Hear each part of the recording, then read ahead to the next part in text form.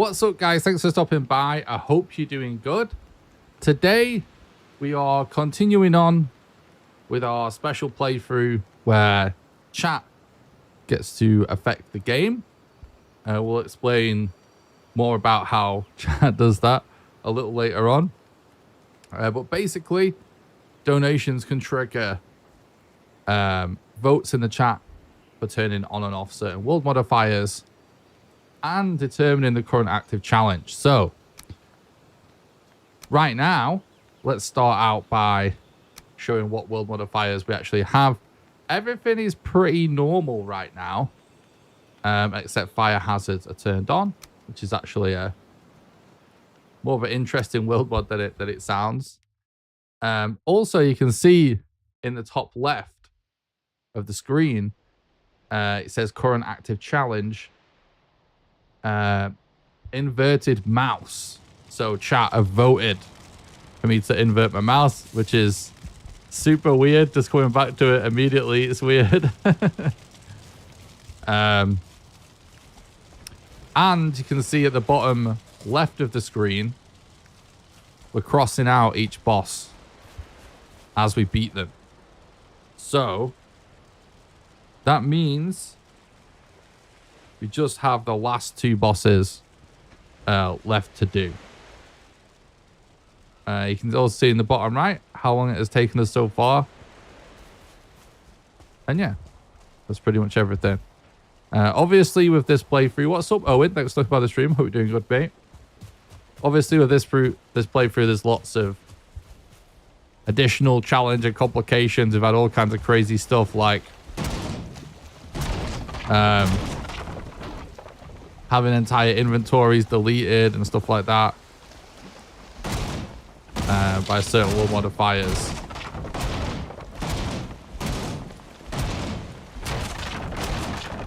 So yeah, a little bit of a longer run, but still trying to be pretty quick. What's up, Royster? Thanks for the stream. Hope you're doing good. What's the easiest and best way to fight your glow? The easiest way is the speedrun way. If you do, I think, exclamation strats in the chat, you'll get a link to a video that shows all of the speedrun strats. And there is a speedrun strat that involves digging a hole in the ground and sort of fighting him from inside that hole. That's the actual easiest way. That's like a bit of a cheese. If you want to fight him more straight up and not cheese it, you can also just like roll with fully upgrading a silver sword. Basically, he's weak to silver. By the time you're sort of in the plains, technically the best silver weapon you can have access to is a silver sword. It is actually better than the Frosner against your glove, just damage, spirit damage wise. So yeah, you could go with a silver sword and just make some barley wine to give you some fire resistance. You could maybe even make the Fenris armor set and fully upgrade that for more fire resistance. And basically what you want to do if you're going for that approach is just get in up close and personal, hit him with some melee attacks with the silver sword, and just run away when he's doing his fire and boulder attacks, basically. But that is a lot more challenging than just digging a hole, obviously.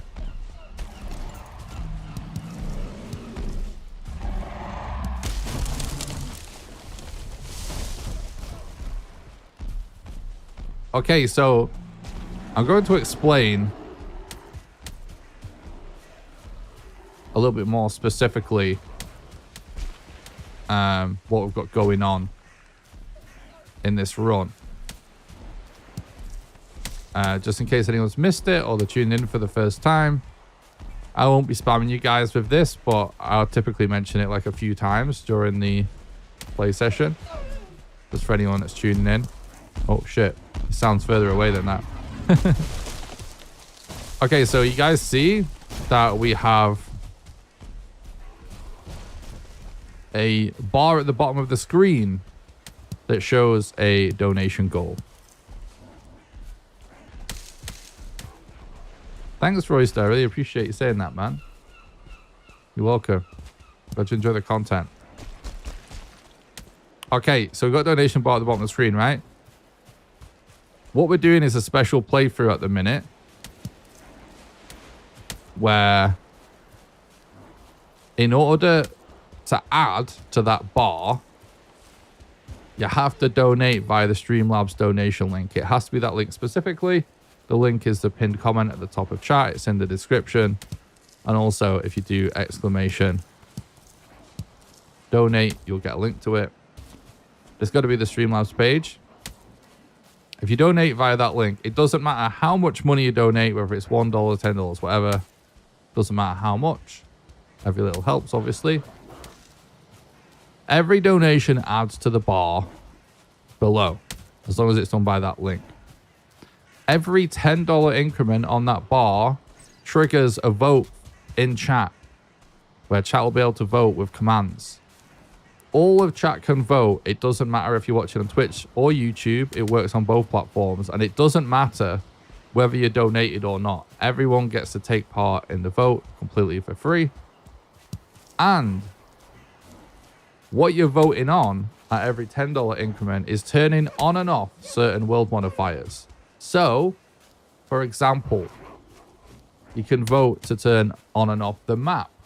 You can vote to turn on and off max combat, 50% drop rate, portals. Hold that door. Fire hazards, max raids, max death penalty, and no build cost. Chat asked for something to actually potentially help me out rather than make it harder. That's why I did that one. So that's what happens every $10 increment. Everyone gets to vote on that.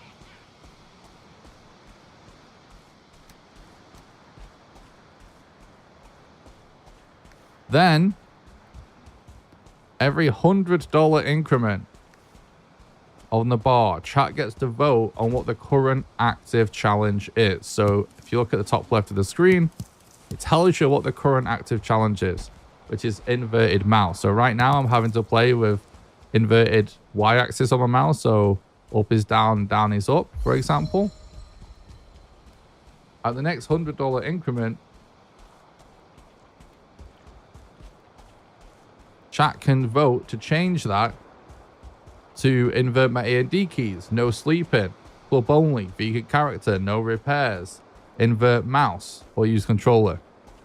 So basically, if they want me to stay with inverted mouse, they can just revote for that. If not, they can vote to change it to something else. What's up, Florida man? It's going good, thanks, dude. And lastly, if we hit the $1,000 donation goal, I'll do a special multiplayer stream where we'll do a speed run, but we'll do it on a server, and we'll drop the password to that server in the chat, so anyone in chat will be able to join in on the fun.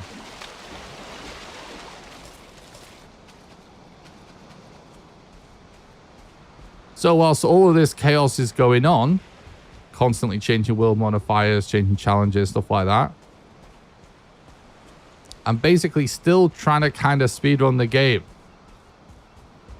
I'm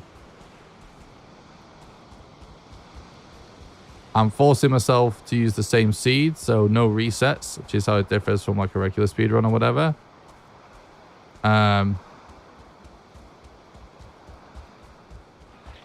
But yeah, I'm largely still using all the speedrun strats, so we're running around naked most of the time, trying to beat the game as fast as we can. But obviously, it's more of a challenge run than a speedrun because there's all of the additional complications of the challenges and the world modifiers. So basically, it's just a super weird hybrid challenge run that we're doing right now. And to anyone that doesn't know, because they missed the stream or the intro, yeah, we're in the bottom left. You can see all the bosses we've beaten. We've just got the Queen and Fardo left to do. And basically what happened was in the last stream was as soon as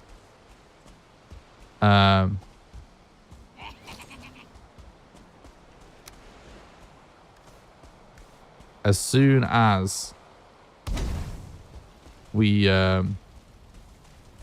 finished killing Modder last stream, we actually got a skeleton raid on the mountain when we were living in a little hole, and all the skeletons basically fell in the hole and just annihilated us. So, absolute disaster. And they also annihilated my bed, which means we now need to get back to our stuff on the mountain, because we've got a load of seal breaker fragments and stuff for the Queen on our body over there. So we have to get to that. We should probably sleep before we leave, to be honest, but no, we can't actually. We're too much of a pain in the arse of these mobs.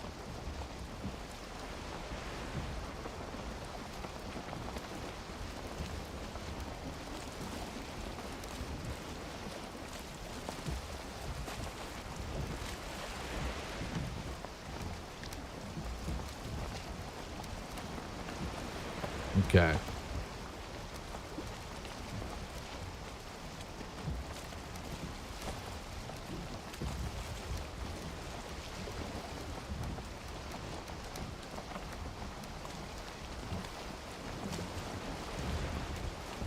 So, it actually still says the raid is going on, which is hilarious. But this is where we've got to get back to.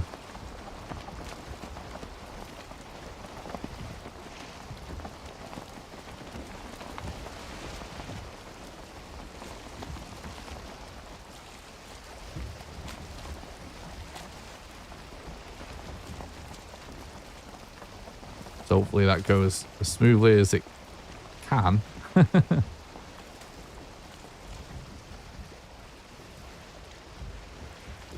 It's been a little bit of a slog to get back here, but not too bad. Let's see how far we've come. I actually covered the map pretty far and wide, considering, like, width-wise. Not done much exploring horizontally.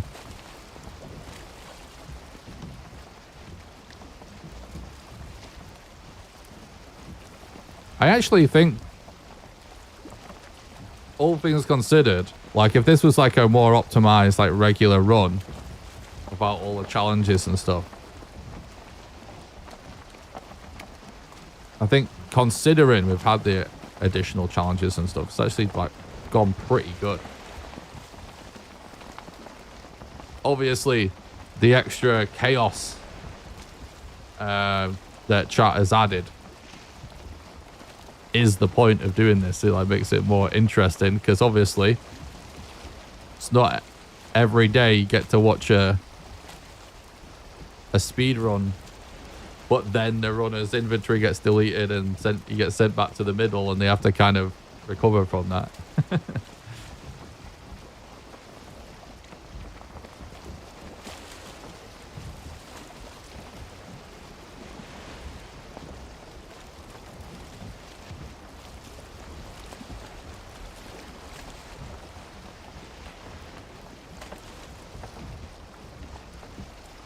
I don't want to get too close to any dangerous biomes if I don't need to get back to my stuff.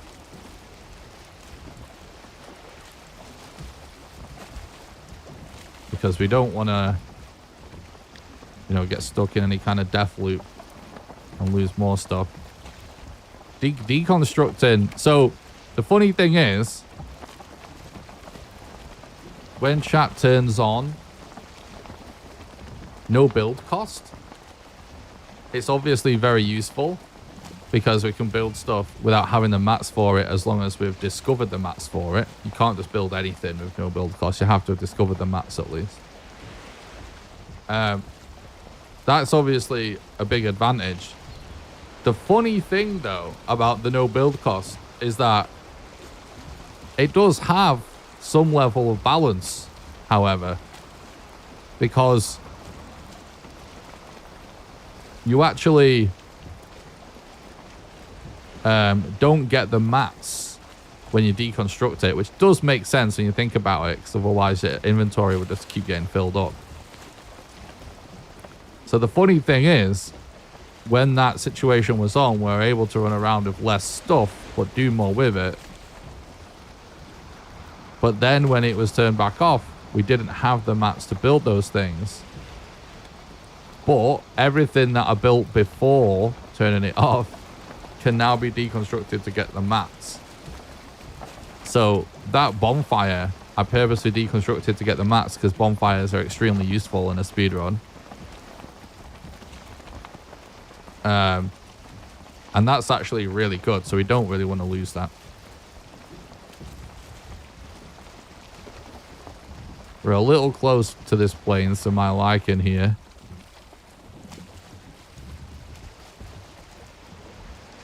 Desquito could definitely still just come out of the abyss at us. But hopefully it doesn't.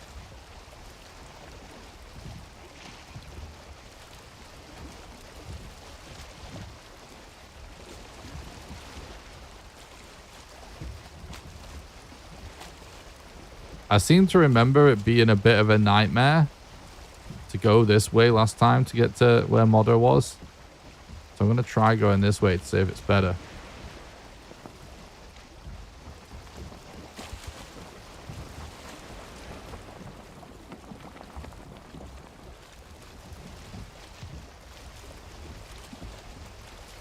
I am going to be able to do a later stream tonight as well, chat. So we'll probably do a little bit of a longer one tonight.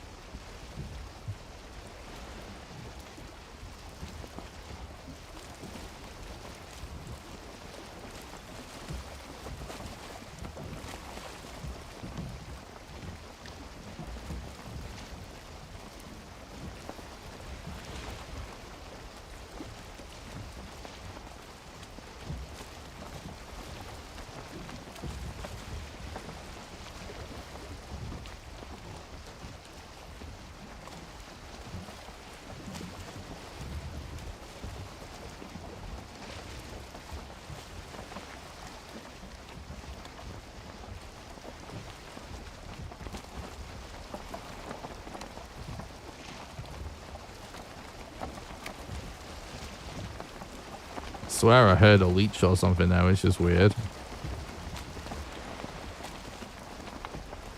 Sometimes in Valheim, I feel like you do this. I don't know. Hear phantom enemy sounds. It's probably just me. Probably just in my head. This looks like Black Forest. All the time with wolves. Wolves are so weird because obviously it's like freaky hearing them make a racket and whatnot. And then I feel like as soon as they get close, they're like so silent that they just leap out of the abyss at you out of nowhere. Oh. Well, that's going to slow this process down a little. We should probably just make another axe.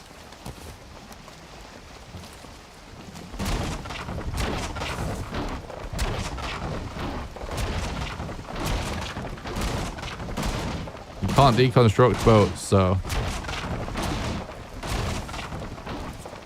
because we're going to need these mats. I'm going to do this.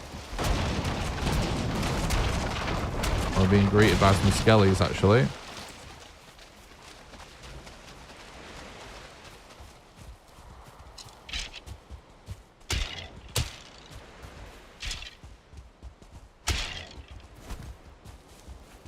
I don't... Oh, it's too late. I already hear Grey Dwarfs come in. I'm going to say I don't want to move too far off this spot because I don't want to attract too much unwanted attention because we need to get a bed down.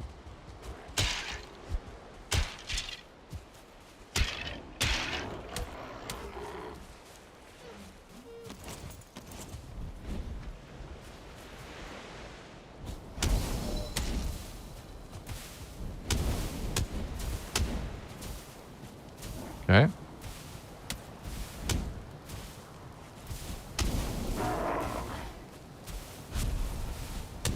At least the Grey Dwarfs don't like fire. Okay. This might be a little bit of a shitty place to try and get a bed down, but should get a bed down. Yeah, there we go. If we can sleep, that would be nice too.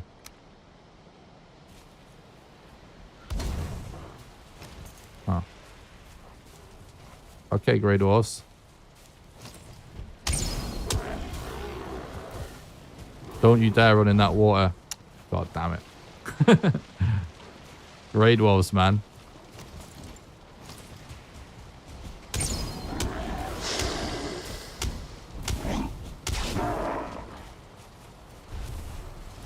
That guy is out of here. Nice. All right. Kind of sketchy, but...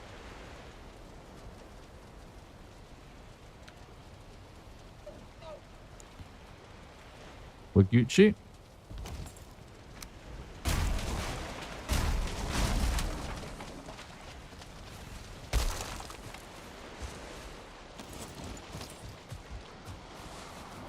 We've got some of the cooler stuff to do strat-wise coming up soon with the Mistland segment. So that's kind of nice. Because considering the situation, I'm probably just gonna... oh my god. I'm probably just gonna try and find a bridge. It's my preferred way of getting enough iron and stuff in the Mistlands.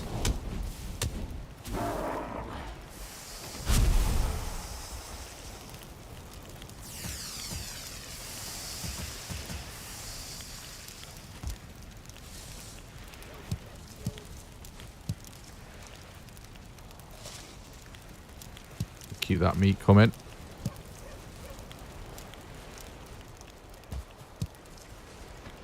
Might even eat that neck tail.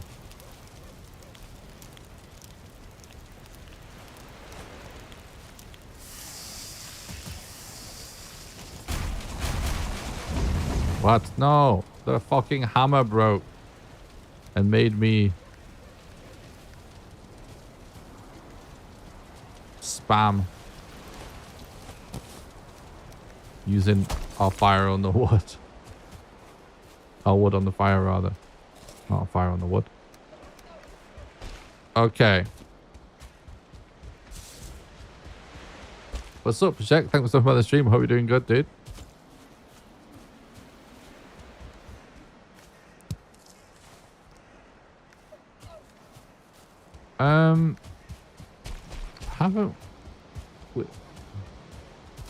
Haven't we lost some wood?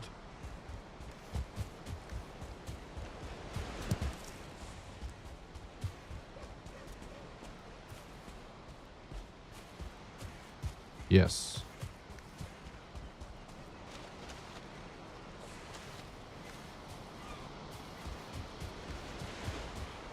Gonna say.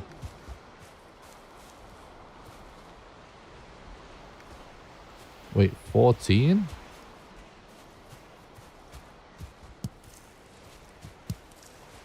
Okay. Let's just collect wood as we go, I guess.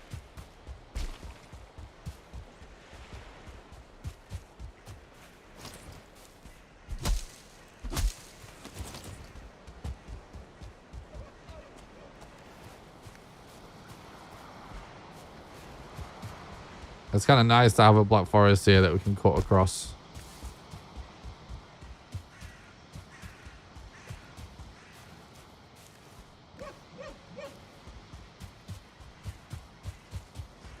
We're getting quite close. Oh, I couldn't even see him. But he walked into me, so I just started spamming.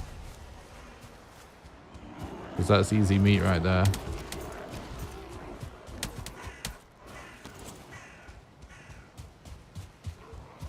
Get a torch out, put him off a little bit.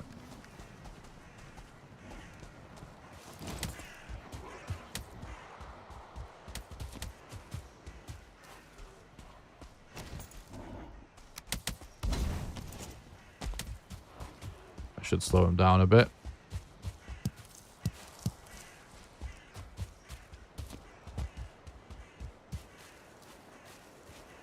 Oh, we're getting really close now.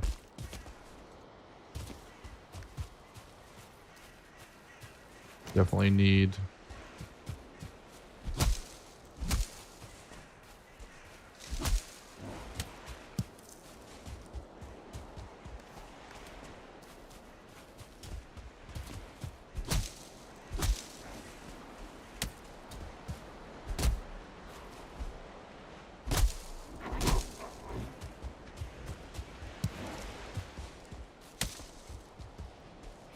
Well, that's it. That's where we need to get, that big mountain.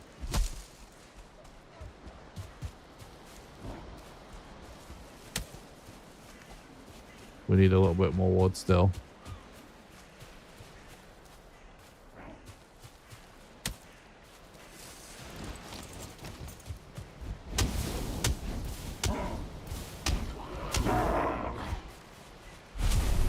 Okay, cool.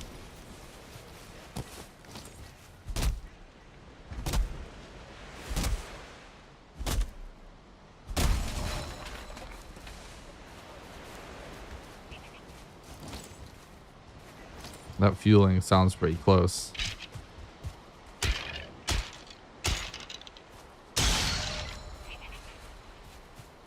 Why are you here, bruh? Go away. Just get out of here, chat. What do we not have? Wood still.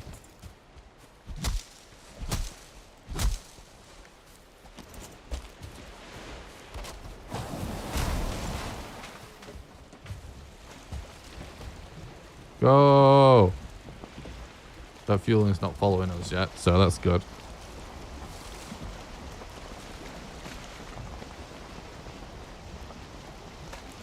Now, this is a plains we're coming to, so we need to be pretty cautious. But I think we should have some sort of little shelter set up there on that marker. Because we did have no build cost when we went up that mountain. I can't see why we would destroy it.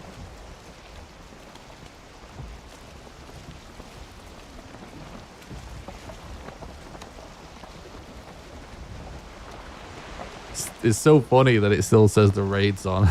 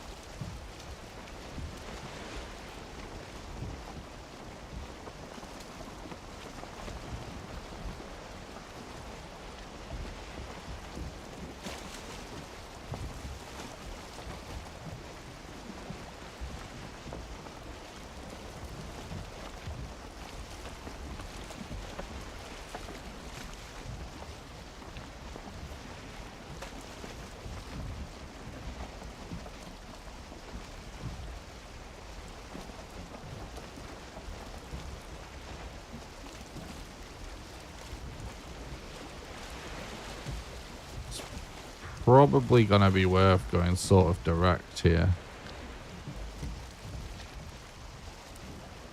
Even though it'll be a little bit... We'll get on land faster going the other way. With the wind. Or we'll zigzag, I guess. Still, like, there's no point in, like, traversing more plains than we need to.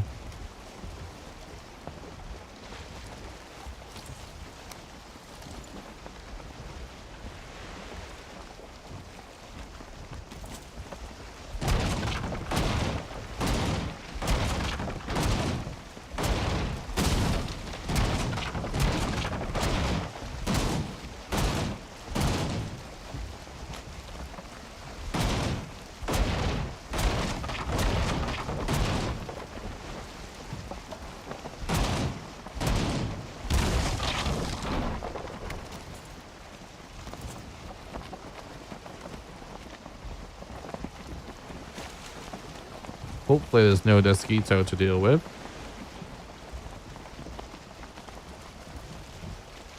And now I'm just remembering how horrific this area was. And that there was a yawl there and all kinds of things. Multiple mosquitoes. So let's avoid the edge of this.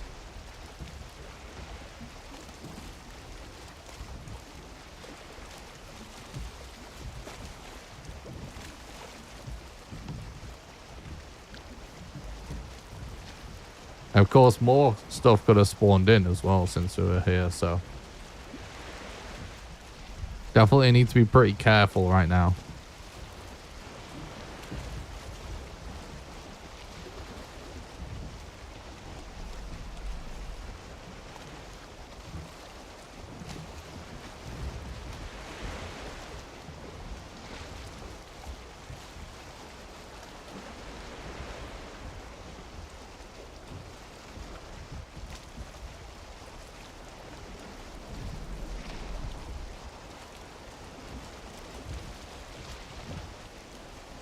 Yep, look at that.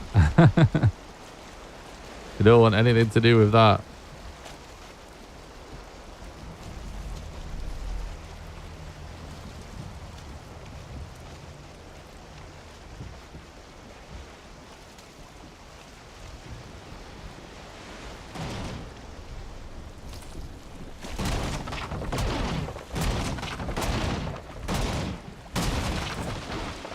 We need to save our Eikthyr as well for climbing the mountain. Yeah, I do see a little base thing there.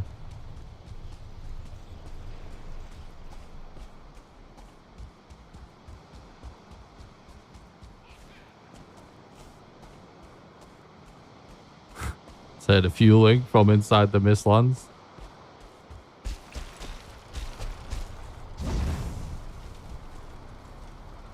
Alright, dude.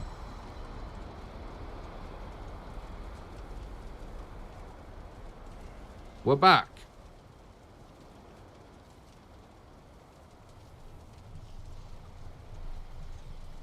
So.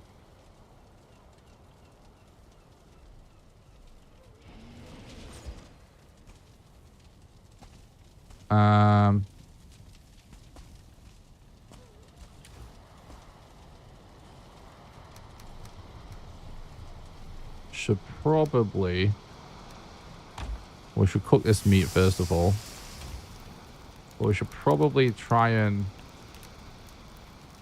stash stuff and then come back to this spot with our stuff from up there, because taking it all together is just asking for a potential disaster.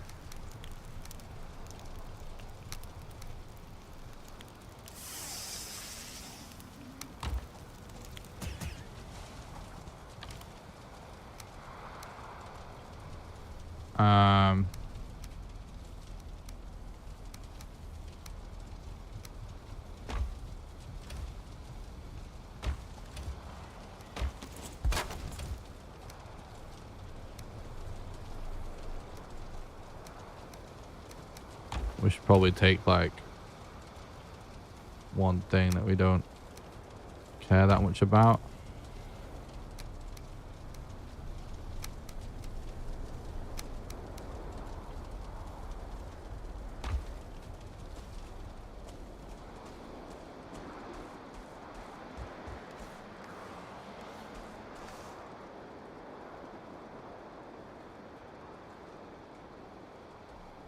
And then we'll re-get rested as well, I think, just to make sure.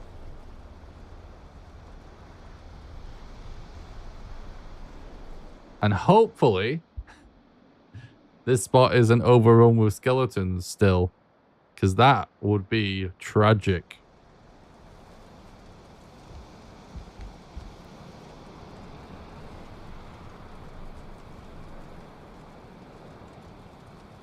A little bit of sneak resting.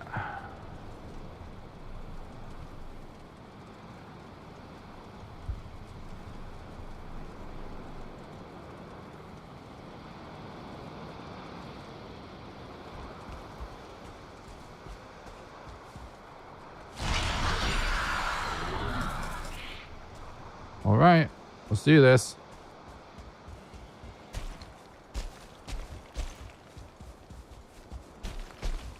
So we're combining the corpse run buff with the Eikthyr buff, which gives us way over like 100% stamina recovery. So we have like infinite stamina right now, basically. So we can do this. We'll see the corpse run heal us, but we've only got 15 seconds of that.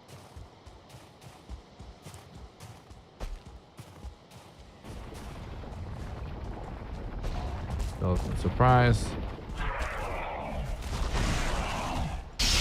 Are you fucking serious? 2 golems and a raid. The RNG in this place still continues to be cursed. But I think the skellies might... Oh, we're fucked. We're fucked. This is basically like a soft lock.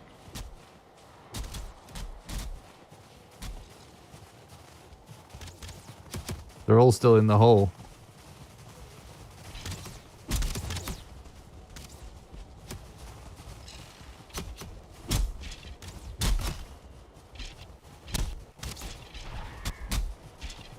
That is unbelievable.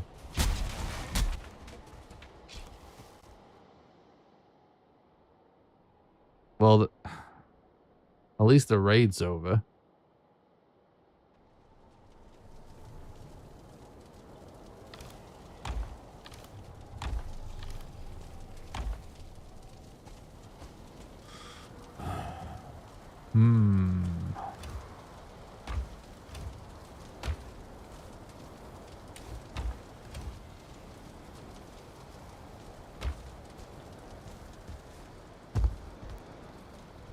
Well, I have a few thoughts on that.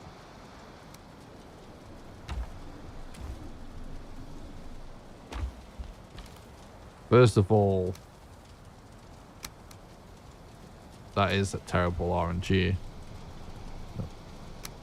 No question about that. But maybe now the raid's over, most of them will have gone. The problem is the ones that were trapped inside. I don't think they're going anywhere. But we might be able to recover our corpse from above. I'm going to take stuff for a fire. We don't have Eikthyr now, though.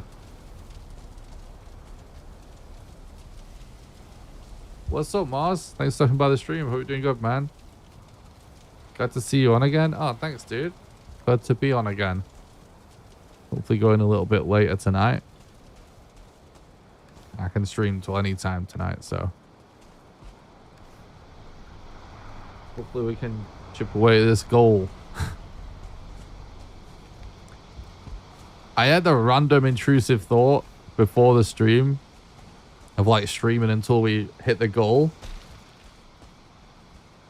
But then I was like, considering it was a last minute thing and I'm not prepared for it, I was like, Maybe we just do that a different day.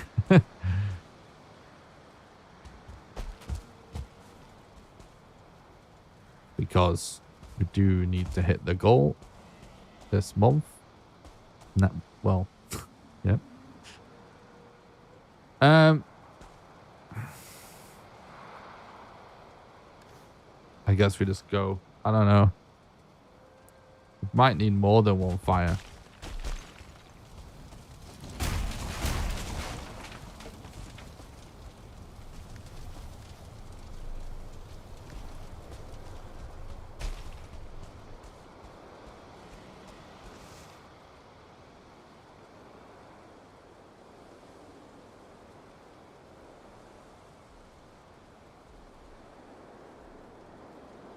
I guess we can just, all we can really do is just go for it.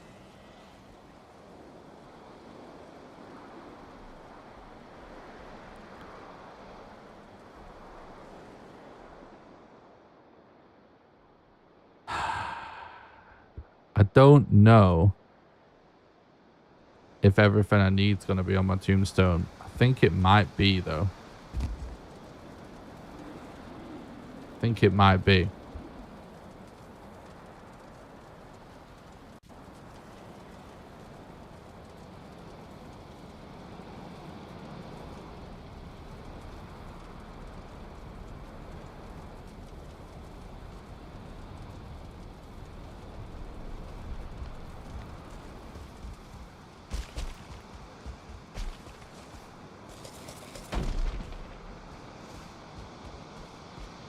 Alright, let me regen because we don't have it there, obviously.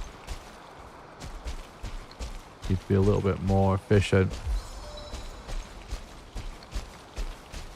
My pathing and my jumps and stuff. Another step towards the goal. Poggy, thank you so much, Mars. You're a legend. Thanks for the $10 donation. Really appreciate that. Thanks for supporting the content and keeping the dream alive. Well and truly, hitting this donation goal is a big deal because it needs to happen. So definitely keeping the content alive right now. But thank you. All right. You know what that means, chat? Time for another poll. Exclamation vote space map if you want to disable the map. Exclamation vote space combat for max combat difficulty. Exclamation vote space drop to nerf the drop rate by 50%. Exclamation vote space portals to disable portals. Exclamation vote space fire to disable fire hazards.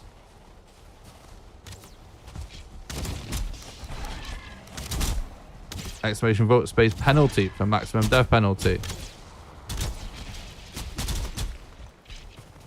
Did I not collect that?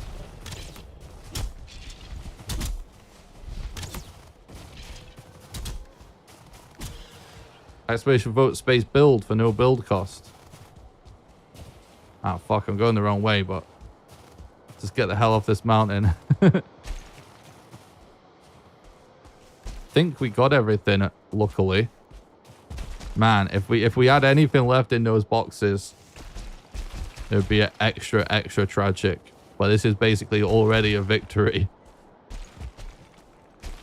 Because we basically got stuff off the mountain already.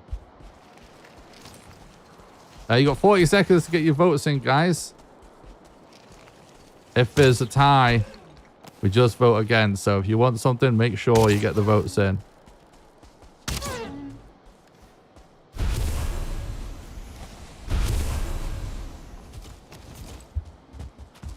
All right.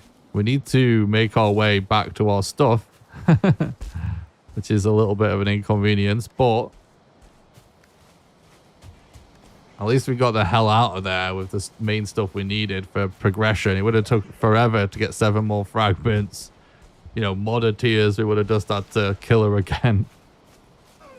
We've got extractor and black cores. All right, the vote is over. What won? Let's see. It was a tie between drop rates and build. You know what that means? We go again until chat makes their mind up. So, exclamation vote space map if you want to disable the map. Exclamation vote space combat if you want to turn on max combat difficulty. Exclamation vote space drop to nerf the drop rates to 50%. Exclamation vote space portals to disable portals. Exclamation vote space fire to disable fire hazards. Exclamation vote space raids for maximum raid rate. Exclamation vote space penalty for maximum death penalty. And exclamation vote space build to enable no build cost. You've got 1 minute and 10 seconds to get your votes in, chat.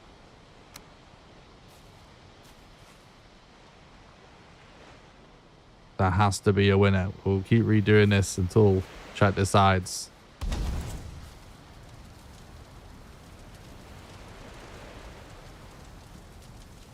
Just going all in on no build cost. Nice. It's fun to watch endless building. Oh, nice. Yeah, actually, it has been fun. You know, like when that feature got added, I thought it sounded like it could end up being really good to maybe like try and do some runs with or whatever. But then I just kind of like forgot about it because I don't know, for one reason or another. After actually trying it in this run, just from the chaos of chat turning random things on and off, actually it's kind of good. I like it. Oh, we don't actually have anything for level 2 workbench. I was thinking we might, but it's okay. And it looks like build was the most voted option. So that means no build cost gets turned on. Again, wholesome chat, not letting the intrusive thoughts win. Helping us out with the run.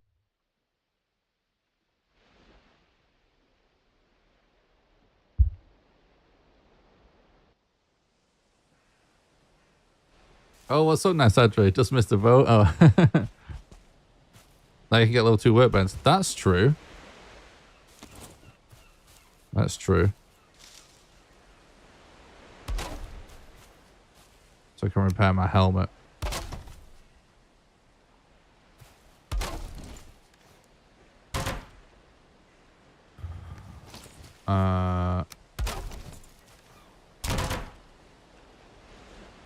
Okay, then.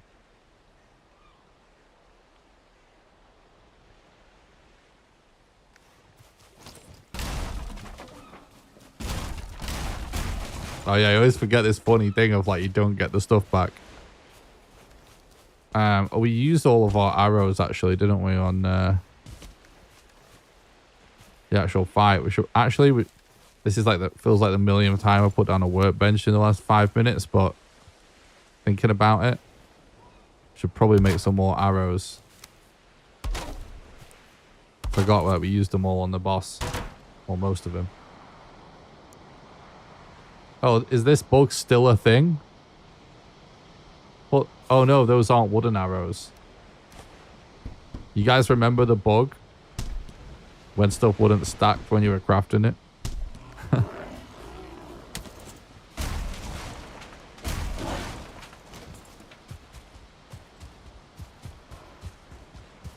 Okay.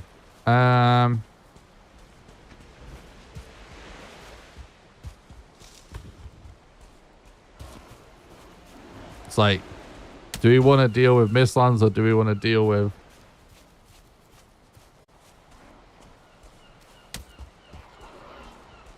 Plains?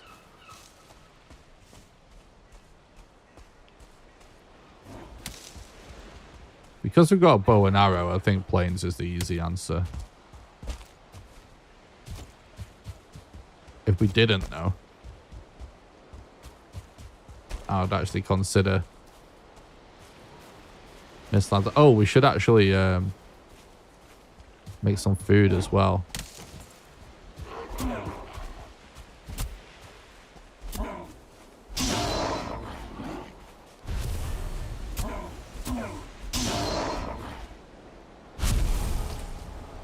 All right.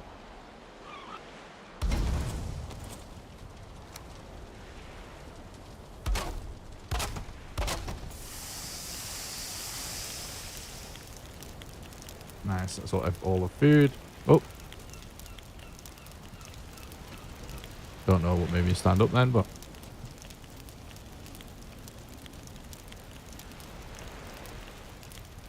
If you're watching on YouTube, by the way, guys, don't forget to smash the like button. Subscribe to the channel. It's the best way you can help me out for free. So it makes it more likely for my content to show up in the recommended feed.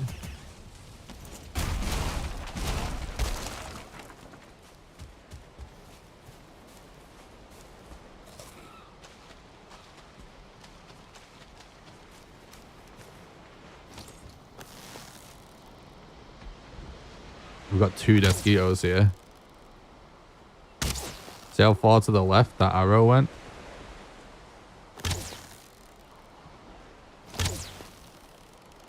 How far to the right that one went? Okay.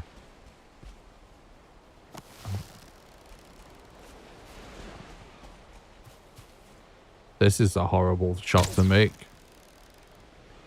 I barely see it. I might have aggroed him as well. Okay. Having inverted mouse taking care of mosquitoes definitely doesn't help.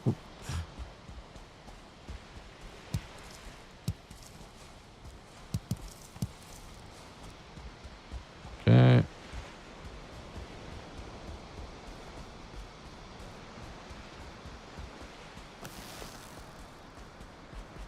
Thought I heard a mosquito just now. He's over there. Even though we want to go around the edge of the mountain, I'm still going to hug the coast because it's way less dangerous. Because of mosquitoes can still just be up in the mountain somewhere.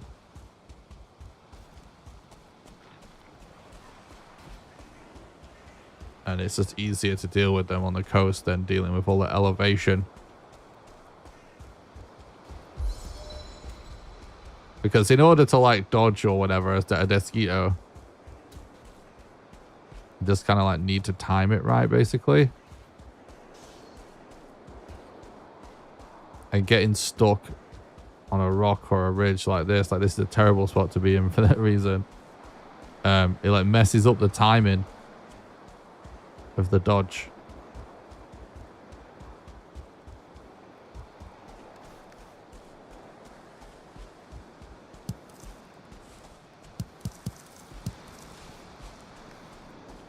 Okay.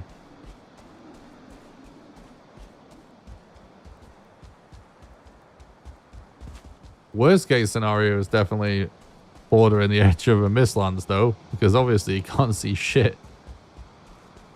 The mosquito could just be in there.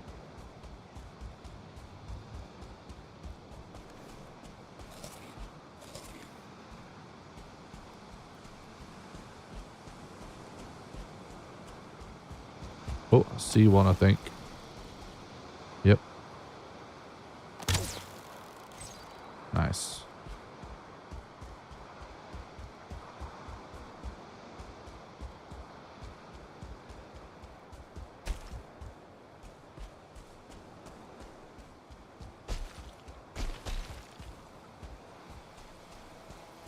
Just like that.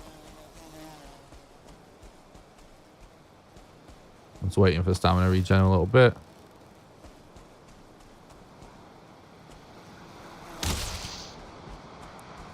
Okay.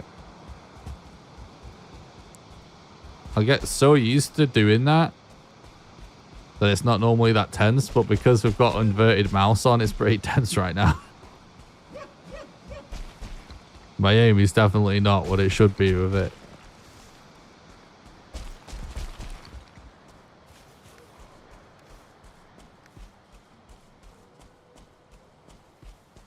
Maybe we should put a bed down or something. Oh, we've got infinite build on, haven't we? So we should. Definitely. I'm concerned about that wolf because If we start making too much noise, we're going to get attracted to this location.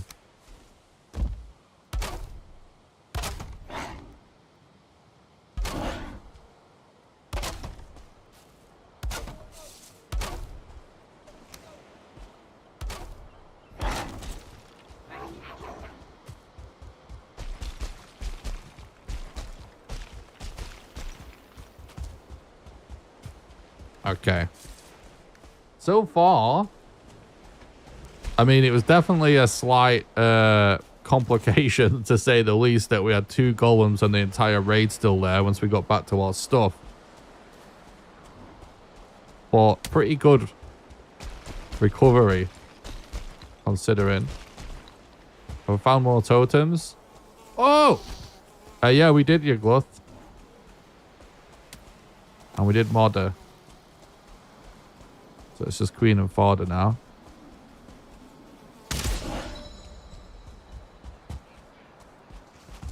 But the second we did modder, we got raided by a ton of skellies that all fell into our hole that was our base. And immediately deleted our bed. No. This scenario is so bad. We get locked into the attack animation so you can't dodge the fueling. Yeah, so literally like the second we beat Modder and was leaving with our Modder tiers, we got raided with skeletons and all the skellies fell into the hole and smashed our bed to pieces. There's nothing we could do. So we got sent back to the middle, so I had to come back because on our body was our Modder tiers, our extractor, our black cores, our seal breaker fragments. That, like, if chat put on max death penalty before that death, it would have extended this by hours. Hours. No exaggeration.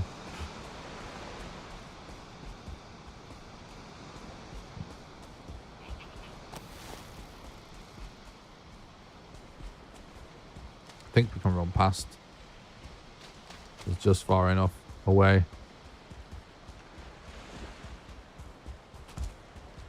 Yeah, so we just got our stuff back, and I'm just working our way around because I actually went up from this side, but it was just easier to get down on the other side.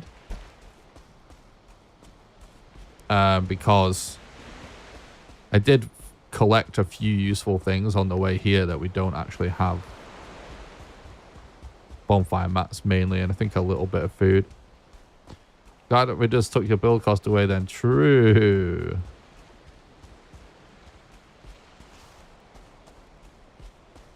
Not sure if I heard a Deathsquito. I keep my ears peeled.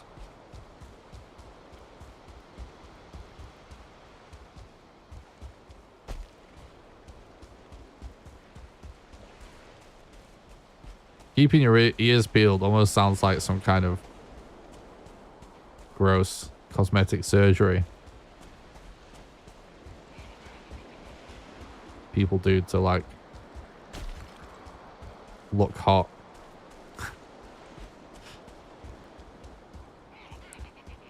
That was a random intrusive thought I just had.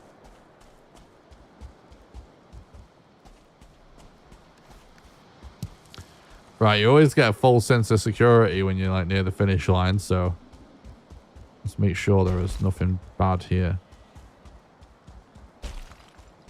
Alright, alright, alright.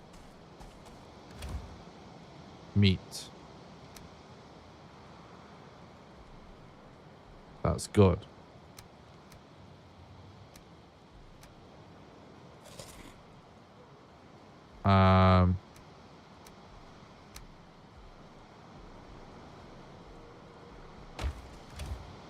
Do you want that as well, actually? I don't know if that's going to be useful or not, but it could be. And we definitely want this stuff. And this stuff. Cool. Keeping ears peeled equals Botox for ears. True. Now I was just thinking, what the fuck do we actually do? We need to go Misslons diving, basically.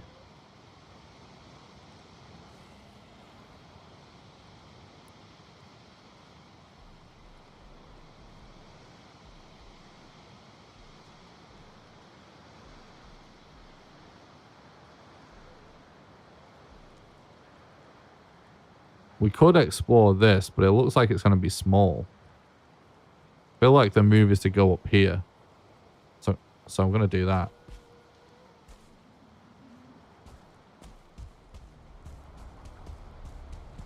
But yeah, what do we think an ear peel does to one's ears?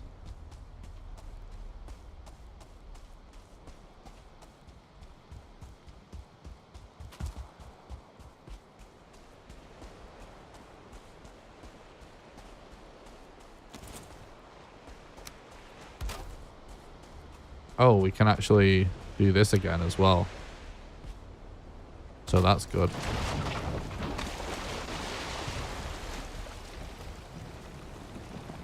Makes the ears nice and shiny.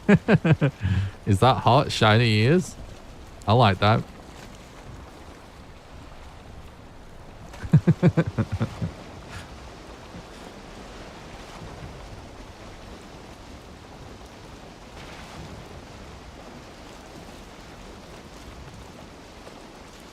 Okay.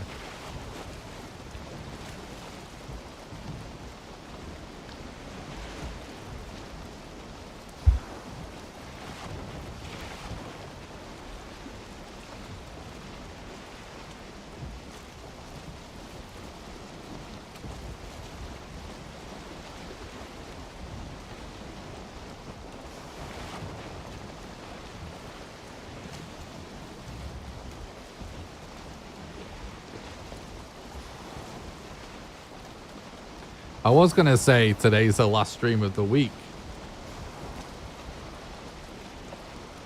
But it's Sunday. So that's pretty fucking obvious, isn't it? It's because I was going to stream yesterday. But then I realized because my mom is going away. Well, she's visiting someone. And staying over. That if we left it till today, we can stream till whatever time we want.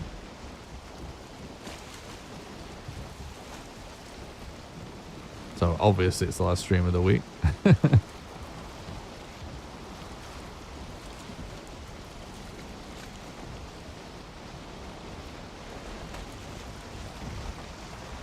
All right.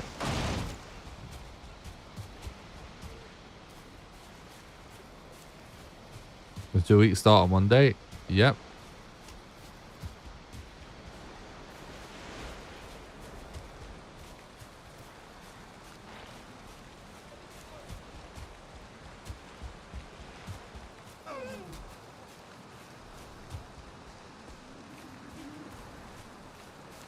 I never really understood calendars that do it the other way around. I don't know what the origin of that is. When the weeks start on a different day.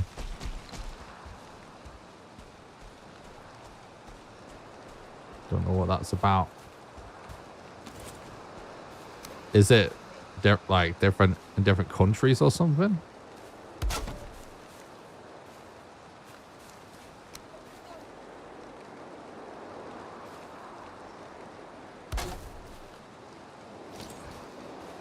US calendar rules were established. Oh, sorry, I'm reading two messages at once. Whoa! Hold that thought. You mind? Trying to talk to chat. Let me get this bed down before I read chat, actually. It could be tragic.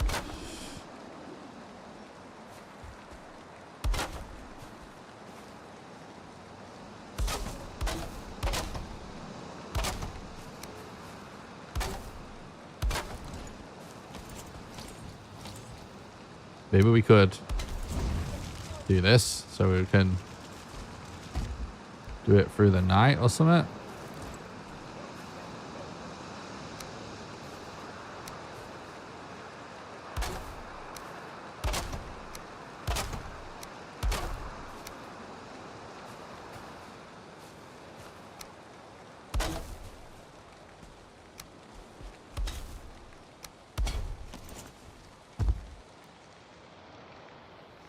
US calendar has our week start on Sunday. I think it has to do with church.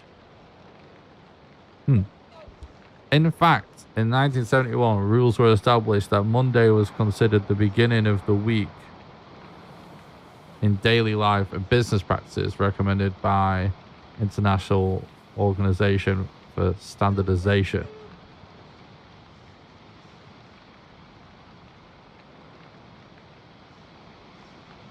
Here in the US, typically Sunday is the first day of the week.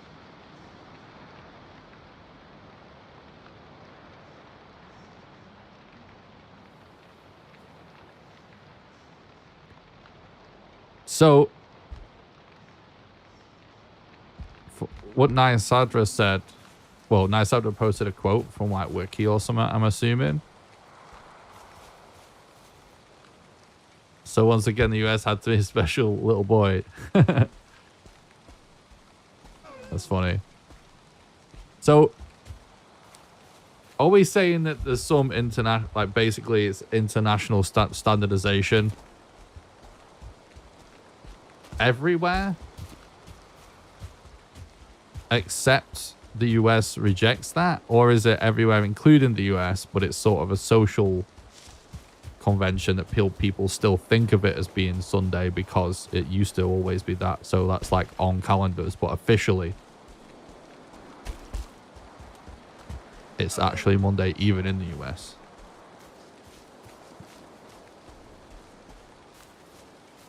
It's from Wiki, but the week start on Monday here in Finland too. Okay, cool.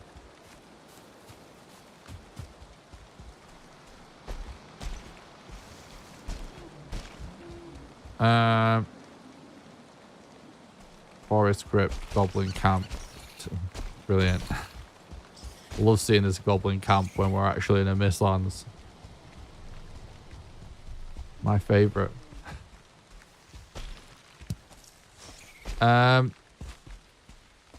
We are gonna want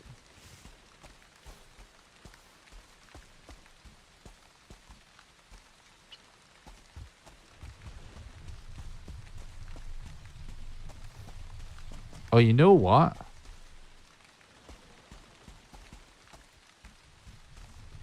Now is actually the perfect time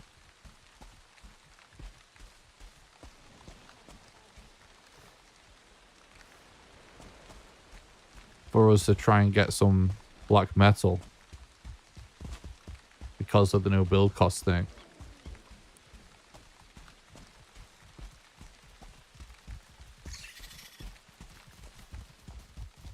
That sounds like a seeker. I don't see it. Well, it sounds like it. No! My least favorite, most annoying thing to deal with. Desquitos in a Mistlands. So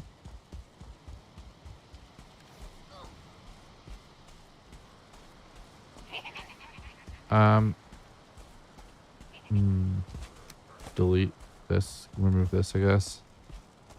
And we're not going to use that, so we'll do that as well.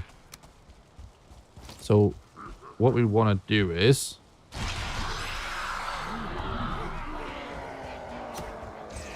we need to find some chests.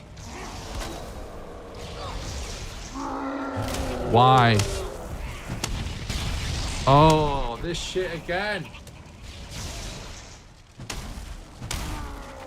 I died because it didn't deconstruct. Because they've changed it. That deconstruct doesn't work when you're holding shift. This is like the fucking third time or something this shit's got me killed. Why did they do that?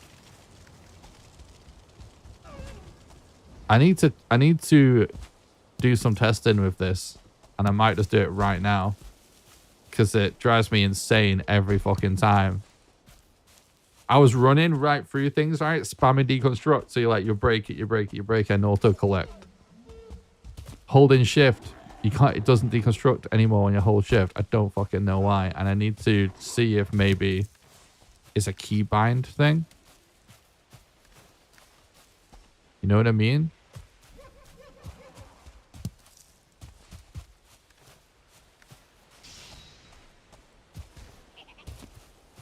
because it just keeps fucking me.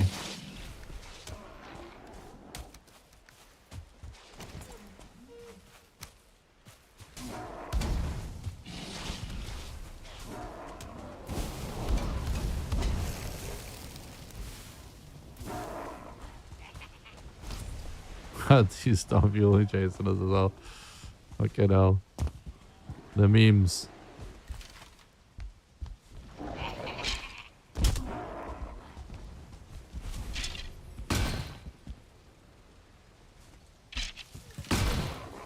We've got a bed, so we'll be alright. But it's just more annoying that it's the same issue.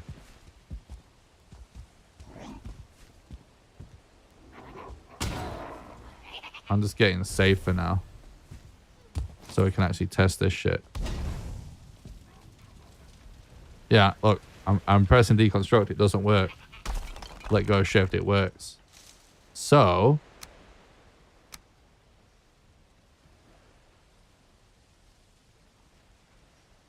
is it because of this alternate placement thing?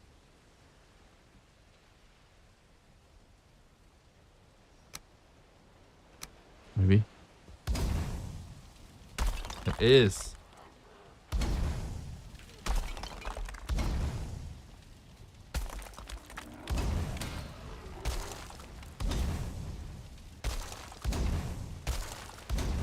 Dude, the amount of weird keybinds I'm going to end up developing in this game that are literally like lifesavers. I have mentioned the main one in a video, but this is immediately another one. So if you have alternate placement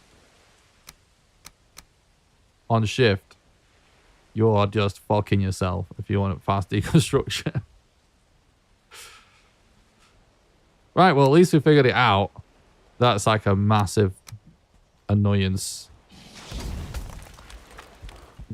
Gone. The other main one that I have is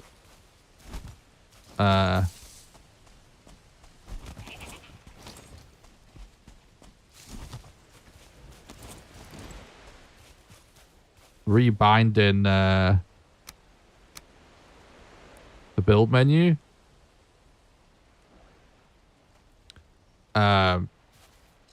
So that I can actually block with the hammer out. Because that allows me to dodge roll with the hammer out. And that's like essential for speedruns and stuff, I would say. Holy shit, I'm actually kind of happy now that we figured that out.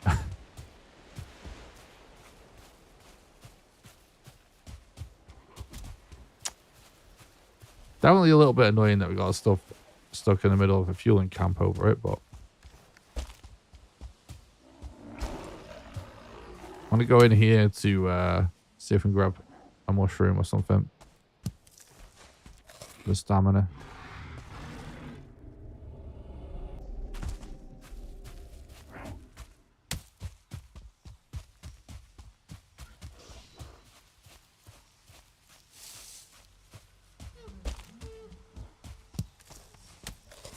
All right.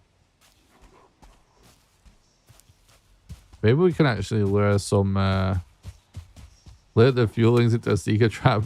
That would be good. I'm going to see if actually maybe some of these greylings will come.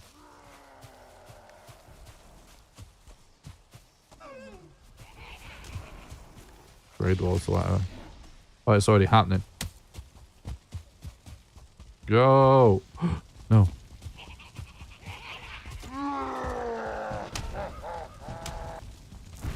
Dude!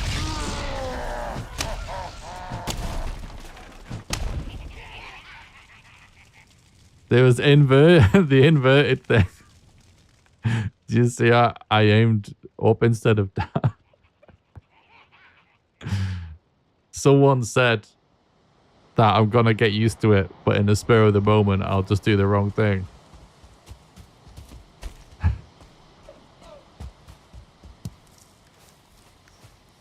And that just happened.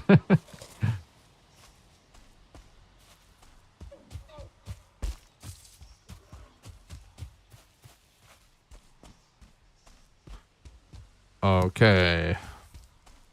I don't need to carry that.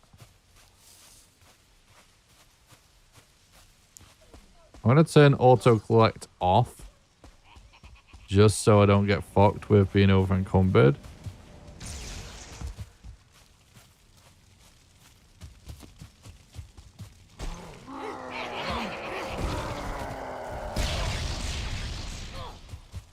Run.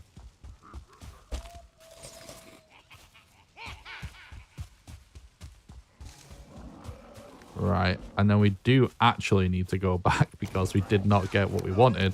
Now we're going to turn auto collect back on again.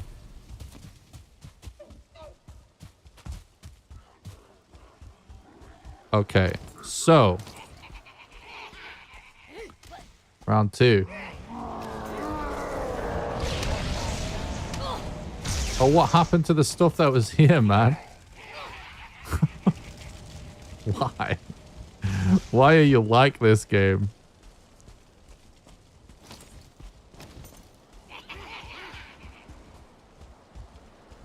Oh! No!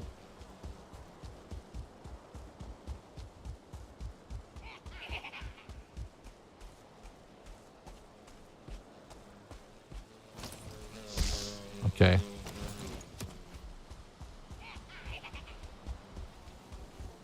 Oh, it's a note that is.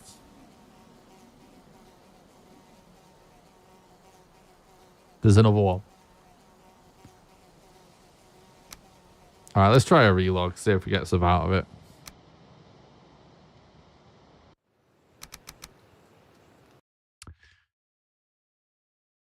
So that chest didn't even have black metal in it.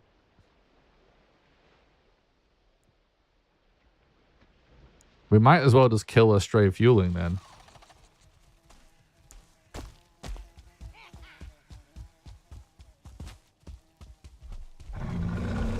I'm dead probably. Whatever.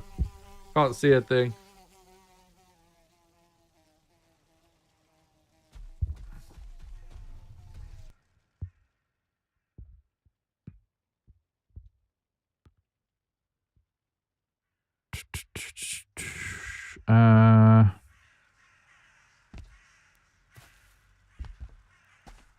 We literally just need one piece of black metal.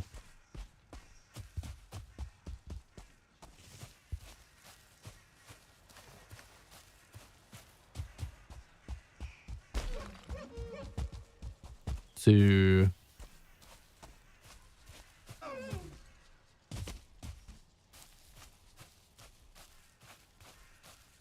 basically take with us on our Mistlands adventures.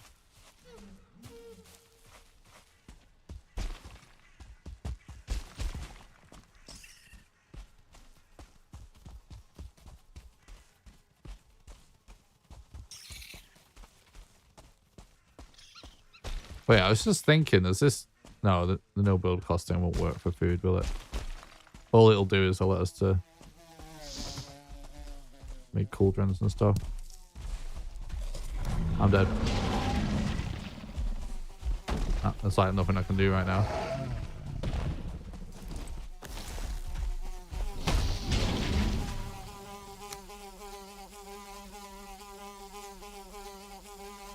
No, there's no, I have to relog if I want to try and survive. There's nothing I can do. I'm still locked and I don't have stamina, so I can't move out of the way.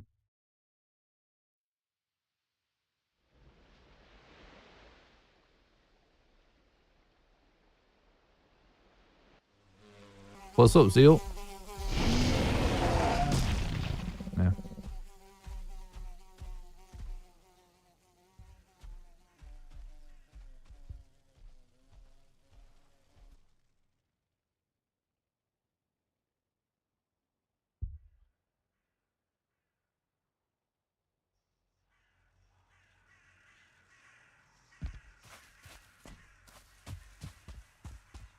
Dead Skeetos in Mistlands. Fucking hell. I think I officially have a new least favorite thing in Valheim.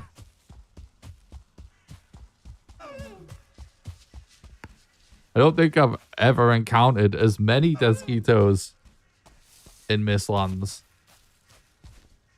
as I have on this run.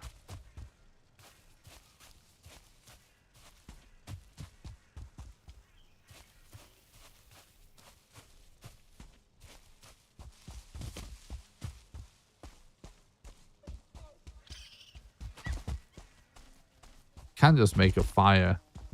Oh my god, it's like, why is it this far out even? Oh, it's because there's two, I think.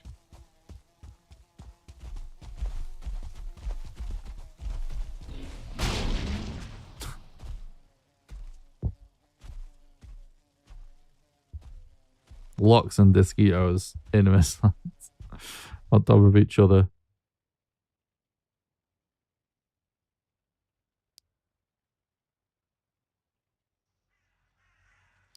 I think I'm just going to make a hammer. Try and use some fires to get out of it.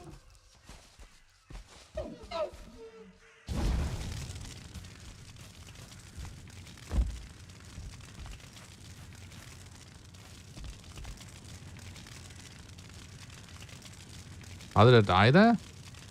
The lock spit me. You can't move when you're collecting your tombstone. You're locked in the animation for like a second or two. And the lock spit me at that exact time.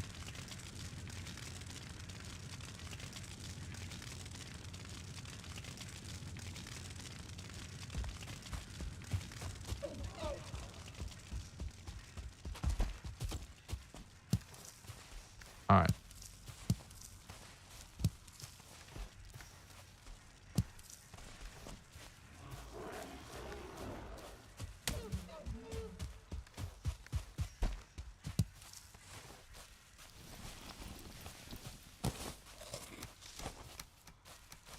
Okay.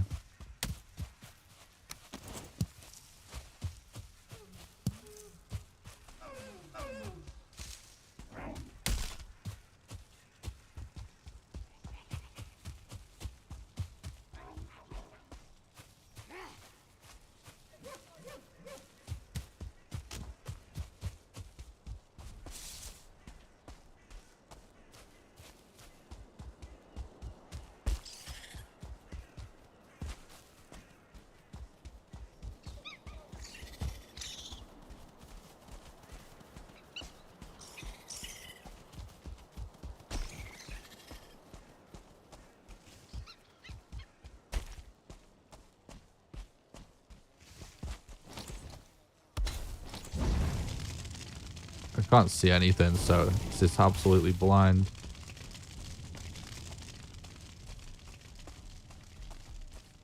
Yeah, there's still another somewhere.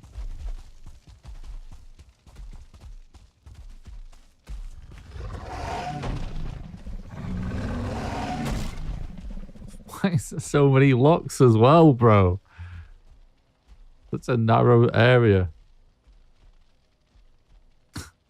So fucking dumb.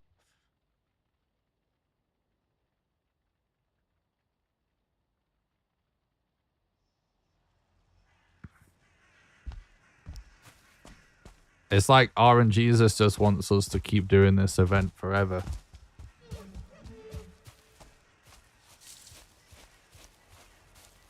Yeah, it's so weird. They're like just in a straight line, aren't they? It's fucking bizarre.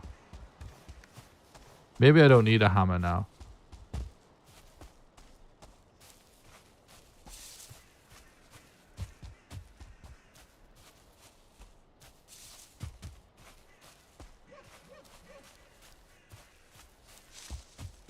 Okay, I'll just try it with nothing for now.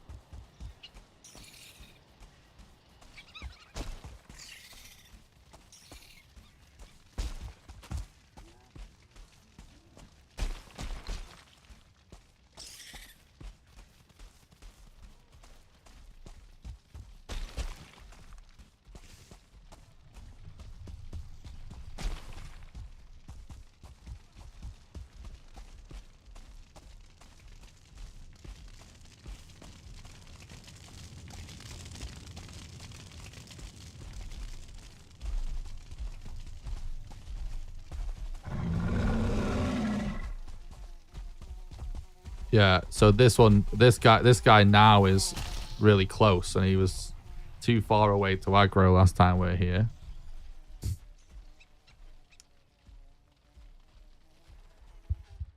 Brilliant.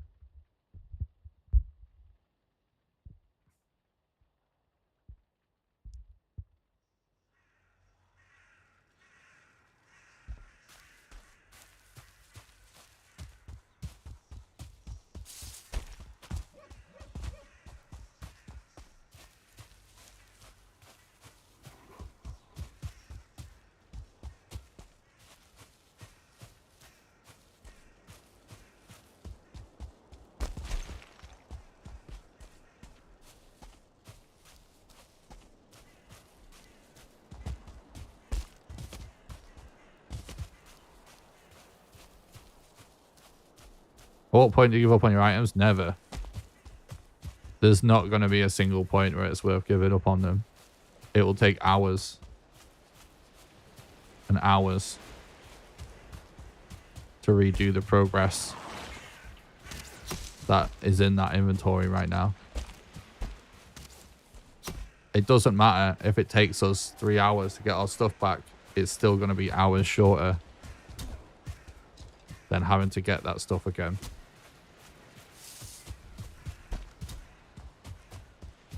We're going to get some more stamina by getting some of these yellow mushrooms again. Yeah, there's 7 seal breaker fragments, modded tiers, and the dwarven extractor. there's no shot we abandon our stuff.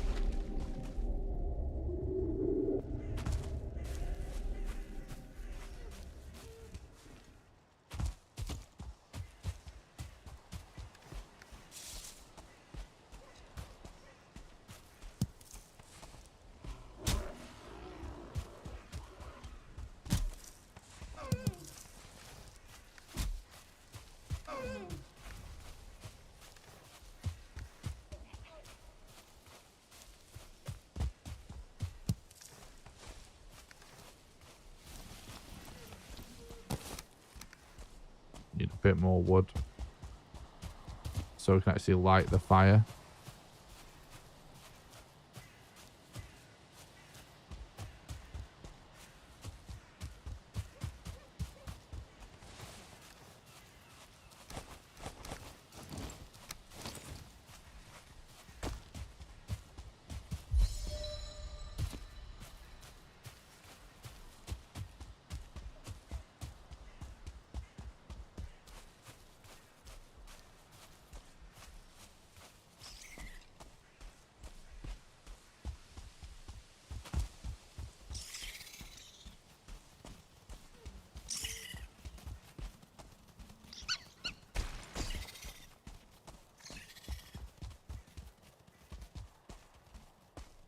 But this isn't the right spot, is it?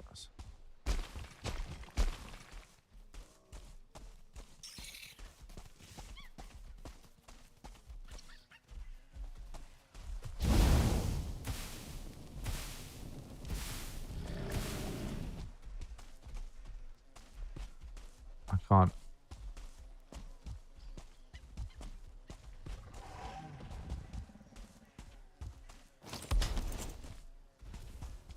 Can't like that one.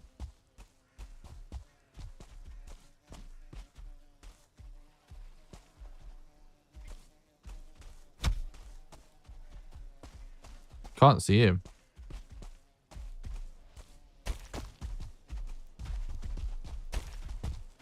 You gonna let us get to our stuff then?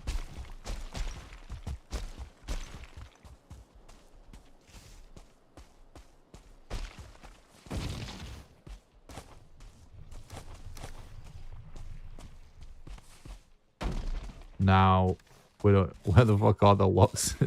There's no consistency in this situation. Right.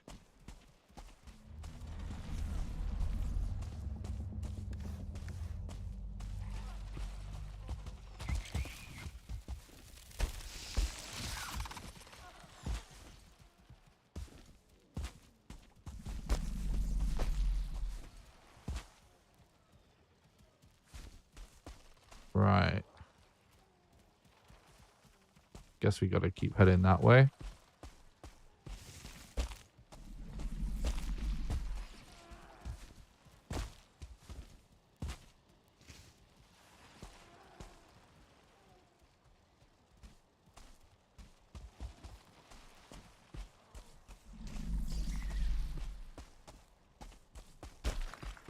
Thought this looked like it could be a big place, but it's actually not.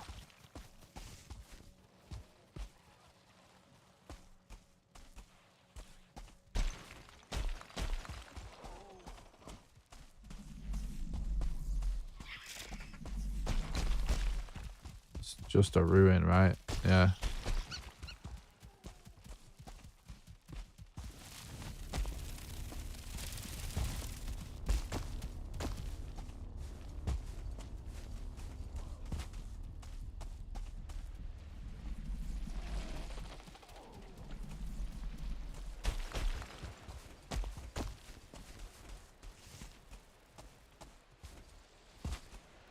We basically need dungeons to find more fragments and the Queen Veg Vizier. I want to kill a fueling to get a piece of black metal so we can smelt it later. And it'd be nice to find a bridge for iron as well so we can get like instant iron. You see a structure over there. Looks like it might be another ruin though, which would suck.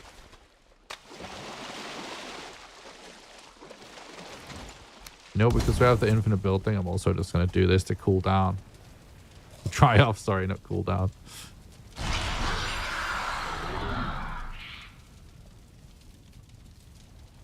Maybe you can get rested, I don't know. It actually looks kind of relaxing and idyllic when you see someone chilling in a mistlands like this, don't you? Doesn't it? You get like a brief moment with no mist or no enemies.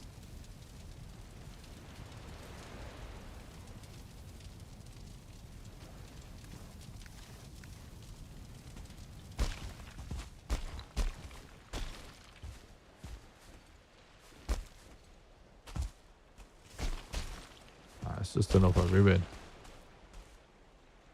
Build a vacation home there. True. There's some kind of build, actually.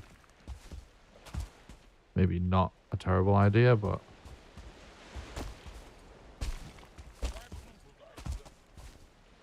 Oh, I just heard a dwarf. Oh, he's just by that thing there. Not seeing any useful structures, unfortunately, yet. So yeah, let's actually do a bed then.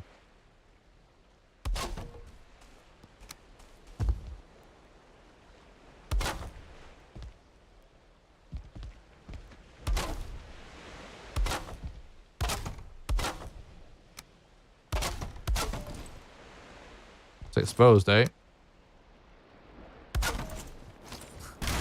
Come on. Give me a break. Nice. Yeah, no point in going anywhere near that. It's just going to be filled with seekers. Looks like it was sort of right. It does look like this Mistlands goes on a while, though.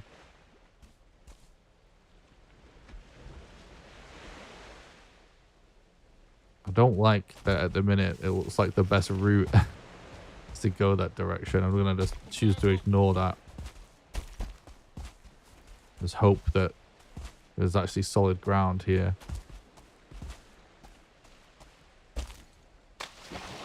Okay.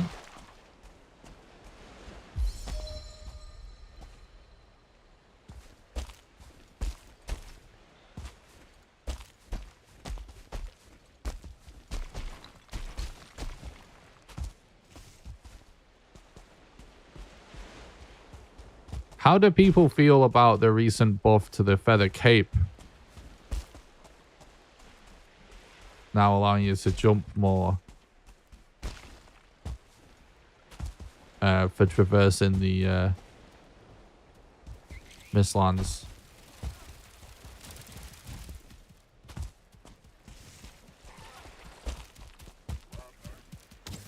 Yes, dwarf. Let's go, bro. You guys like it? Ooh, bridge. That's really good. Gonna be a bit sketchy to get to, maybe.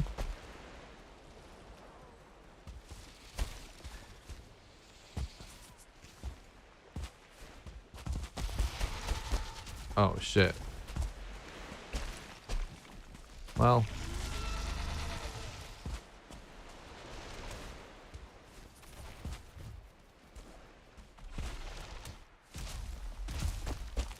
This guy could be useful as well. Let's go to the bridge first because that's rarer. Because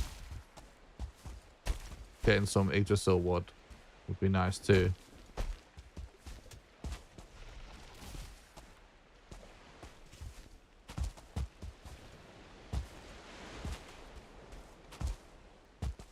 Nice, this is working out right now.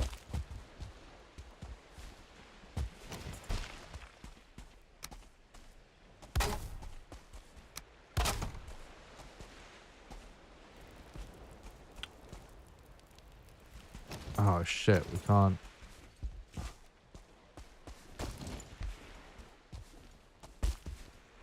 Because I haven't had any iron yet, I can't place a stone cutter, but it doesn't matter because we can still do this. Just has to be exposed. Where did that piece of iron go? Wait. Don't tell me with no build cost on, deconstructing this doesn't work. Please don't tell me that. We're gonna need confirmation before we rage quit over this. Kind of want no build cost on. So we'll make this next segment easier.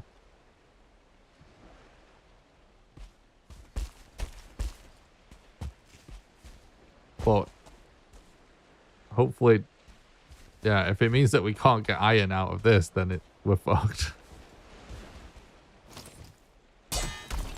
Bro, it doesn't do it.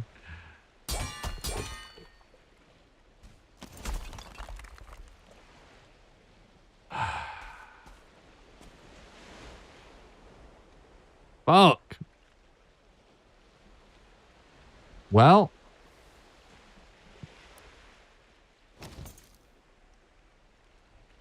Now what?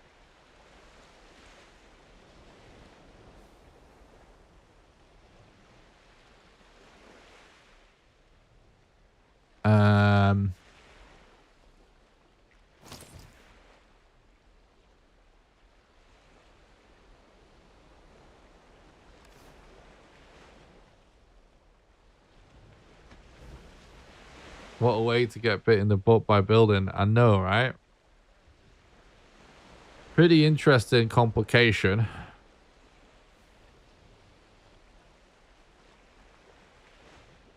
We could just go to a swamp. There's some there, actually. It's quite close.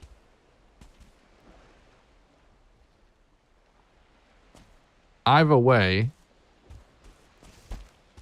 it shouldn't affect getting the soldier to stomp on a tree for us. So we can go grab that.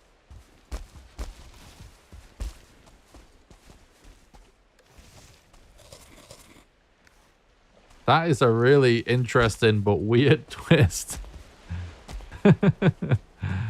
Hell.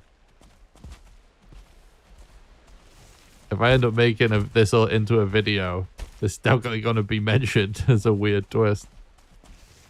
Pretty interesting.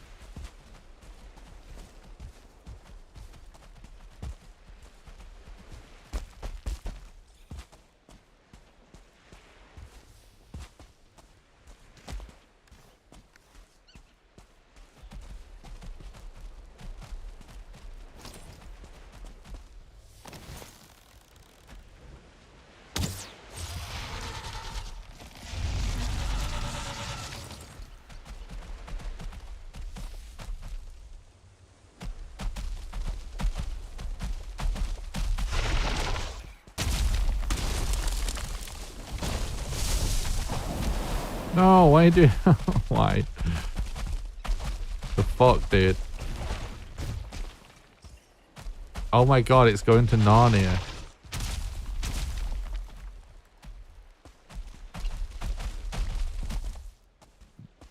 Okay. I was literally about to say, will that drop one? Meaning...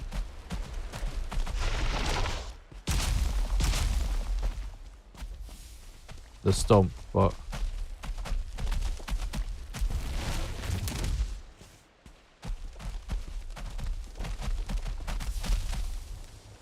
I think I'm safe here.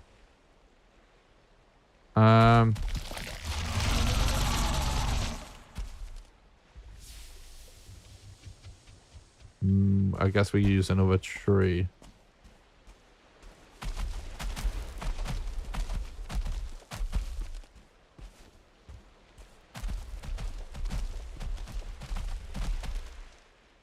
Surely we trigger you here, dude.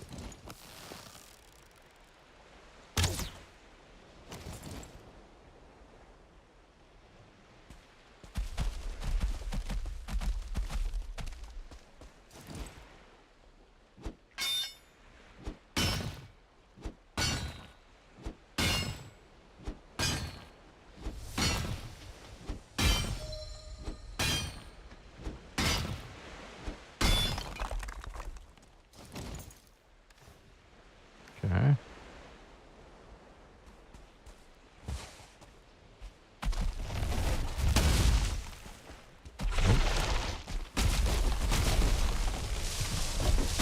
Ow. We just got seriously bonked.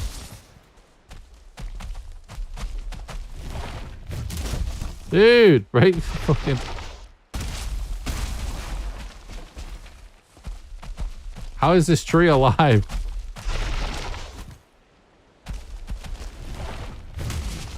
What the fuck?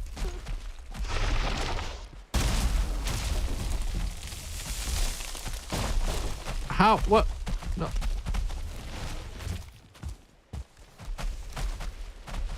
I'm so dead right now. I just got fucked by my inventory being full. I'm gonna reload to remove the wet debuff. Fucking hell. There's so many weird things stacking on top of each other right now to make it such a nightmare. But we're making progress.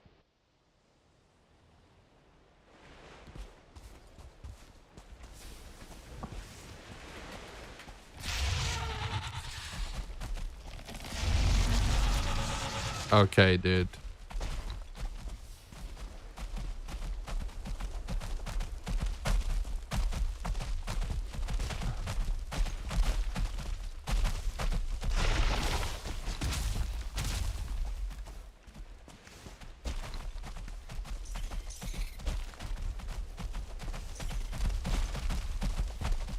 All right, all right, all right. I'm not sure if we should go for more or not.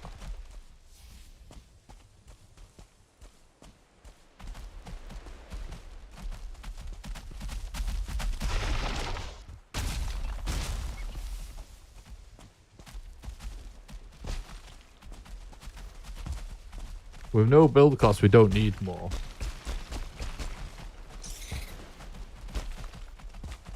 Yeah, I think we just stick with this strat of like just plowing ahead and basically go into a swamp. Bro, do they swim? That was so close.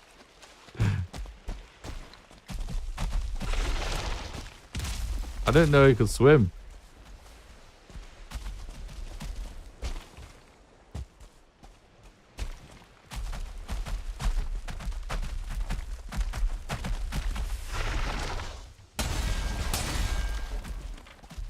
Oh, wait. I wonder if you can make it drop metal.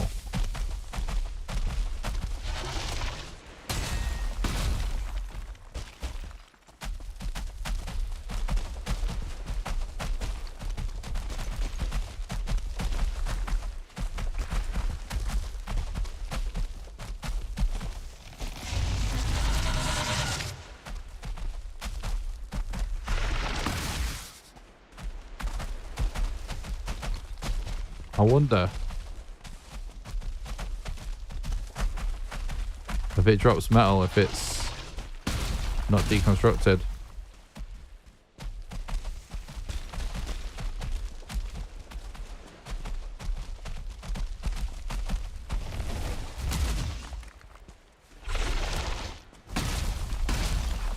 It's not going to reach though, is it? It'll all fall down though if we can get him to destroy the actual base.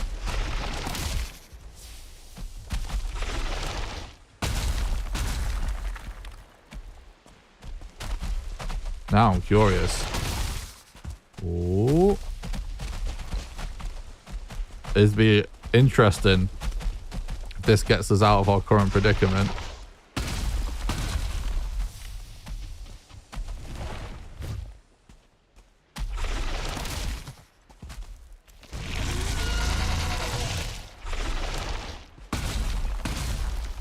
Come on, dude.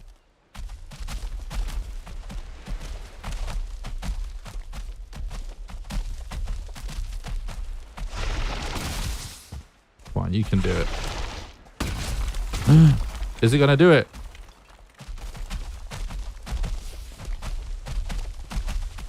Please work. It'll take a minute to start falling. But it'll turn to iron as it falls if it works.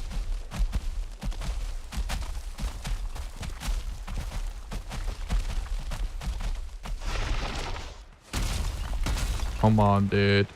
Please.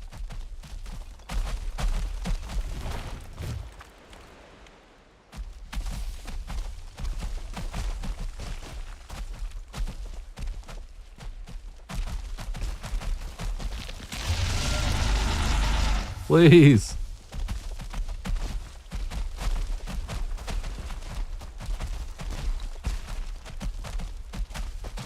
Just punch him? True. Done it before. We know that shit's easy.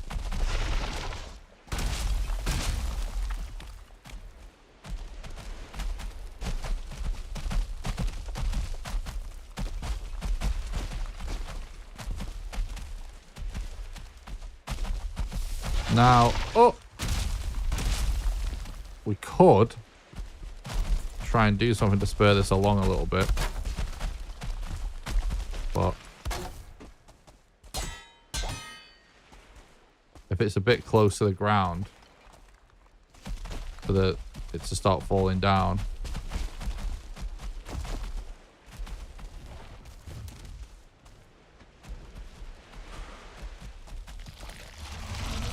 Oh, there we go. It's happening. Is metal dropping though?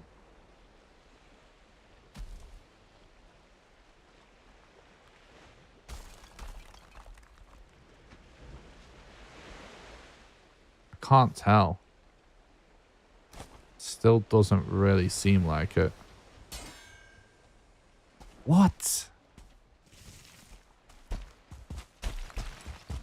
That's so weird.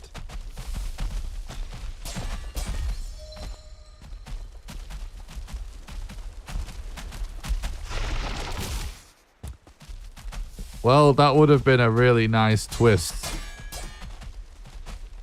if that got us out of the situation and got us the iron that we want, but looks like we're still going to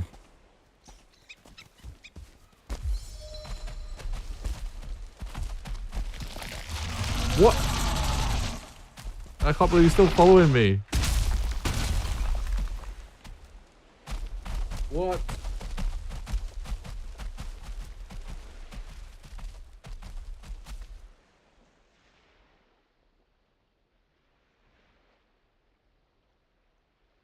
Most dangerous game of Ring Around Rosie. True. We're not that far away, so.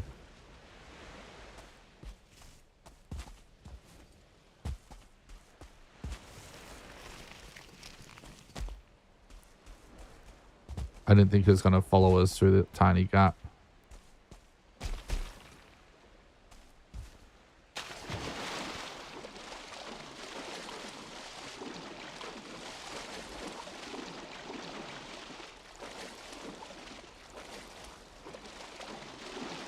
So Xander, thanks for stopping by. Hope you're doing good.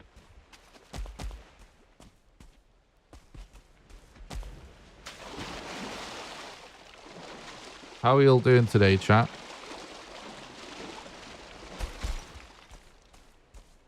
Appreciate you guys spending your Sunday watching the stream.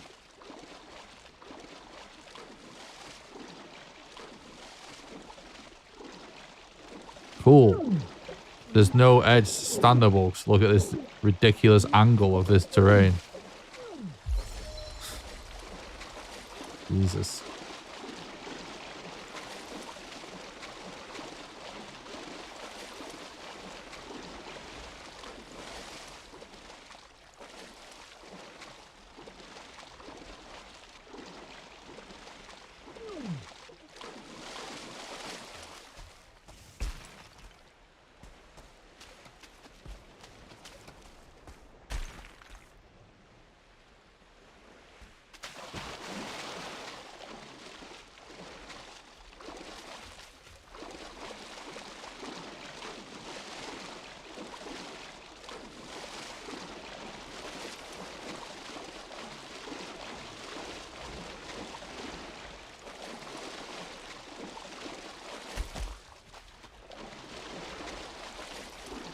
What have you missed? We managed to get our stuff back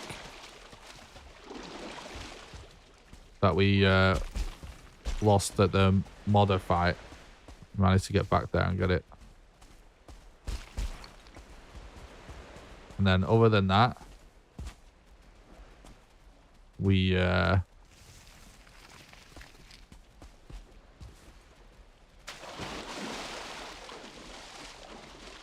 just went into this are you kidding me, game? All these fucking edges that you can't walk up. So insane. Trying to get the last few things we need out of the Mistlands, but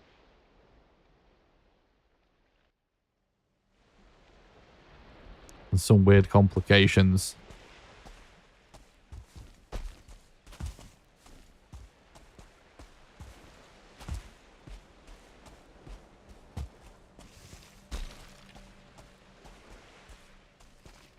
What's up, dwarf?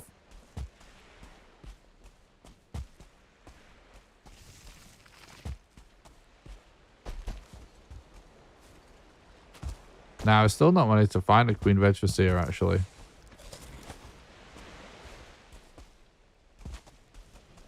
Maybe we'll take one just in case we die.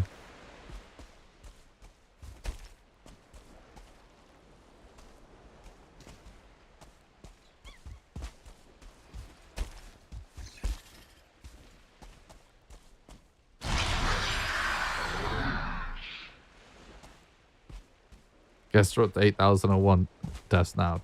True.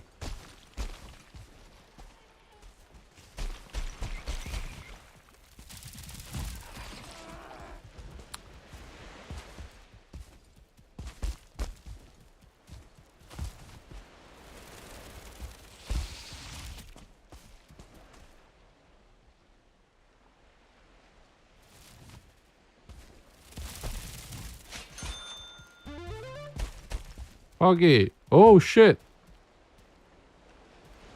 Thank you so much, Nysatra, for the $10 donation. You legend. Thanks for supporting the content and keeping the dream alive. I appreciate that, bud. You know what that means, guys? Time for another vote. Exclamation vote space map if you want to disable the map. Exclamation vote space combat if you want max combat difficulty.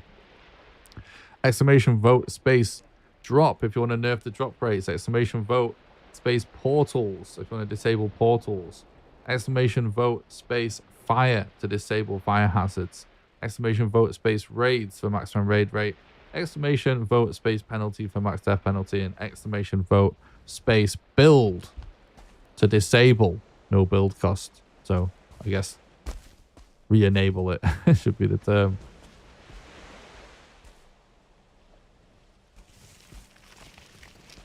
Got 1 minute left, guys, so make sure you get your votes in. You can see on screen what to vote for and the command and the status of the vote. So if there's a tie, we just do the vote again.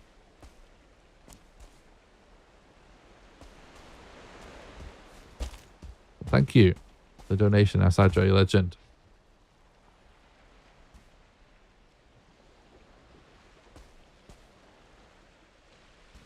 Getting closer.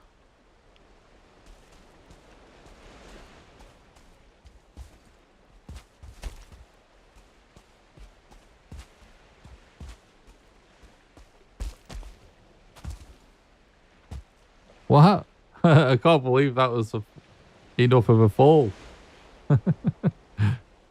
Fucking Mistlands terrain, man.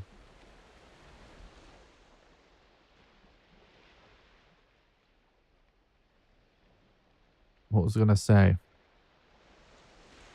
Yeah, we really need to hit this goal before the month's up, and we are running out of time, so I really appreciate any of these donations. Every little helps.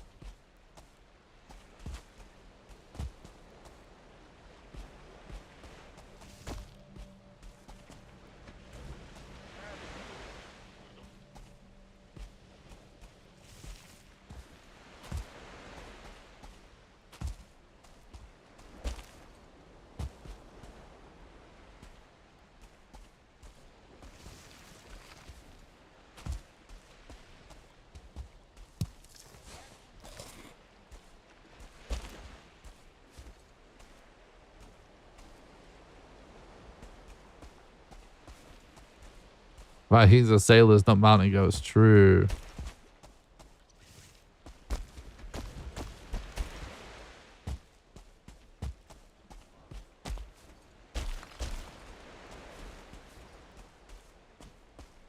I thought this leaf was a seeker then. Not gonna lie. Got PTSD, I guess. Oh, I think the vote's over. What won? Fire.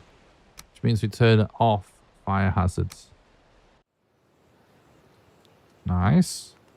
Fire hazards are an interesting one because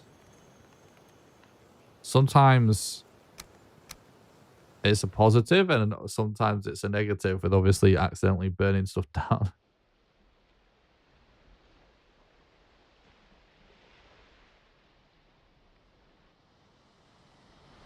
Beat the Queen yesterday. Nice, Tom. Congratulations. How did you find it?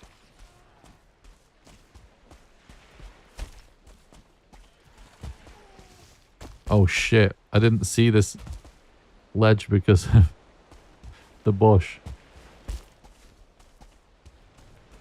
About $230 left. Yeah, not too far now.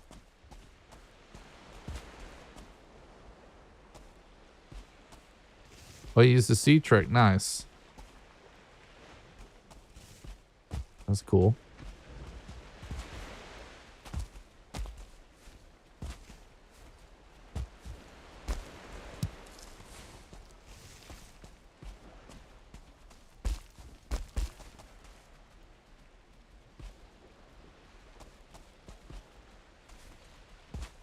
Have I been to Ashlands yet in survival? Yeah, I made a bunch of videos about it. So yeah, I played it a ton for that.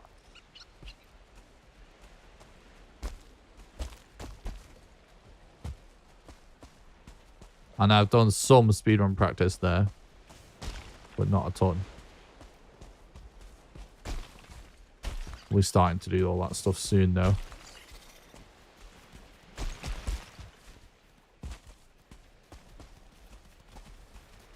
Gotta hit this goal and then finish our maximum difficulty playthrough. And then we're cracking on with speedrun stuff. Although we'll probably crack on with speedrun stuff before we finish with the maximum difficulty thing. So I think it'll be good to alternate between that and speedrun stuff.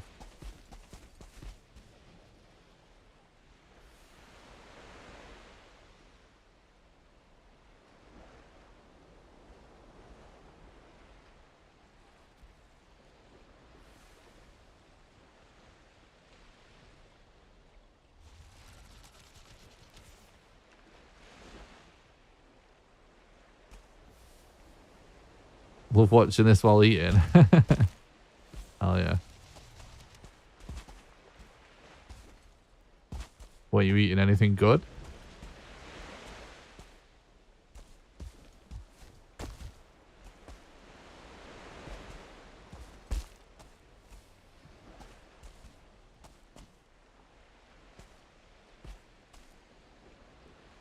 I think we're just going to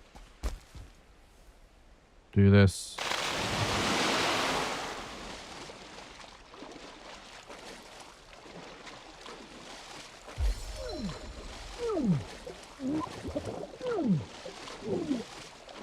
Bulking, so 4 cans of tuna.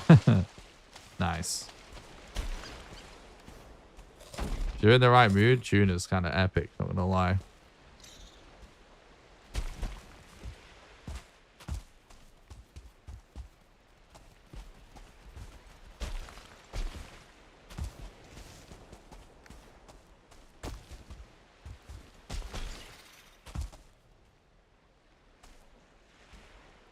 Okay, yeah, so let's stick to the plan of basically just we'll go to a swamp so we can use so we can turn at least 1 iron into an ingot to unlock all of those recipes for build mode. And then we'll be able to make a blast furnace. So then we need to like kill a fueling and grab a piece of black metal. Smelt that. Which will give us a black metal ingot. And that will unlock some of those recipes, which should allow us to start getting sap.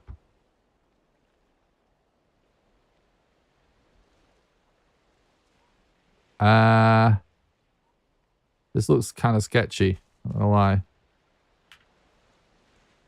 I want to relog just in case it's not water, or just at least just in case the water's not deep enough, because it'll cancel the fall damage if it's not deep enough.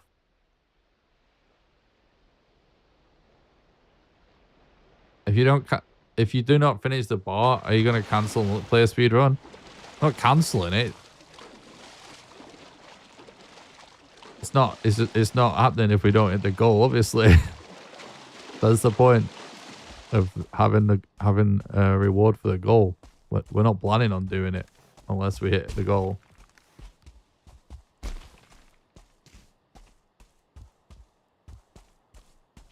But we can do some sort of other thing. If we don't hit the goal, we can do some sort of other thing where if we hit a certain goal or something, we can do it.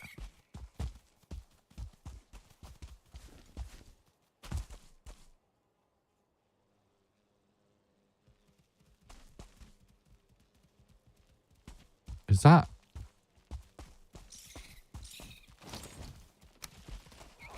Oh. I don't know if I hear a mosquito or not.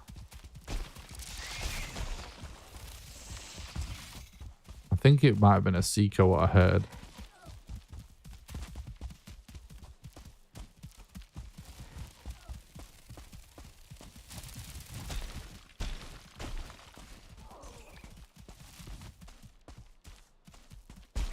I really want to get into that plains, but just going into the abyss. Xander, stop spamming the chat with random stuff like that, dude. It doesn't help. It's just going to piss people off.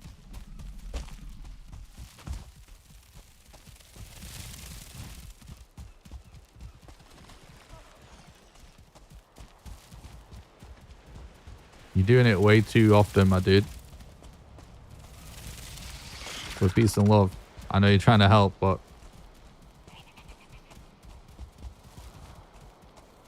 doing it too often. We can do the bathtub stream then. True.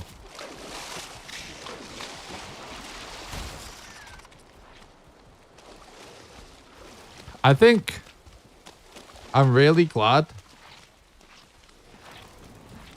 that people have enjoyed this event that we've been doing, but I've definitely made some mistakes that I could do it better in the future, because I thought that people, I don't know, I didn't want to put an end date, because frankly I didn't think it would take this long. But there needs to be an end date, because obviously can't have things go on for too long, if you know what I mean.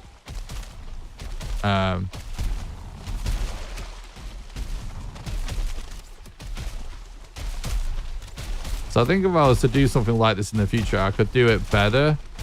And also probably there's been some confusion with what donation systems to use or whatever, and with the donation page. Like, obviously right now the focus is the Streamlabs donation link, because I just need help paying some bills right now, and that is the only way that you can really donate where I get the money right away.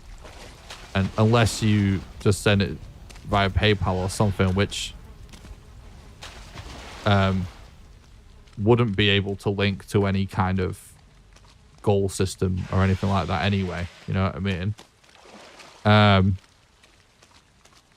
So in the future I could try and figure out a way to do a similar thing, but it work with, you know, all ways to support the channel. And also just like, yeah, organize it a bit better so it's going on for a set amount of time and stuff like that.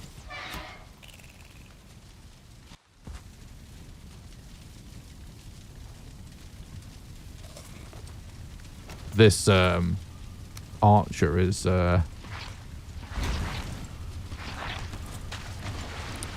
preventing us from getting a bed down.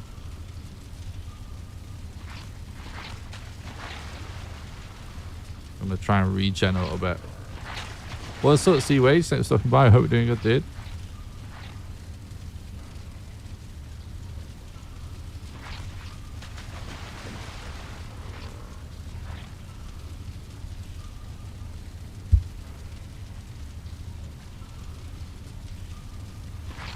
What's up, Tetra?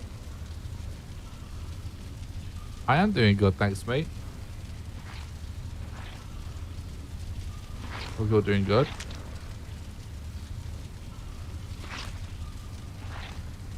Alright. I'm trying to think like what we should do here.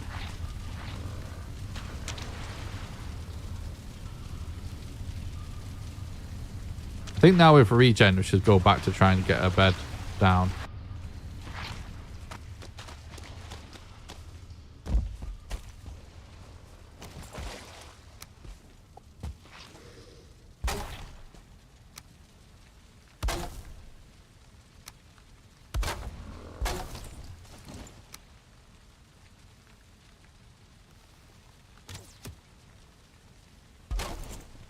So annoying that I can't get that in. All right, cool. Right, now let's come on, move. Let's try and get that.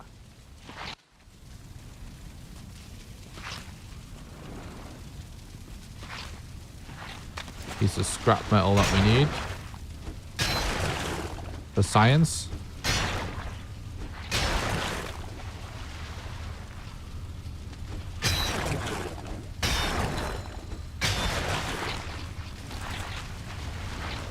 Alright, nice. Oh shit! Sea Wage. Holy shit. I got jump scared by the donation and the Droger. Thank you so much for the $100 dono. Holy shit, chat. That puts us so goddamn close. Thank you.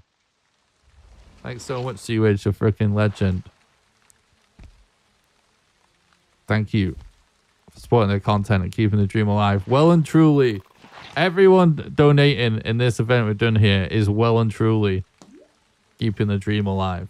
That is the entire point of this event right now, is that this is one of the rare times where this shit needs to happen. so we can get back on track. So thank you so much. Thank you so much.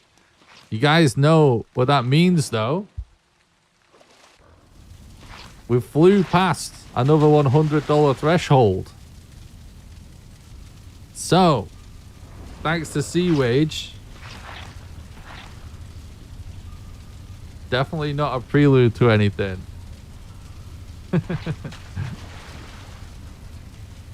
Suspicious. You guys know what that means. So, before we do this vote, I'm going to explain it in detail because this one's a little bit more important. But you guys see the challenge in the top left? It says inverted mouse. Now, because we passed a $100 threshold, instead of doing a vote for world modifiers, you guys get to vote to change that active challenge. So how this works is you don't add these challenges on, you change it from one to another. So the poll is now open.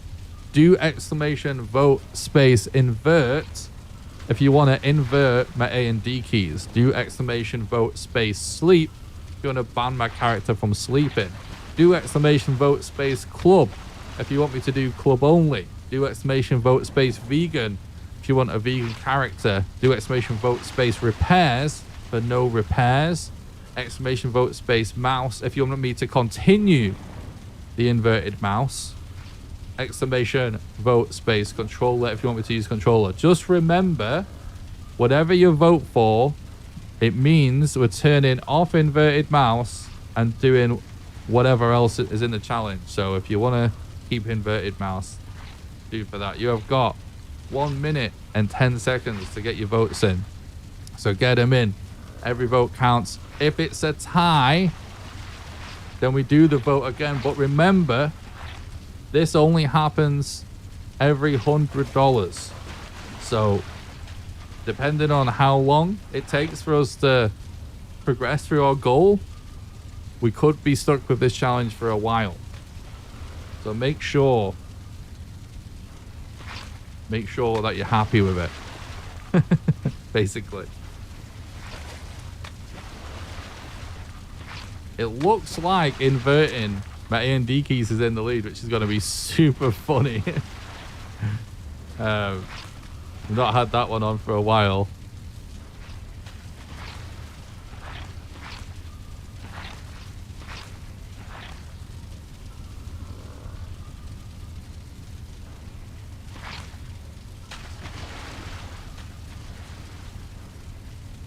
Lots of votes coming in right now.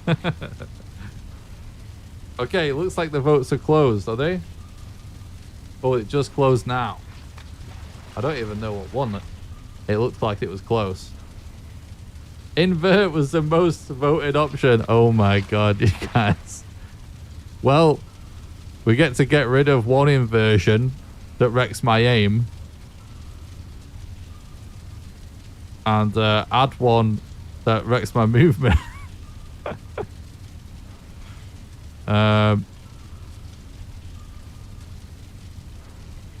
There we go. I was team club for what it's worth. I don't know what's worse, to be honest. I mean, inverting A and D keys is definitely cursed because movement is just fucked. Wait. Oh my god, I'm doing the wrong directions for my mouse as well because my head is broken from playing with inverted mouse for ages. Fucking hell. This is so cursed. Okay, let me change it in the overlay. Someone in chat predicted all of this would happen when the chat voted for inverted mouse. Oh my god.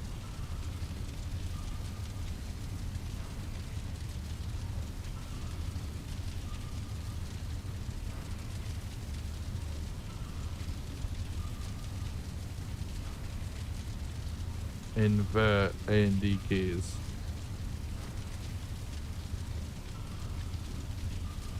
Is that clear for the active challenge? I think it is. Have fun in the swamp now. As long as it's not vegan. That was the most cursed. Vegan is pretty cursed. I've got to be close. Can't do English. Got to be honest. A lot of our options are pretty cursed, so it kind of makes me laugh that I get a moment of joy every time I get to get rid of whatever the current curse is, and then it just eventually I'm like so happy to get rid of whatever the active challenge is every time it changes. So it's just like a new challenge that'll be novel for a while.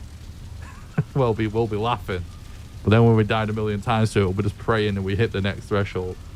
All right, I need the bathroom. Give me 1 sec, I'll go pee and we'll figure out what we're doing in this swamp. Give me 1 second, chat. But thank you so much, Seaways, the donation, and for everyone donating today. We're so close. I almost called it at the start of the stream, like, I'm not going to end the stream until we hit the goal. And I was like, I don't know if I should do that, because I literally only had that thought before clicking going live, and I was like, if I wanted to do that, I probably should have got more sleep last night instead of staying up till 6 in the morning programming. So maybe we'll apply that for having more sleep, but now we're getting so close. And I can stream as late as we want, because we have the house ourselves tonight, so let's just keep going. All right, but I need to pee. I'm going to wet myself. 1 sec.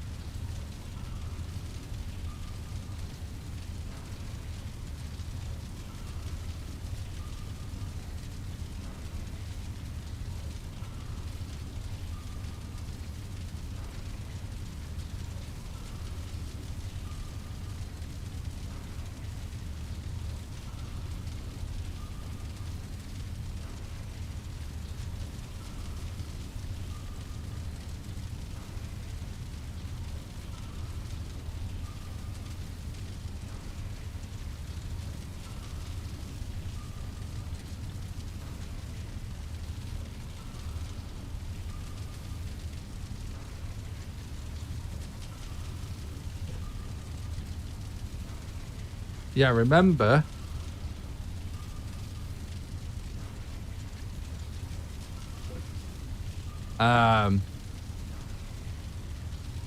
if we hit this goal, we're going to do a special multiplayer stream.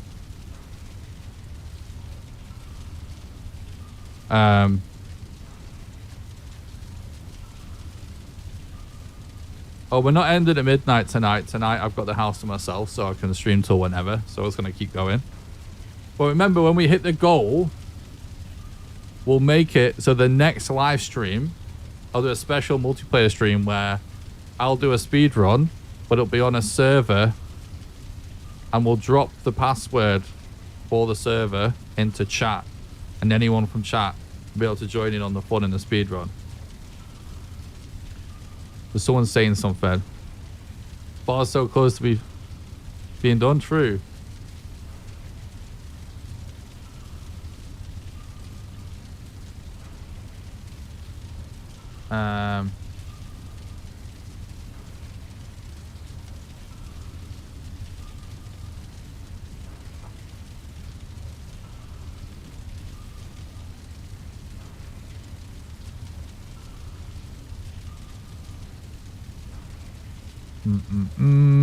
Where was I? I'm lost in the chat now from what I've read and what I haven't read. It's like a carnival dunk tank, but there's no water in the tank. I don't remember what that was in reference to now. Love this game yet, so good. Be back in 30 minutes.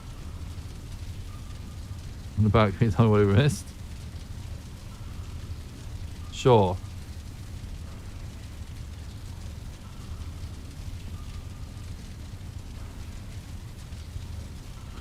Okay. Oh my god. I cannot.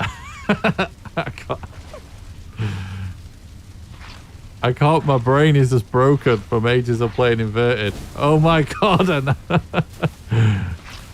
Oh my god. I literally keep aiming at the ground even though it's all normal now. And then I'm stepping in fire. Fucking hell. Right, get me out of here. I'm going to head towards that mountain.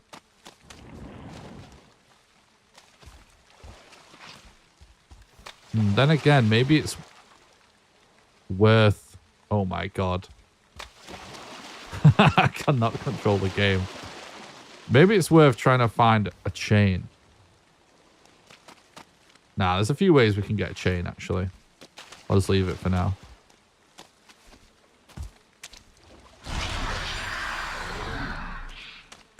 Literally, I can't believe how much my brain has adjusted to playing inverted. It's so weird that I'm just like now it being normal mouse feels weird, and then obviously I'll just randomly go in the wrong direction because of inverted A&D.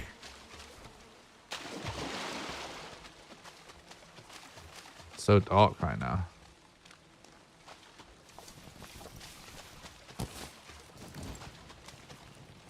Good luck on hitting the goal. Thanks, Welsh.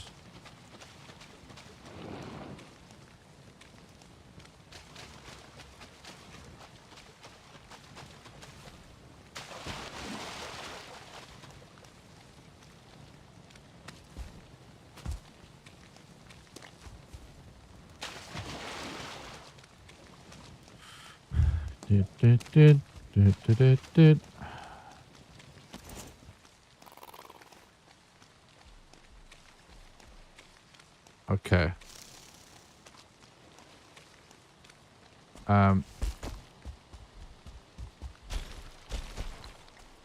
Basic torturing yourself. Welcome to the channel.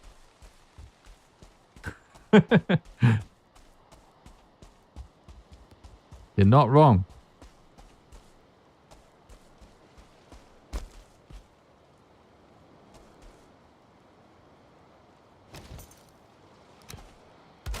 But oh my god, I can't do this. Yeah, torturing myself for chat's entertainment is nothing new to this channel.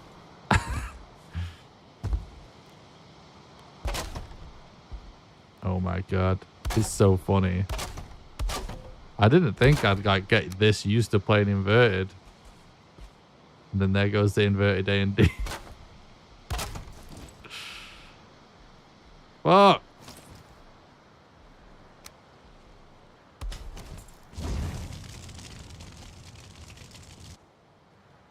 Okay.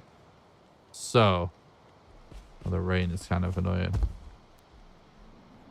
Got a while yet to sleep, I think. So.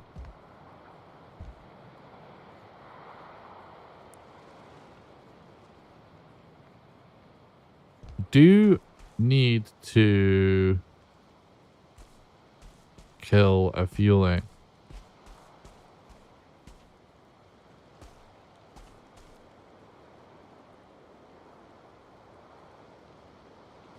First time watching, maybe second day watching Valheim. Nice.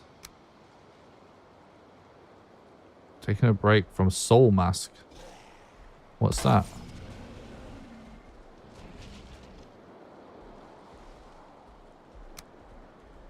Not heard of that.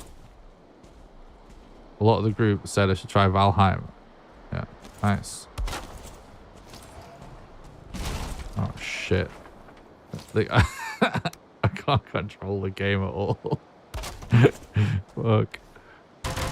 Right.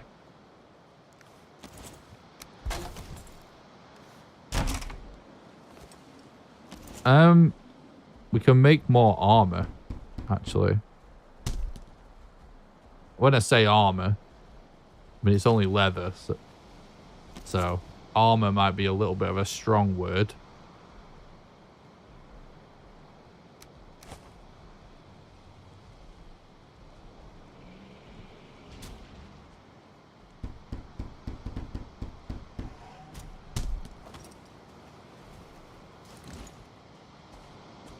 All right. I'm just gonna go this way.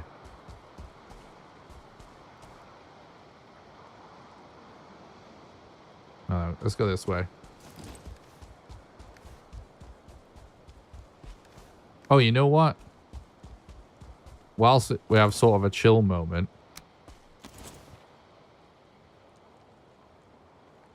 we need coal.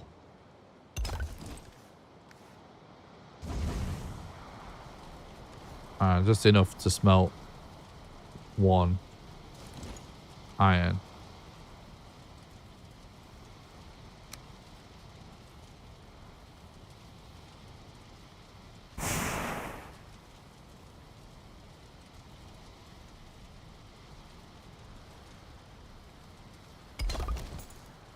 Game looks kind of outdated, but probably people don't play for looks. Yeah, people don't play for looks. The Valheim community sort of has become quite passionate about the way the game looks, because I think like once you end up falling in love with a game, you know, it becomes sort of iconic to you, I guess. But yeah, people aren't playing the game for the graphics, that's for sure. I think the graphics are kind of cool because they're somewhat unique, but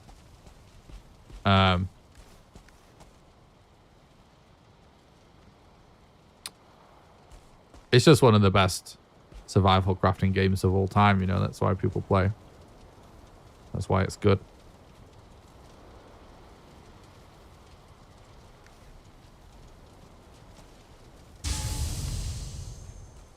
Okay.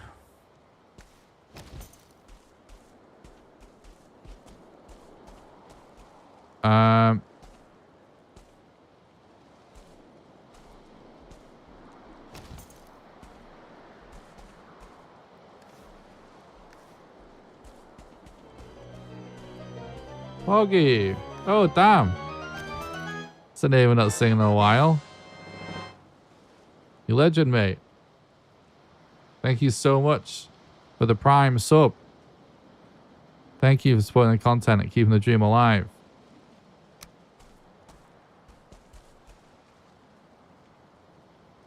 Long time no see.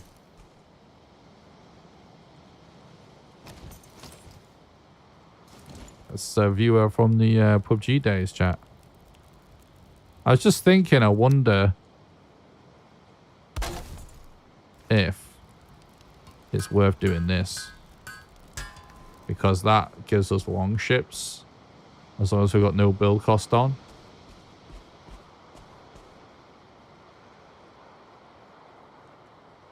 Right, let's just keep going.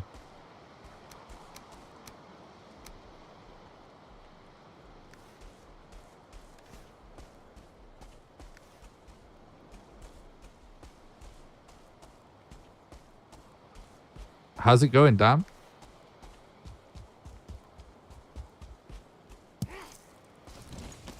Alright, we need to kill this guy. Well, obviously.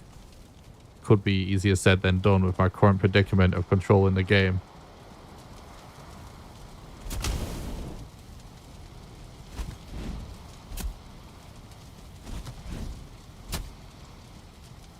I've got inverted A and D keys, and I've just gotten off hours of being forced to invert my mouse look as well. So currently my muscle memory is all wrong with the mouse.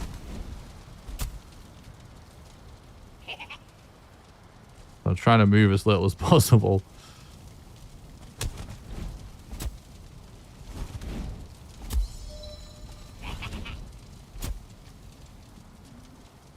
Because, yeah, that's the part that I suck at right now. It's the movement. Everything else is normal, though.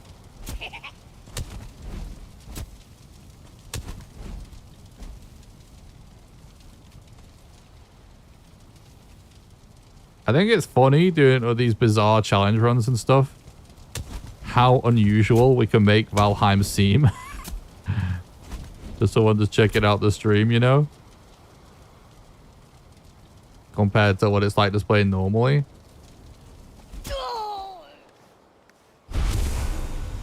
Ah! Jump scare, Desquito. Oh my god, I keep aiming up instead of down or down instead of up. Fucking hell. My aim is compromised.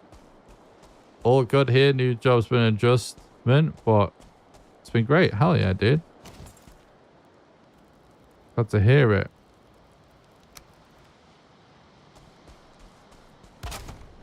So now if I do this.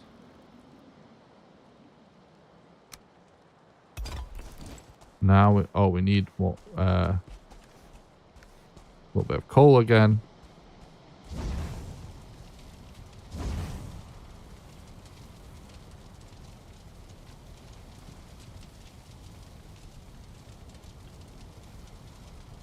I've never heard of Soul Mask.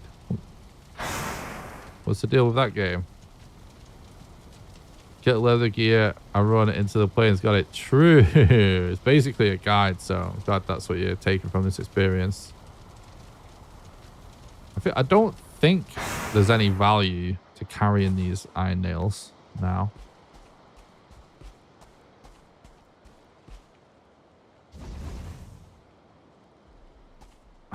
I can't control the game, bro. Okay.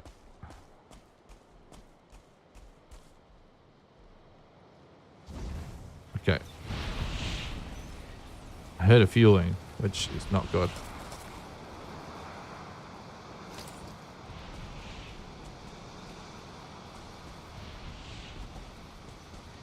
It's inspired by Valheim.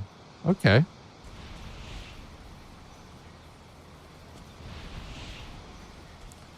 Surprised I've not heard of it. Being a Valheim creator for since the game's released. The chat usually tells me about these things.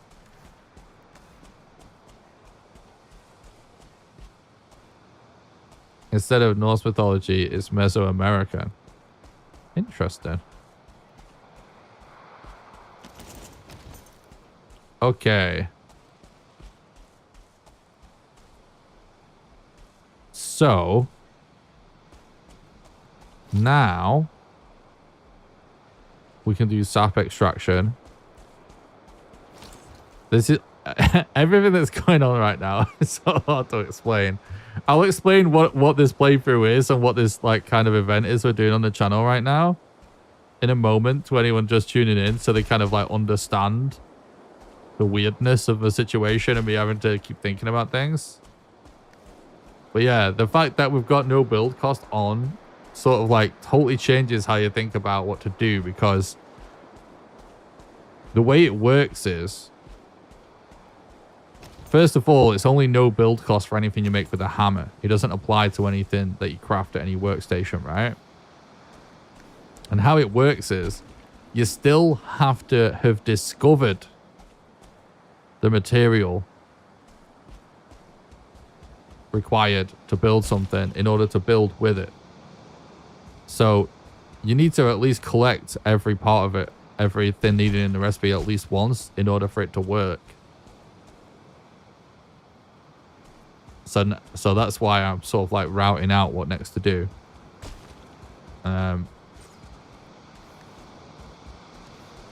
However, obviously it's kind of extra complicated by it's just one of the many things constantly being turned off or on in this playthrough.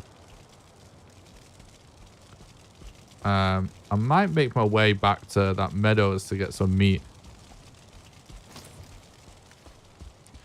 So, am I using portals? Right now, they are on.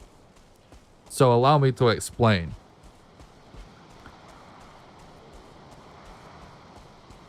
So right now we're doing this special event, which is why there's a donation goal on the screen. I don't usually do donation goals or anything these days. There is a reason why we're doing a donation goal now. Basically, I just need to catch up financially. I just need the money right now. Because I just had a series of unfortunate events that ended up costing me money that have made it that I'm just like behind on finances right now. But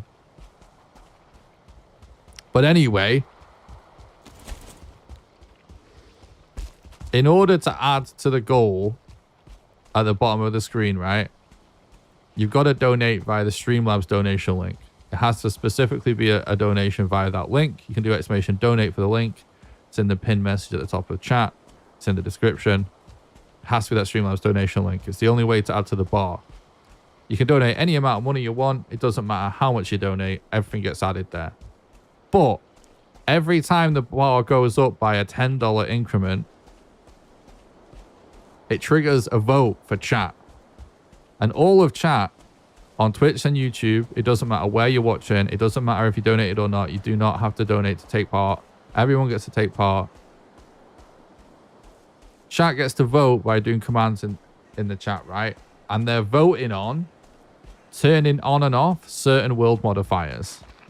So they can vote to turn the map off. They can vote to put the combat difficulty on max or back to normal if it was already on max, for example. That's how it would work. 50% drop rate, turning portals on or off, fire hazards, max raids, max death penalty, and no build cost.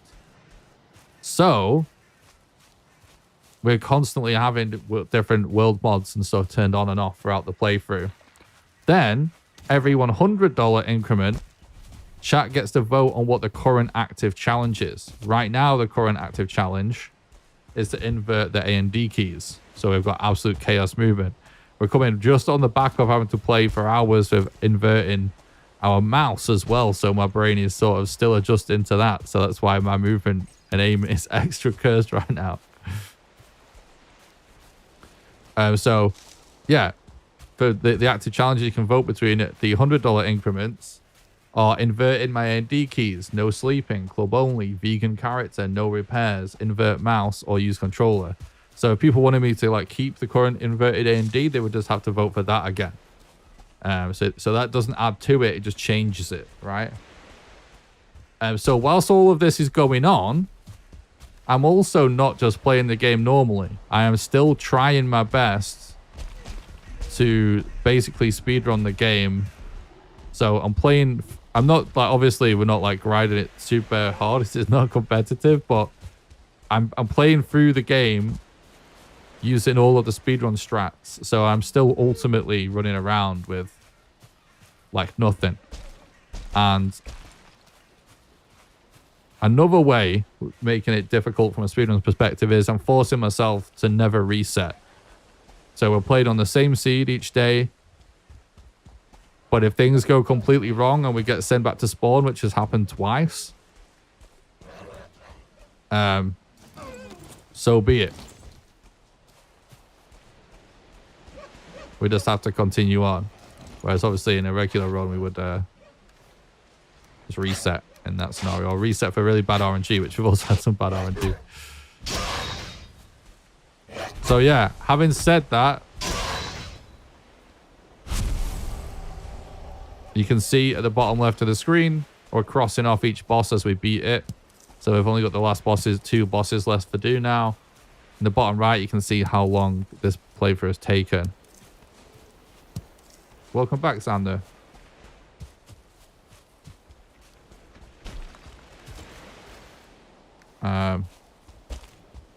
Yeah, so almost every which way you can make Valheim difficult is constantly being like switched on or off as we progress through our playthrough here. Definitely not doing good aiming, hunting right now.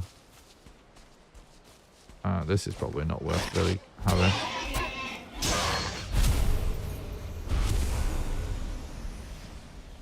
We don't need that either.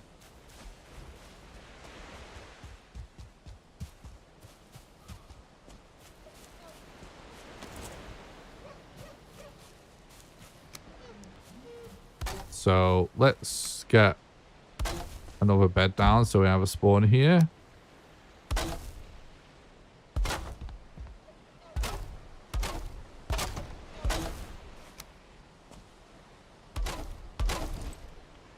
Still exposed?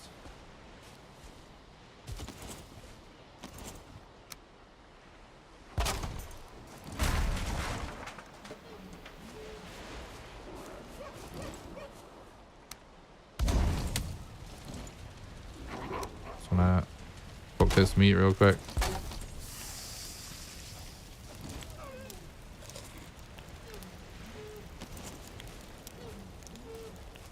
Keep aggroing these deer without even really seeing him.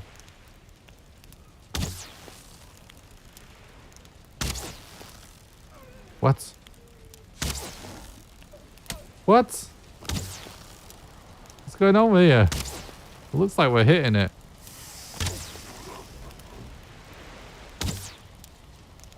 Okay.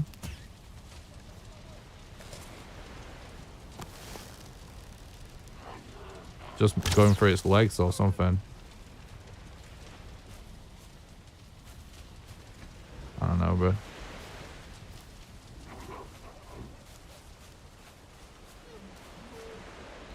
oh wait, I don't think we have fire hazards on right now, do we? So we should be able to not worry too much about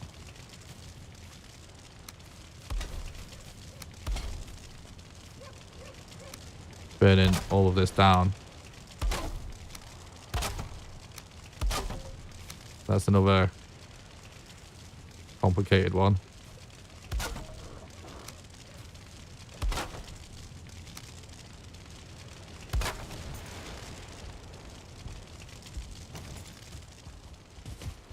Great, well, go away.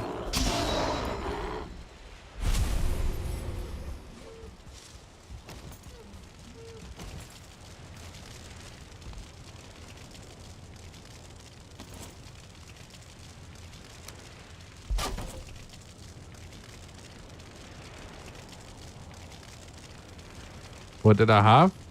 Oh, for dinner. You're asking Xander what I had for dinner. What did you have for dinner, Xander? Anything good? Chat wants to know.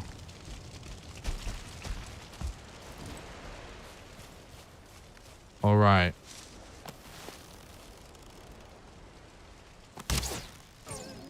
Boom. Did I have? What did I have? Chicken. It's the usual. Try my best to be healthy. Some lean chicken. Rice. Broccoli. With some peri-peri sauce to spice things up a bit.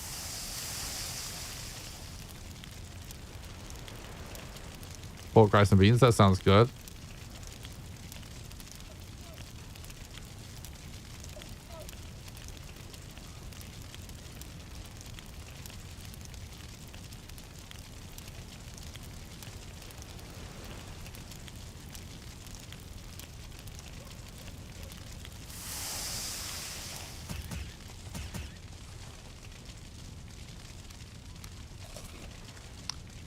So this is from Too Bored, Too Handsome on Twitch.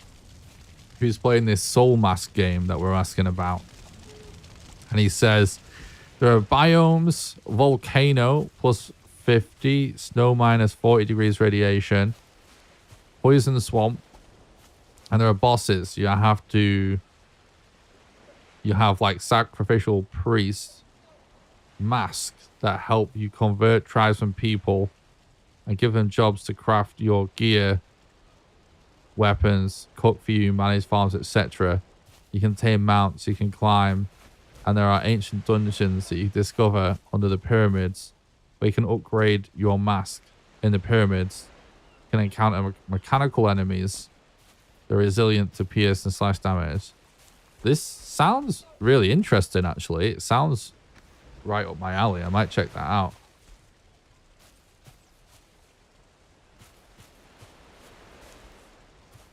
Always chicken. Yeah, pretty much. BLT, nice. Have I tried honey cinnamon butter? No. Sounds good though. Right, let's get a little bit more food. In game. Not in real life. Although chat is making me want food in real life. There's nothing new there. I'm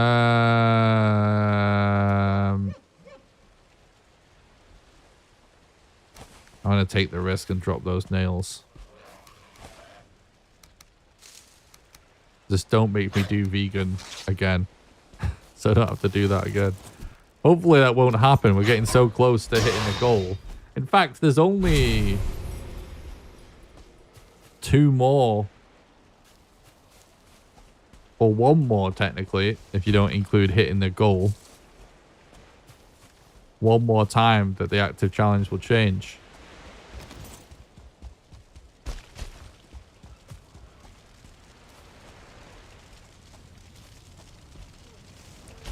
Thanks, T-Bot. I appreciate that. Thanks you for the luck. Wondering why it's in dollars and not pounds? Because most of the viewers, no matter where they are in the world, understand the value of $1, but they don't understand the value of £1.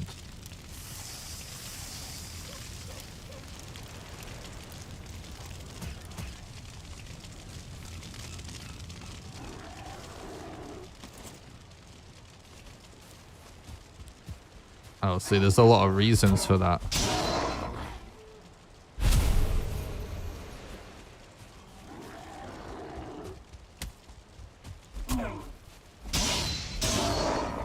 So some of the reasons are just like, you know, social norms in whatever, you know, whatever country you might be talking about. But also part of it is just like in the world of content creation, it is also the norm. So make them understand. I actually used to, but it just it's not worth it. It's not worth it. I think I think a lot of places it's cheaper for me to donate $10 than €10. Yeah, that's funny. I think probably the most common perception of pounds versus dollars I'm trying to think where I should go next, chat. Oh, we need to go to a Mistlands. We kind of need to find a new Mistlands though, because everywhere we've been going hasn't been good. So I think we sail the 7 seas for a bit, trying to find somewhere that looks nice and big. So I think from my experience, just dealing with people from all around the world. I've been friends with people online from all around the world from doing this for so long. Oh my god, I'm steering the boat the wrong direction because I've inverted Hindi. I think a lot of people like assume the value of $1 and £1 is basically the same or close to it, even though it's quite a lot different. That is not a pound sign, no. That is a hash. It doesn't have anything to do with currency.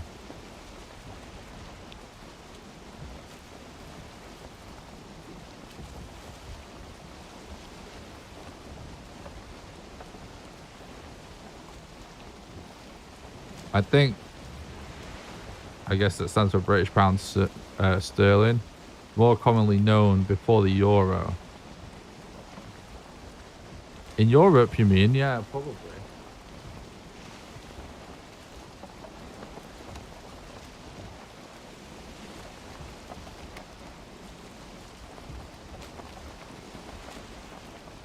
I mean, luckily, Callum, we're not one to. We're still pretty far from 1-to-1, but yeah, obviously it's been going in that direction for too long.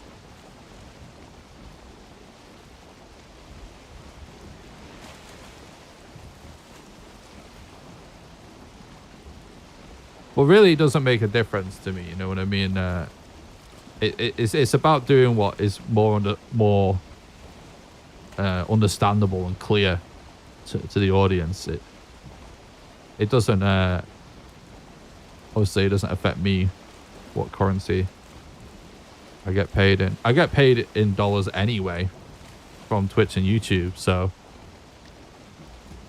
I work in dollars all the time. No matter where you are in the world, by the way, you get paid in dollars from YouTube, so that's how it works.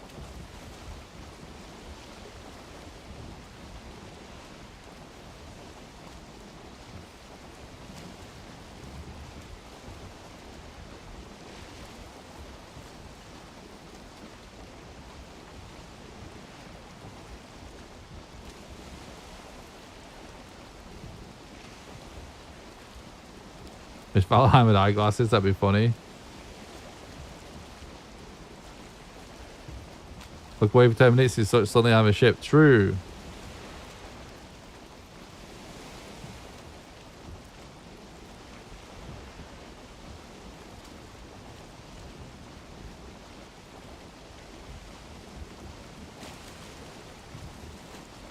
Wow, 3K away, that's £20. Yeah, exactly.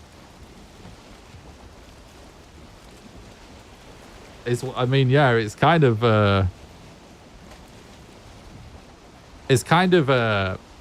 painful, the difference sometimes. Obviously, it fluctuates. One way that is weird, always getting paid in pounds from YouTube and stuff, is like, depending on, like, if the dollar shits the bed, I get fucked with that month's wages or whatever the fucking term is. That month's paycheck from YouTube. Obviously, I'll get fucked if the dollar takes a shit. That's the only downside, I guess. Yeah,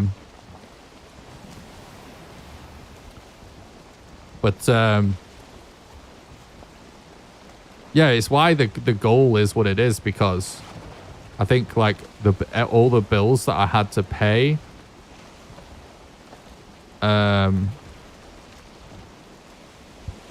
forget what it come to, but I think it was like 800 and something pounds. You know what I mean? And that puts me at, like, you know, getting that money would put me at having zero money. That's just to cover everything. Which is why the goal is what it is.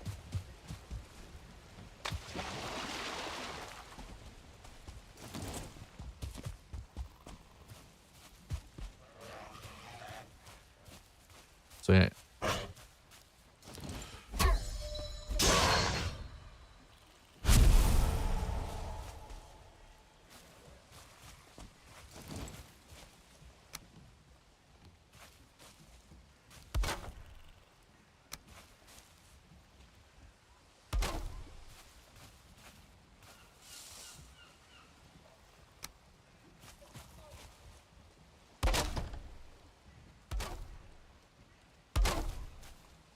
It's so funny how my movement is such a mess right now still.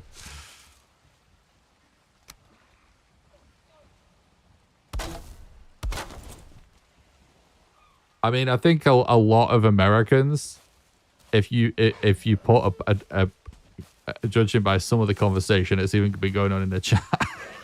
I think if you put a pound sign on the screen, a lot of Americans wouldn't even know what that is. They'd be like, what is that? 5 hashtags or 5 rupees?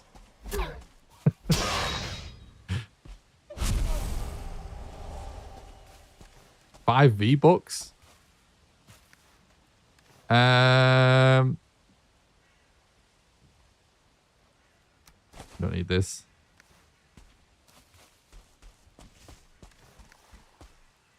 Apparently $100 cash will get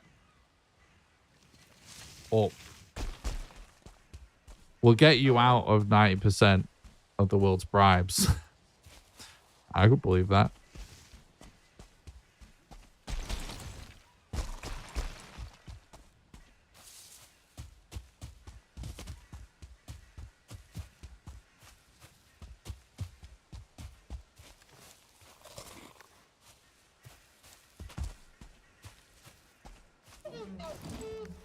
It's one of the fact that I get paid in dollars no matter what I do anyway is one of the many things that's just like the many ways of like well,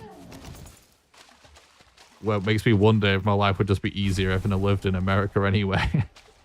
Because between that and the fact that Poggy. It isn't even and it's bothering me. It isn't. Thank you so much for the $8 donation. You legend. Well, thanks so much for supporting the content. Keeping the dream alive. I appreciate that, bud.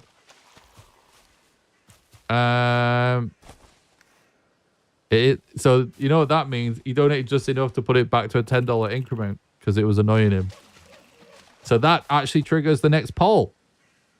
So, exclamation vote space map if you want to disable the map. Exclamation vote space combat if you want the combat point on max difficulty. Exclamation vote space drop to nerf the drop rates by 50%. Exclamation vote space portals to disable portals. Exclamation vote space fire to turn on fire hazards. Exclamation vote space raids for maximum raid rate. Exclamation vote space penalty for maximum death penalty. And exclamation vote space build to enable no build cost. You have 1 minute and 20 seconds to get your vote in. So make sure you get it in now. If it's a tie, we do the vote again until chat makes up their mind. And remember, if you need a reminder of what to vote for, it says it on the screen. If you look closely, it actually tells you the command to do in brackets.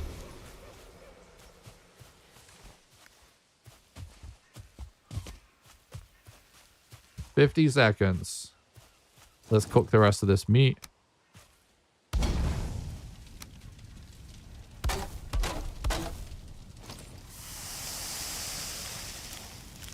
All right.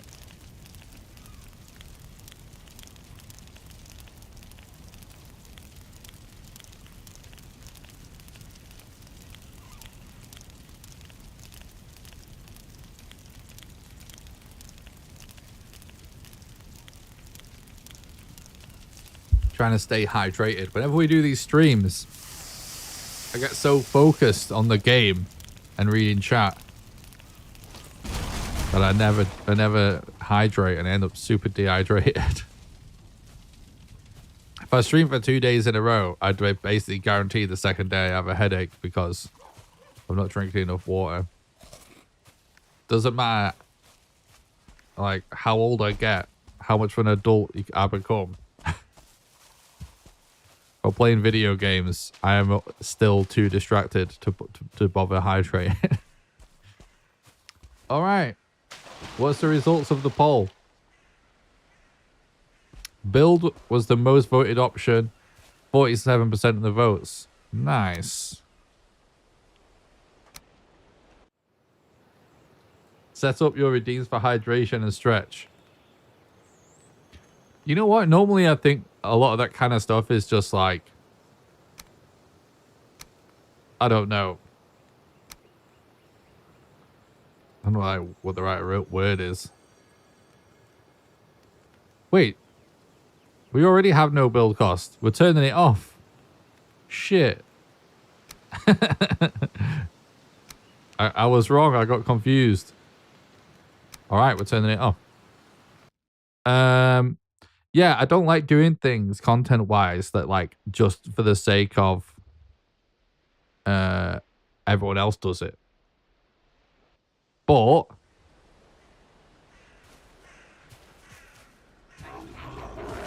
yeah, actually having it as a legitimate reminder to actually hydrate is probably a good idea, actually. So maybe I will do that. Is it rigged? Yeah, I guess because I said you would be turning it on. We thought we were turning it on. That was the opposite of the intent. Yeah. I fucked up a bit there. Sorry.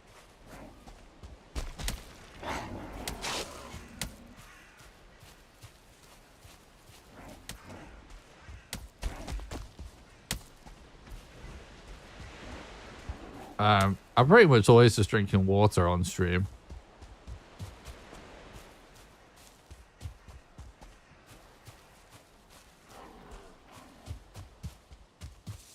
I mean, I avoid sugar, you know, for obvious reasons.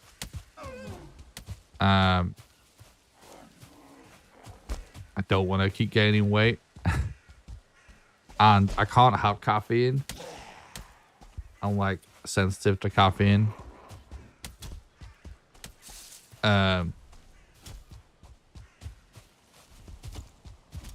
So yeah, I weirdly do feel that it limits me quite a lot. So like I drink a lot of diet drinks, but they've got to be like diet that also doesn't have caffeine. So there is a caffeine-free Coke, which is like as good as any kind of like soda or anything gets for me.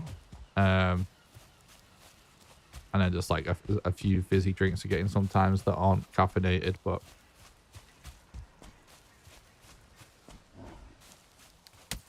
oh yeah, I drink beer obviously, but I would never.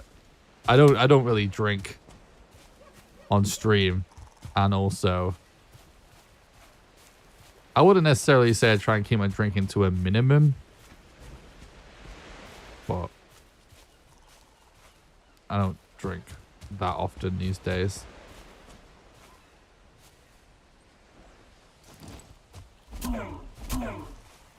Kind of depends, to be honest. I go through phases with beers and stuff.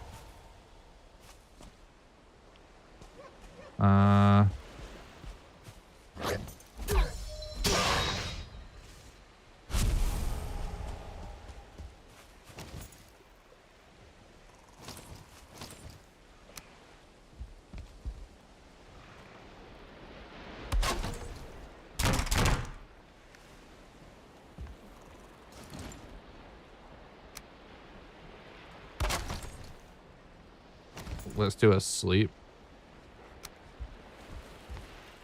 Oh shit, we turned off no build costs, haven't we?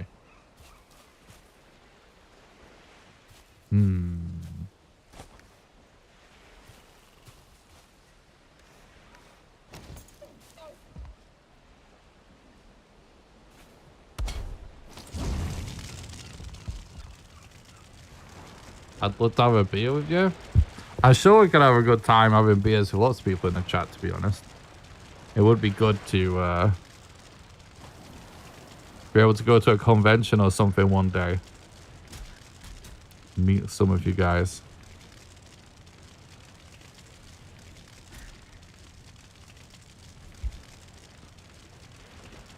Back to Rafting the Longship. True.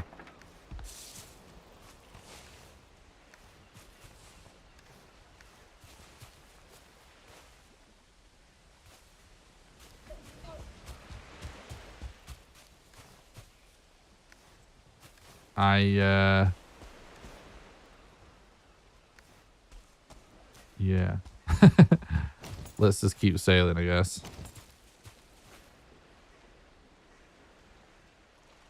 Kind of need to go north. I would say.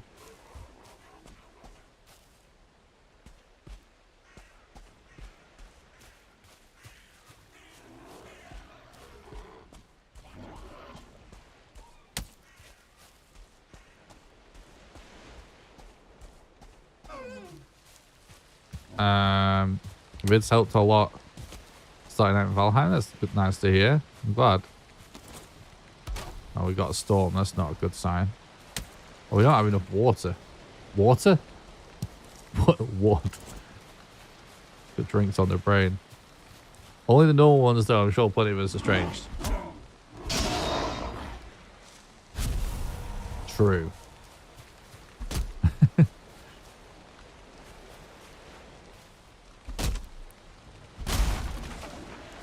I think, though, if we did a meet and greet at like a pub near whatever convention center, some convention,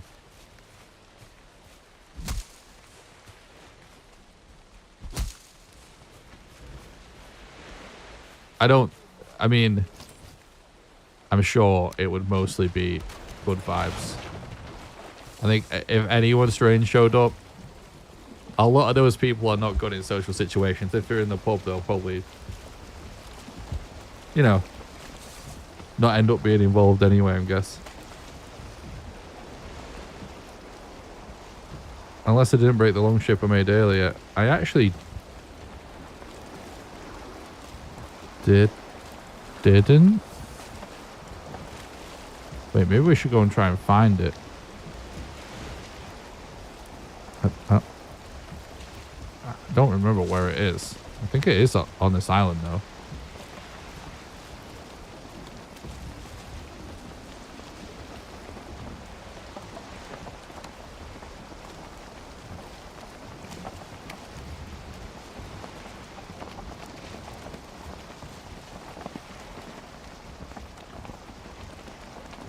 I think it's over here, right?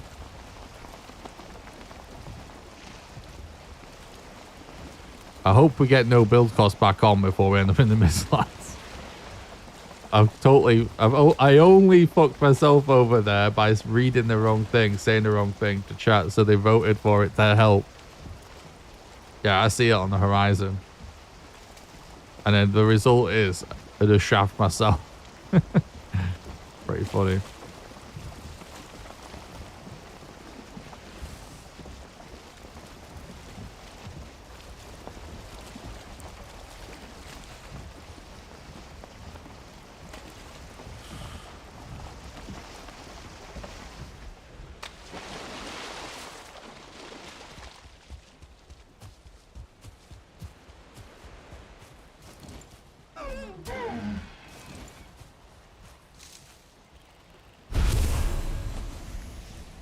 Okay, nice.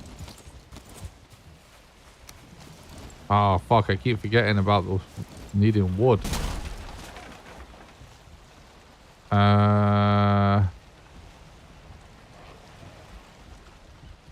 We keep holding out with this resin. I'm not sure if it's worth it.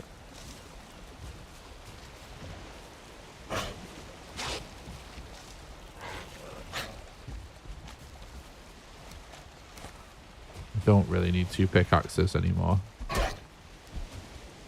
Not much more pickaxing really needed.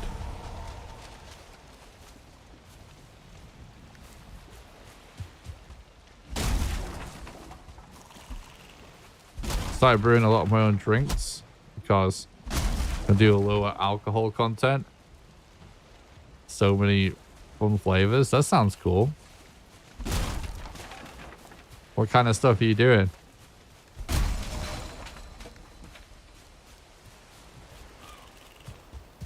My granddad that I used to do the beekeeping with, remember we were talking about that the other day? He used to make beer using with the honey from the bees in it. And that was awesome.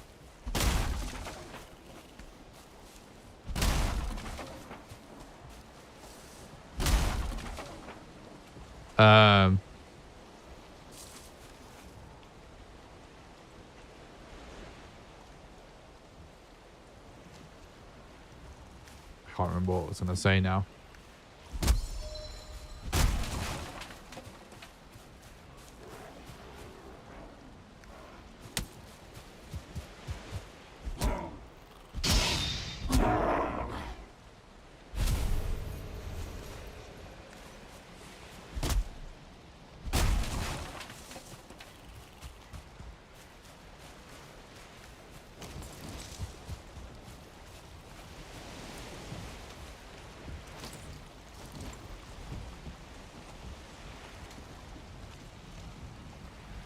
Mostly beers, wines, and meads. I haven't made any of my own recipes yet. Oh, nice. Irish red my favorite. Cool. I remember what I was going to say. I was going to say that over the years, I've known a couple of people that have tried to make their own beer or wine or whatever. And they've never really done it right. And it's been fucking disgusting. I always remember when I was in university, someone I went to uni with was making their own wine, and it tastes like burnt tires. And every time you drank it, your vision went noticeably blurry. And obviously, after a night out, when you're out of beers, we would still end up drinking it a few times. And it is fucking absolutely lethal. So you definitely have to know what you're doing. But I'm sure most people, well, I'm sure, you know, someone's taking it seriously, they do their research. I don't think this guy was really doing much research.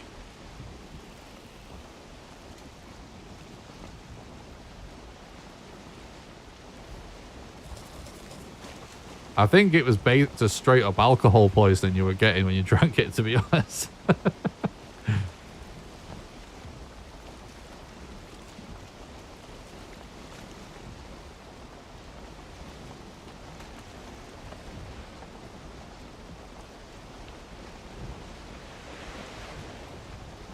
About half of yours are bad, but I find the longer you let it sit in the bottle, the better it tastes. Nice. Friend was trying to make ethanol. Yeah, I don't know what the fuck was going on there, but it was not right. It definitely was not right. The same guy had a similar adventure with cheese, I remember. And he was like, he was a fucking character. He was a legend. But he also made cheese, which is equally as bad. But at least with cheese, you don't go blind from eating it. But he almost wanted to sort of pretend that both of them were good, that he did a good job with both of them. And it was so bad that people found it fucking hilarious to just laugh at him so hard. Over him thinking that it was any good.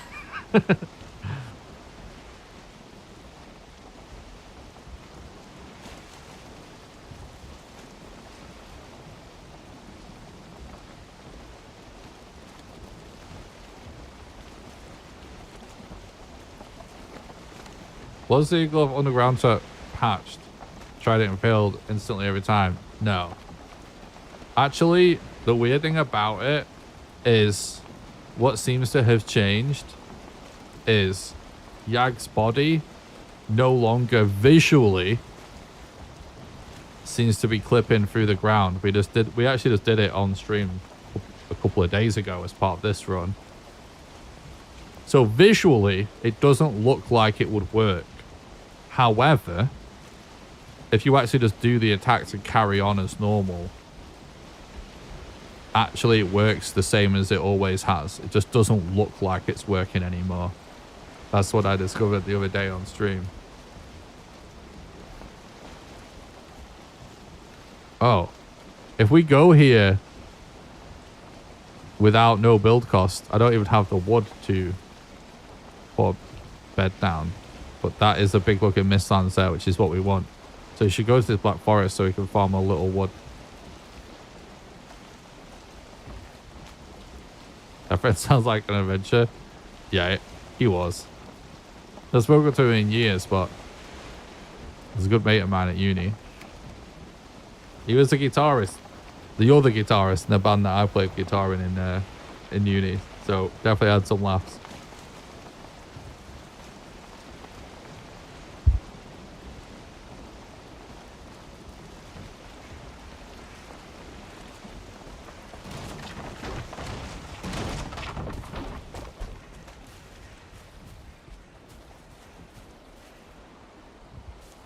Oh, what's Thunder talking about? Some crazy event? With jousting? I remember they used to do jousting and stuff at Leeds Armories when I was a kid. And it was so cool. And then this is kind of a weird thing that I feel torn about. But Labour years ago made it so that like all museums and stuff in the UK basically had to be free. And they're like government subsidized, which is great. But basically it just made every museum dog shit because all that happened was that they fired everyone and didn't have the budget to do anything cool anymore. I don't know. Maybe it's more complicated than that, but that Leeds Armories is still a cool place to go if people are in the Leeds area in the UK and they've never been to Leeds Armories. It's still worth a visit because it's still an armory. It still has weapons going back from modern times all the way going back centuries. And it was like a museum. So it's still cool in that respect. But they used to put on like demonstrations, like using all the different swords and stuff, where you'd actually have people like doing sword fighting and jousting and all that kind of stuff. And yeah, no, it's not been there for years that I've seen.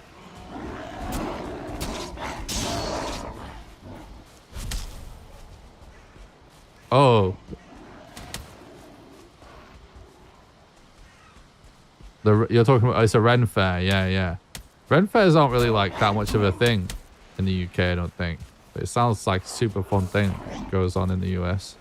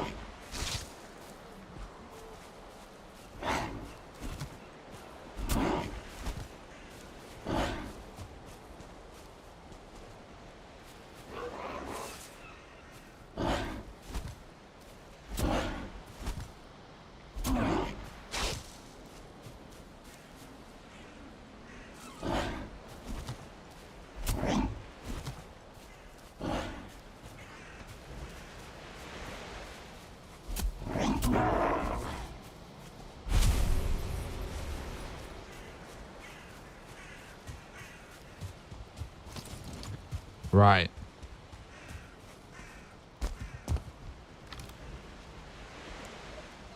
Yeah, we should definitely try and make some fire arrows as well, I think, but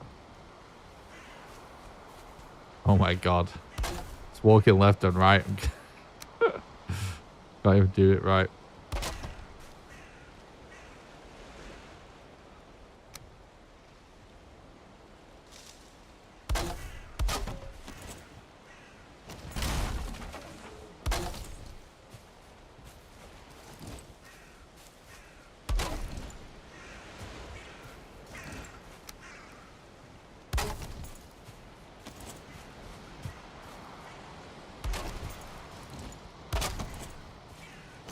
Come on, game. There we go. We're subtracting grade wolves here, apparently.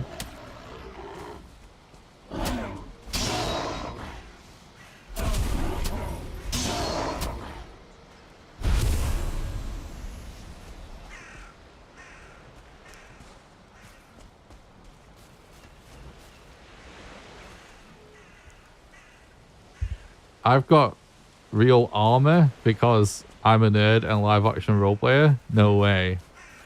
That's fucking cool.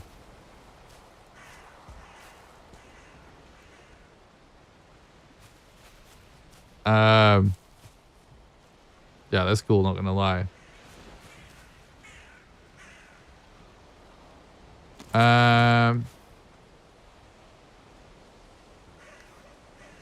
Well, it looks like it's getting time to sleep, so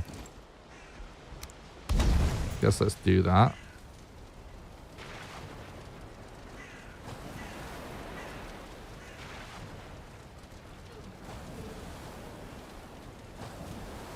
You've got the padding and everything in my own time to go over it. That is awesome.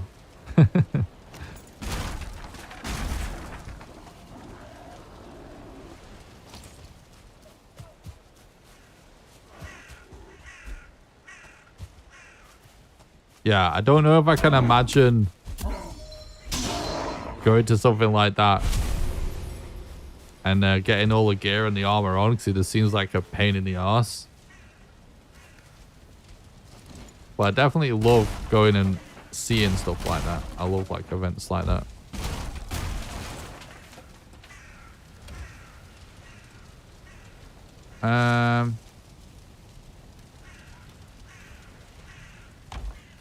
Oh, we don't. We can't do level 2 workstation anyway right now.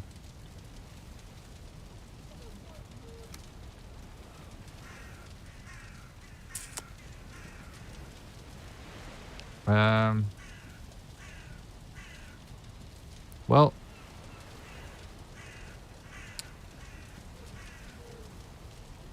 I guess we just crack on.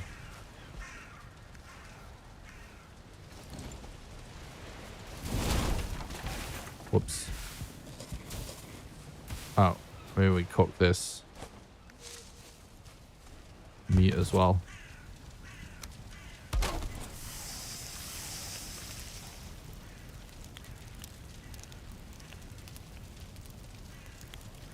They're super fun. Foam weapons only though. Steel is scary and leads to broken things. Oh yeah.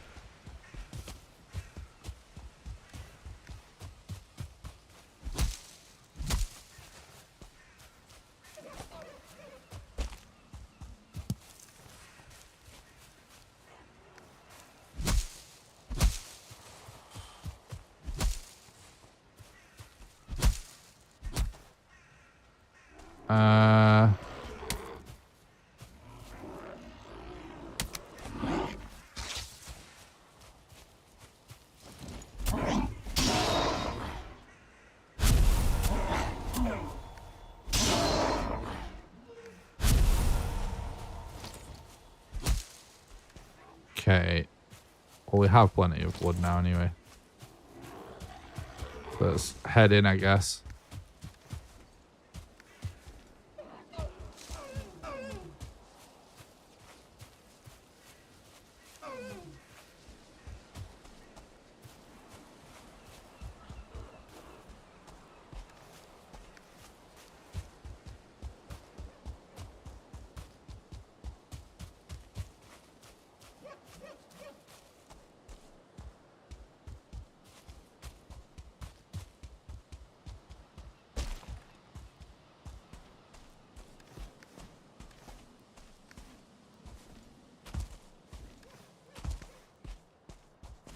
Wait, without... with build cost, what can I even do? Oh, we can... Yeah. We need to find more Steelbreaker fragments and the Vegvaseer anyway. Only $120 left? Is it actually? Yeah, you're right. Super close, actually. I didn't realize how close we were.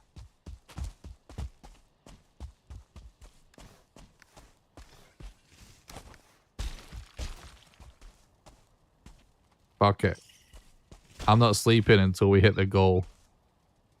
I've decided.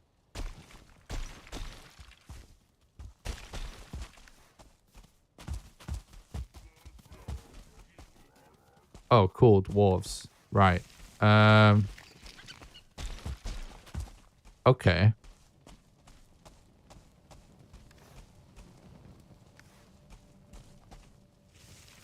I stupidly threw away my nails thinking I only need them if we're in vegan mode again, but that is actually not true.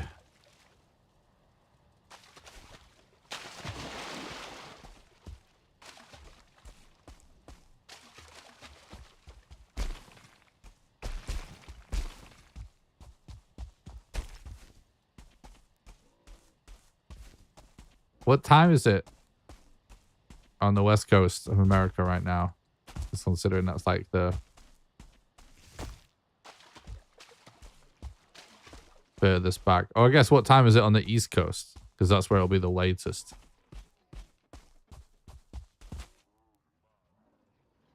If I'm going to end up doing a super long stream but everyone's in bed, it might be pointless. 7:40 p.m.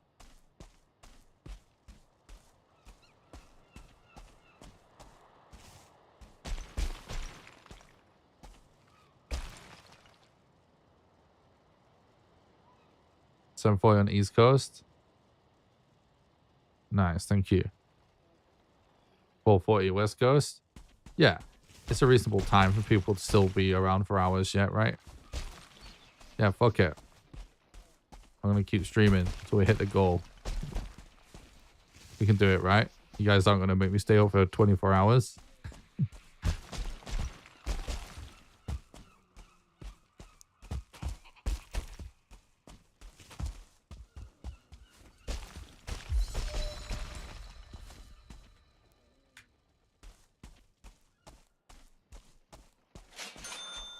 Poggy, Zinthorn, thank you. Alive. Keep the dream alive. Thank you so much for the $20 donation. Oh my god, we're so close now. Thank you so much, Zinthorn. We're only $100 away. You guys know what that means as well. It means we're potentially not potentially, we're at our final $100 increment. So this is going to be the last challenge modifier vote. Exclamation vote space invert if you want me to invert my continue to play with inverted A and D keys. That's what we're on right now. So exclamation vote space invert if you want me to keep inverting my keys. Exclamation vote space sleep for no sleeping. Exclamation vote space club for club only. Exclamation vote space vegan for vegan challenge. Exclamation vote space repairs for no repairs. Exclamation vote space mouse invert my mouse. And exclamation vote space controller to make me use a controller. This is the last challenge modifier of the run. If we hit the goal, the event is over and the next stream will be our multiplayer speedrun stream where anyone in chat will be able to join. So make sure you get this on because this is the challenge that's going to be active for the finale.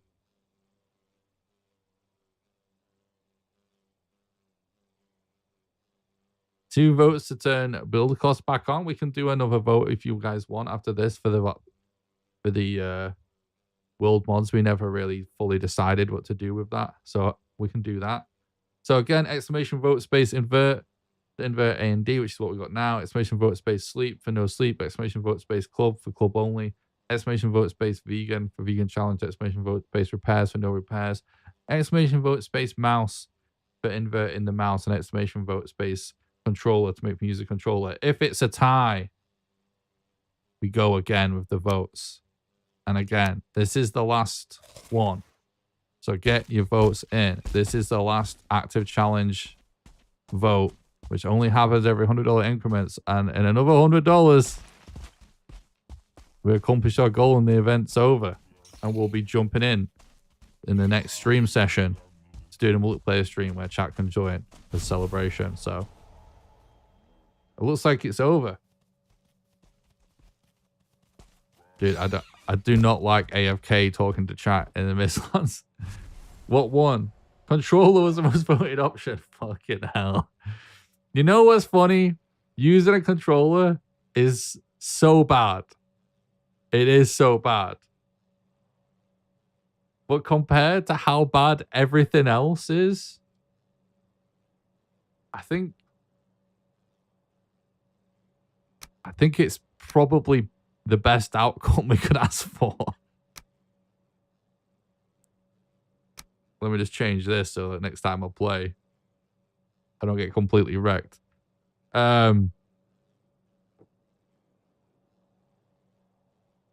Yeah, it takes a while to get used to when you start using controller, but at least it's sort of normal.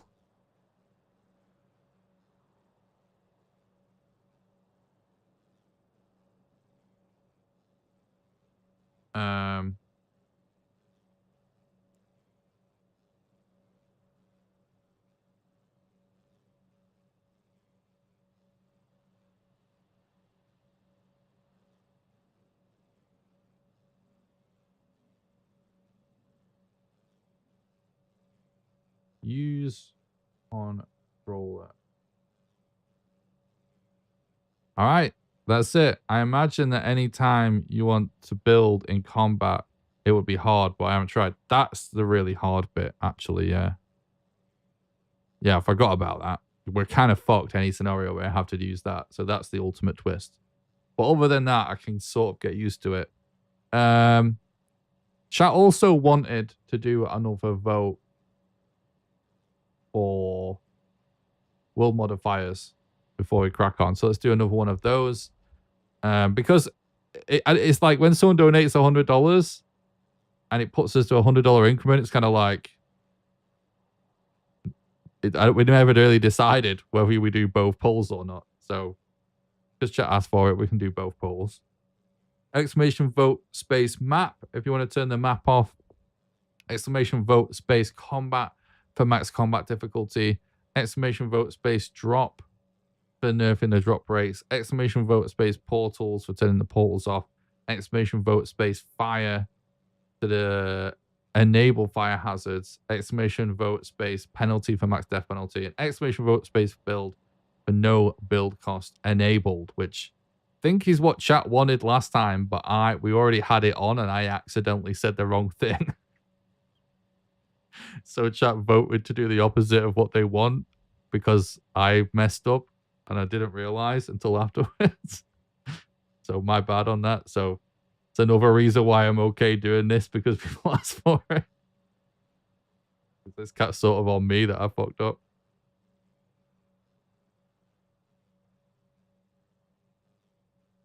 $100 to go. I can't believe it. And if we get $100 more, that means the next stream will be a multiplayer stream where anyone in chat can join. We'll drop a we'll do a stream where I'll be playing on a server doing a speed run, and we'll drop the password in the chat so anyone in chat can join.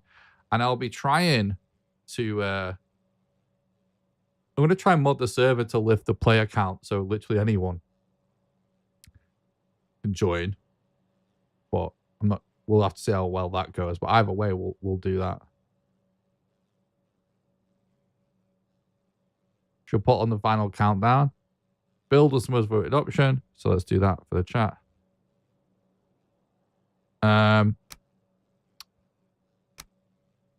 final countdown will definitely give me a copyright strike, so we don't get any YouTube revenue on the VOD of the stream. So definitely not going to do that. It would be so cool if we could do stuff like that. But considering I actually pay my bills with YouTube revenue and stuff, it's not a good idea. What was it? I'm getting a brain fart. No bill cost. Boom. Okay. Here we go, chat. Controller time.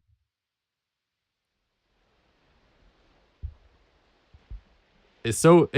You know what? This is one of the first days since the start of the event where we've changed through the active challenge this often. And it's actually so funny and interesting because it's like your brain has to change the way it functions. You know what I mean?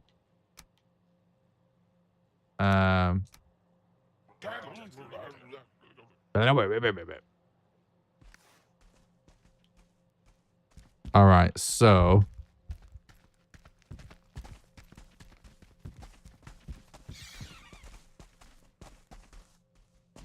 yeah, so this is weird in its own way. Why does the game feel like slow to me all of a sudden? Oh yeah, there's one setting. Turning on auto run. I feel like it's almost like essential if you're playing with a controller. Because with it off, you can't toggle sprint when you click in left stick. Which just feels wrong on a controller. But on mouse and keyboard, I always want hold to sprint, not toggle. We're rewriting your brain for money, kind of like medical experiment. Only more fun, I'd imagine. That's a pretty fucked up way of thinking about it. But also kind of true. Right, so now I have to stop and think, wait, yeah, no bill cost. So like, how do we do this then now? Oh, we just, there's a thing here. Right, so now we just go here, right? And we should be able to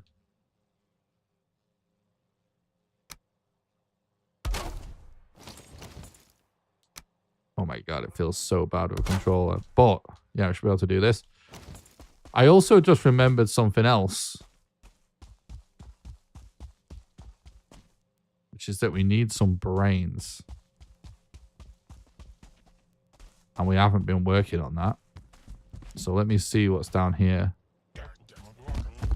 Ooh, okay, it looks like maybe a lot of brains. Potentially.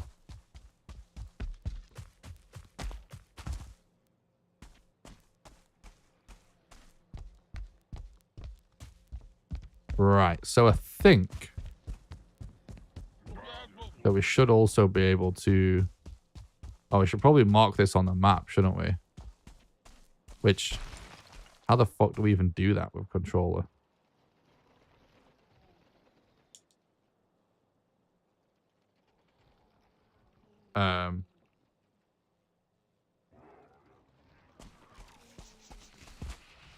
You need some brains too. I tell you what. Some days I feel like I'm firing on all cylinders. Get dehydrated. Kind of low on sleep. I definitely feel like I'm in the need for some brains.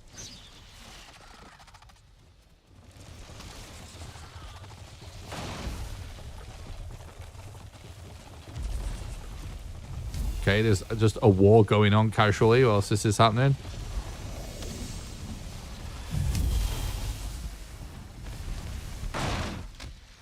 This is not really the most convenient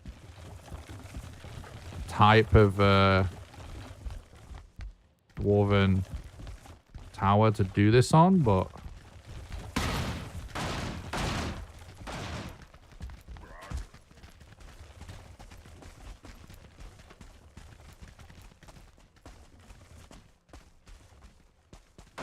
dude, I know it's not in the right position.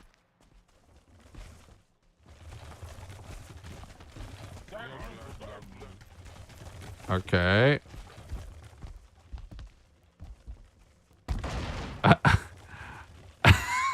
Look, we're floating. This is a classic Valheim. I guess this is a bug. Can you guys see what's happening here? It's like a weird... If you land on certain things in a certain spot, you just stay floating. And if this can happen like during combat and stuff as well. And you can just be fucked if it happens to you. But it's so rare, to be honest, it's a thing.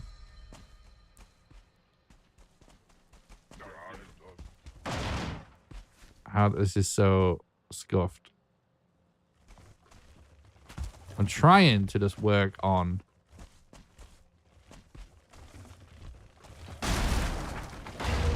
the ward, but so I've seen people actually recreate this strat and say that it's not worth it or whatever. Oh, I didn't mean to eat it, but that's one way of getting rid of it. And the key with this is to sprint. You see we're doing like 20 damage there compared to 4.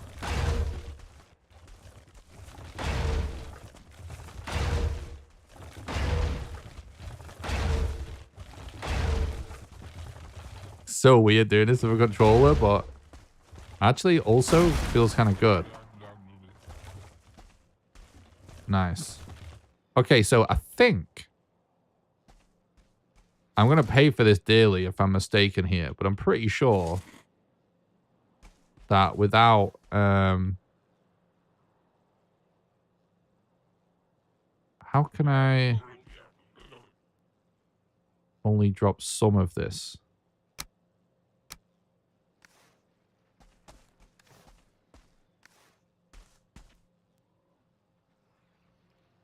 Anyway, I think if we attack these, they won't aggro now. Yeah.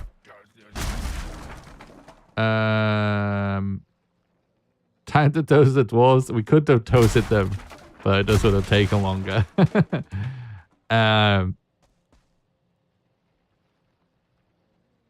Were you the one who first showed this strat? No. I saw it. I saw Thread do it. This is one of the few strats that I wasn't the first one to do it. Definitely not. I don't... You'd have to ask Thread about it. I don't want to say that I don't think he come up with it, but because maybe he did.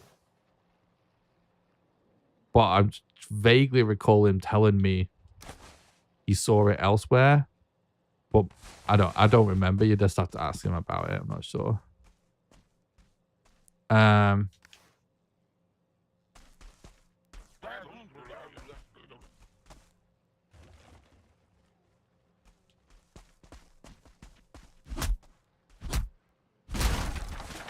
If you ever do this again, you could do a subathon. Yeah. We could do something like that. The only thing about I guess if we do yeah. I was going to say the only thing that might be confusing about doing a subathon is that because we stream on Twitch and YouTube at the same time, they're called subs on Twitch, but memberships on YouTube. But I feel like people understand. No one cares, do they? I've seen people do subathons on YouTube. Oh, I guess they call it members drive.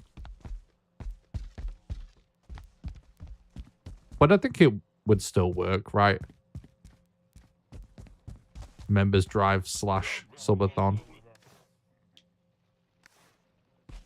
I think we need 20. By the way. I think. Did any die?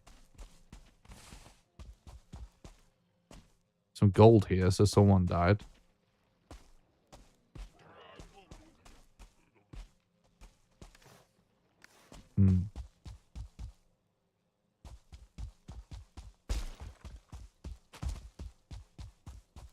Okay. So... Oh, have we ever collected black marble yet? There was some on the ground just now, so... Let's go back over here. Oh, fuck. I hit the mic. Sorry, chat. Yeah, I'm definitely not ending the stream until we hit the goal now. We're so close. There's no point. Wait. Didn't I just see black marble somewhere? There we go.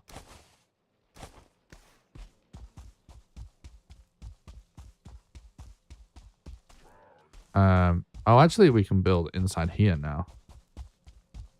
So this is officially our little base. We might as well go underground. Kind of a sick base area, really. If we could see. Guess that's the only downside.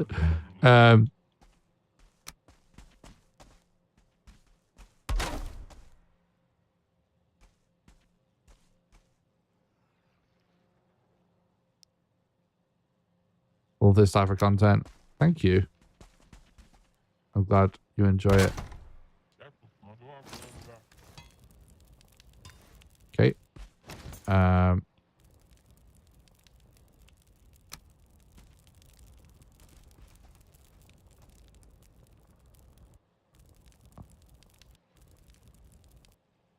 think we need sap, don't we, for a golden table?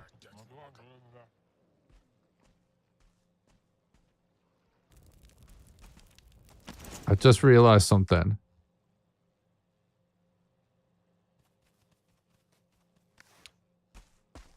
Still need the mats for the demolisher.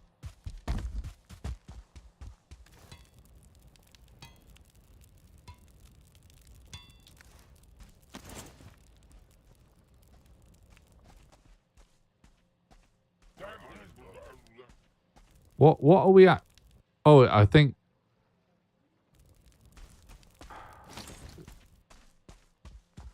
I think we need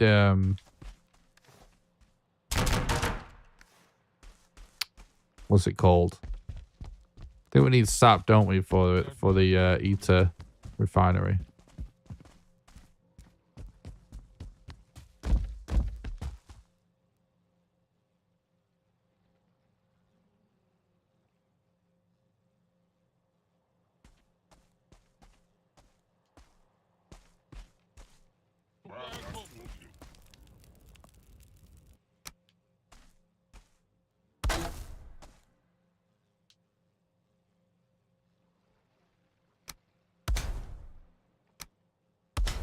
Still sounds like there's a lot of enemies out there.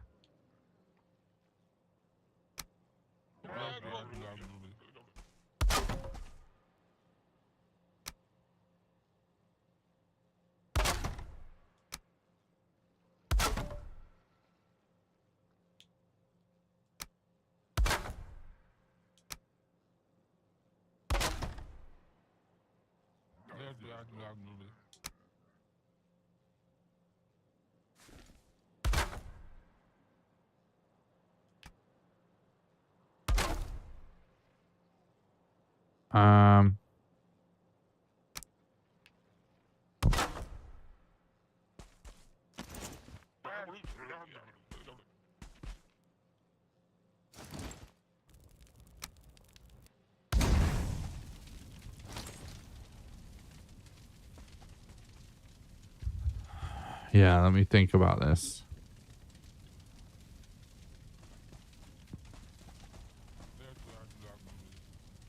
Well, we've got a lot to do anyway. We could go to a swamp again and collect all the iron that we want. But at the end of the day, we still need 2 seal breaker fragments. And we don't know where the queen location is. So that could take fucking forever regardless. So we just crack on. You ever played a Borderlands game? Yeah.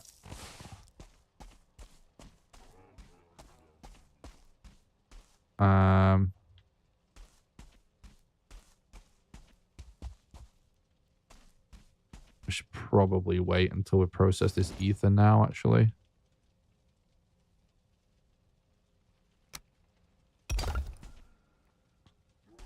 I can't see. I don't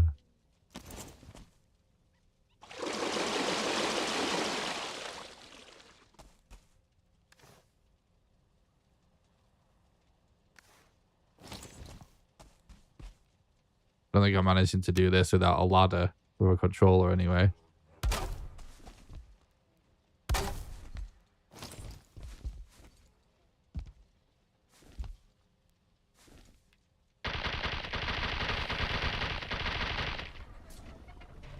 What Borderlands game did I play? I don't know, loads of them. I was super excited about the first one when it was announced, but mega disappointed when it ultimately came out, like most people were, because I think a lot of people forget this because it was so many years ago now, but anyone that was well into gaming back then that's old enough to remember will know they totally basically changed the style of the game and everything.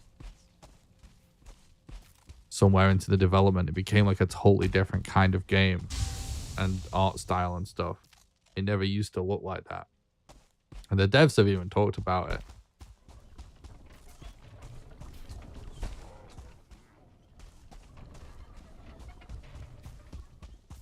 But yeah, I played Borderlands 1, 2.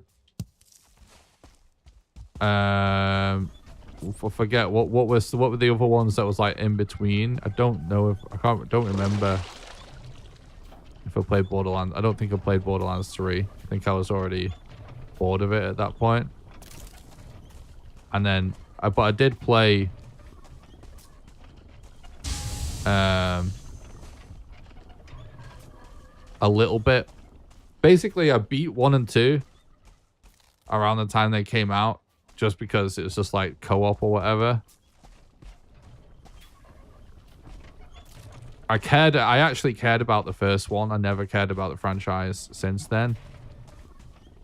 But I played just for co-op and stuff. And then yeah, the prequel one, I played that, but just because it was co-op. But I never finished. I never played or finished any of the others.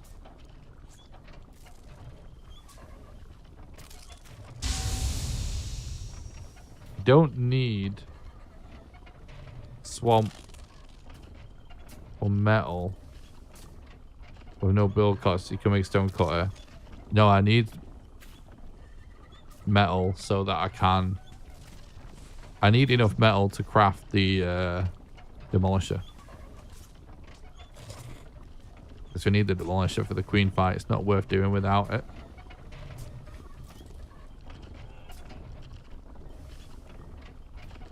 Anyone know the lore about why you use giant brains to make magic balls?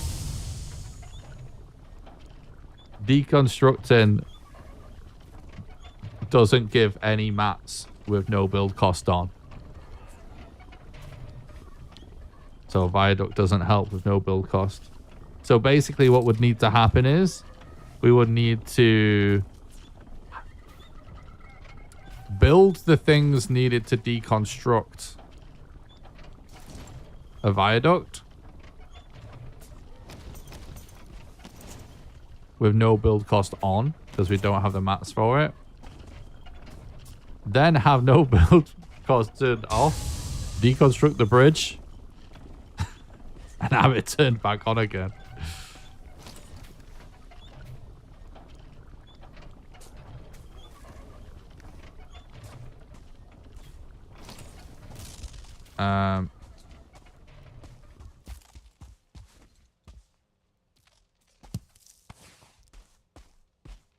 All right, Xander. See you soon.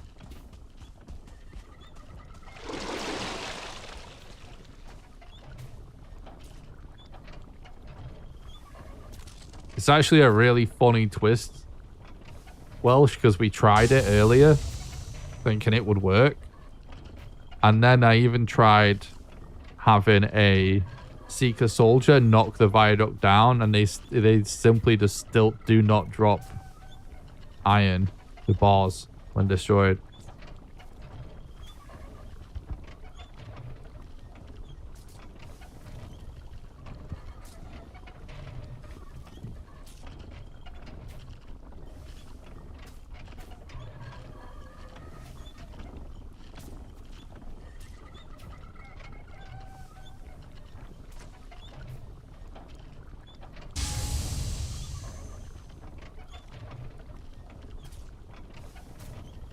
You know, something I only just have thought about until right this moment is the fact that ether sounds like metal when it gets spat out.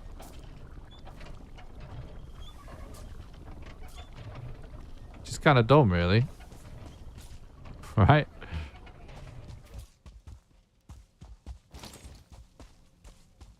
It's kind of weird they never come up with their own sound effect.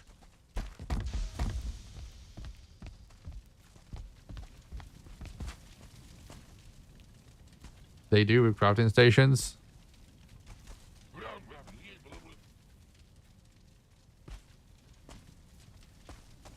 What does that comment mean? What's that in reference to?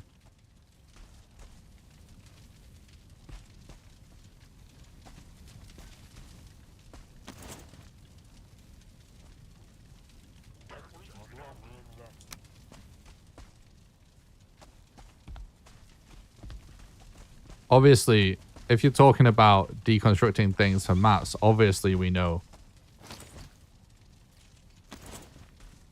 that the obviously we know that deconstructing with crafting station drops mats. But that's not the predicament.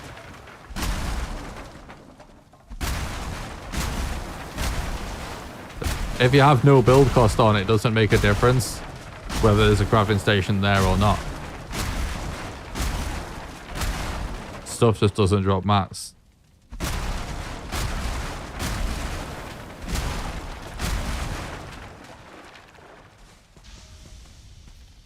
You just joined. No worries, mate. It's kind of funny. Yeah, let's just chuck this here for now. Yeah, the thing is, we're doing this like weird playthrough, right? Where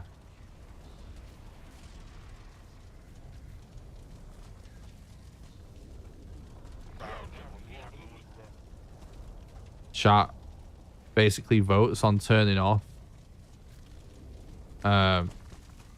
world modifiers as we go through the run, and so we keep having no build cost turned on or off by chat, and sometimes it's a lot of the time it's really helpful, but actually when it comes to deconstructing viaducts, which is like such a clutch thing in the run, it doesn't accomplish anything for us at all, which is kind of funny. But you know, we couldn't be doing all of this at this point without it, so but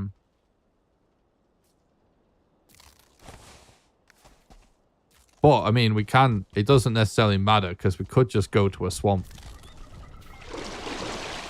so I'm not even really sure if it's all that bad, you know what I mean?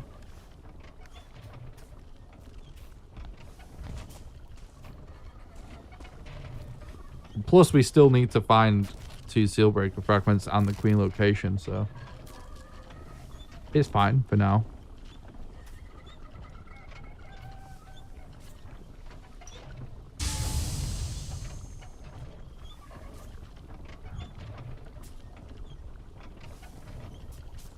Do you think we just get all of the brains that we have access to now farmed here, though?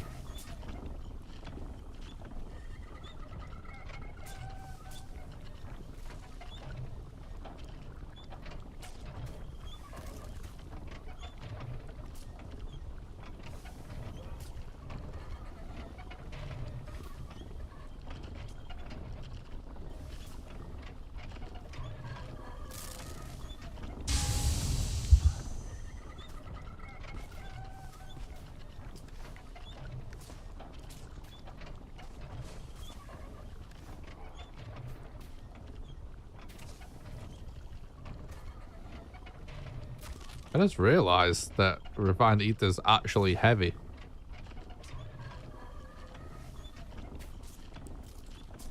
I don't remember how much we actually need, to be honest.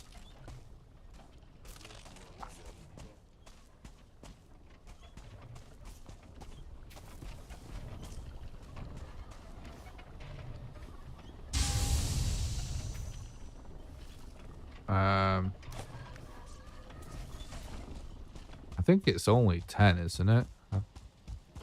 Or is it 20?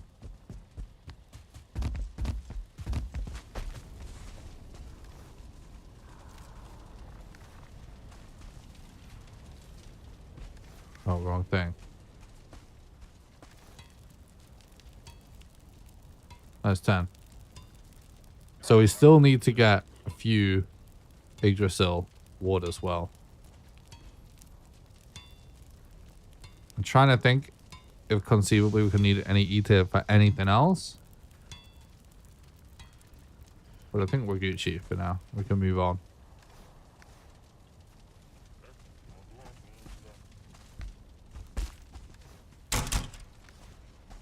Dogs or cats? I love both. But if I had to choose one, I would choose cats. And I know dog people go fucking insane over it. But I'm still a dog person. It's just that I was raised with cats, always having cats, not dogs. And I've got cats now. And they're awesome. I would love to have a dog as well.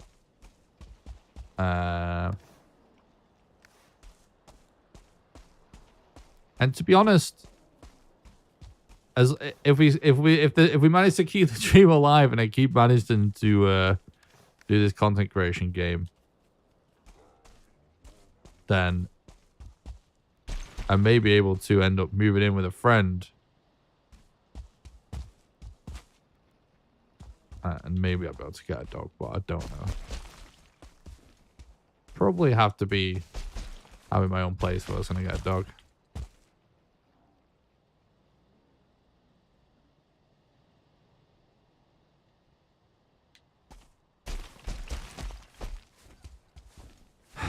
So yeah, I don't know. I want a dog, but it's hard, you know?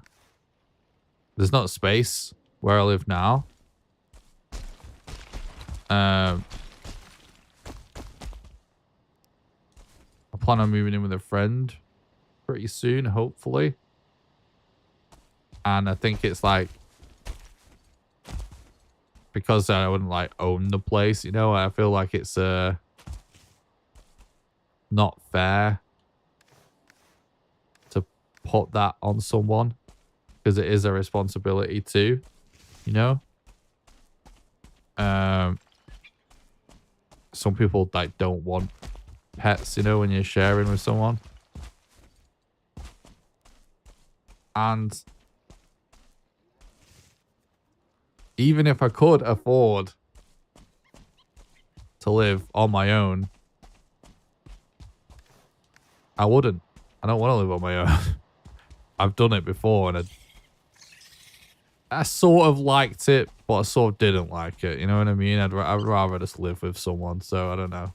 Probably a while off until I can get a dog.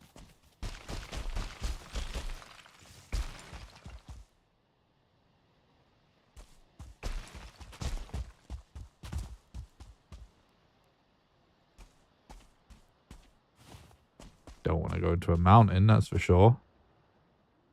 I can't do the print seeds command with controller. I don't think so anyway.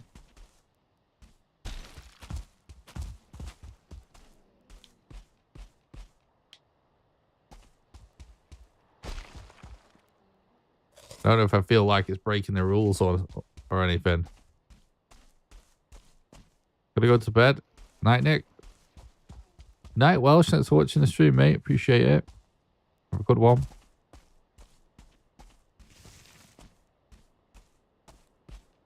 Be cool if Valheim let you tame the rabbits. Hell yeah. I'd love to see more of the mobs and stuff be tameable. Making locks is tameable. Having Asphins as tameable is like some of the coolest things. Chickens, all that stuff. It's all some of the coolest things in the game, I think. They just need to do it to Drakes. And then have a Drake saddle. And I'll be happy. I'm hearing a y'all, so I'm activating this so I can run away.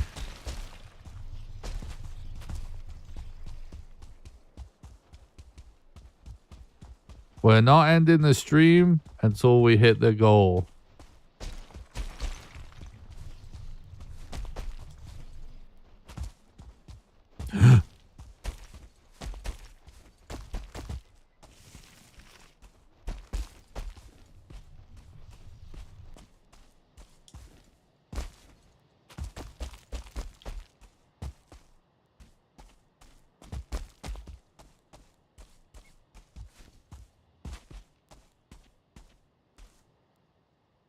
It's got a nice chunky missile here.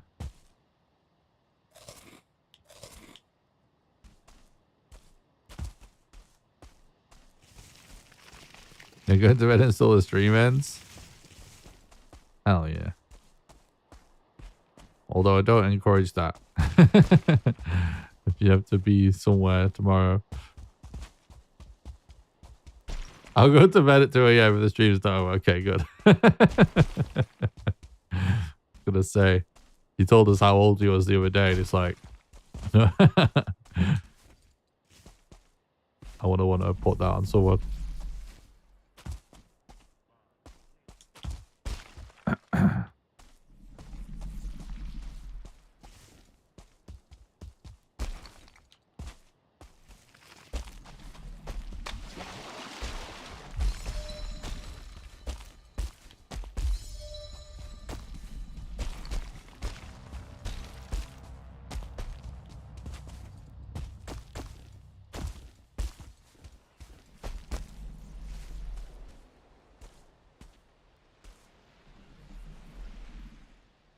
I wonder what it's like having technology like this at 12 years old. I know, dude. I think about stuff like that all the time. And you know, the main way I think about it is game development.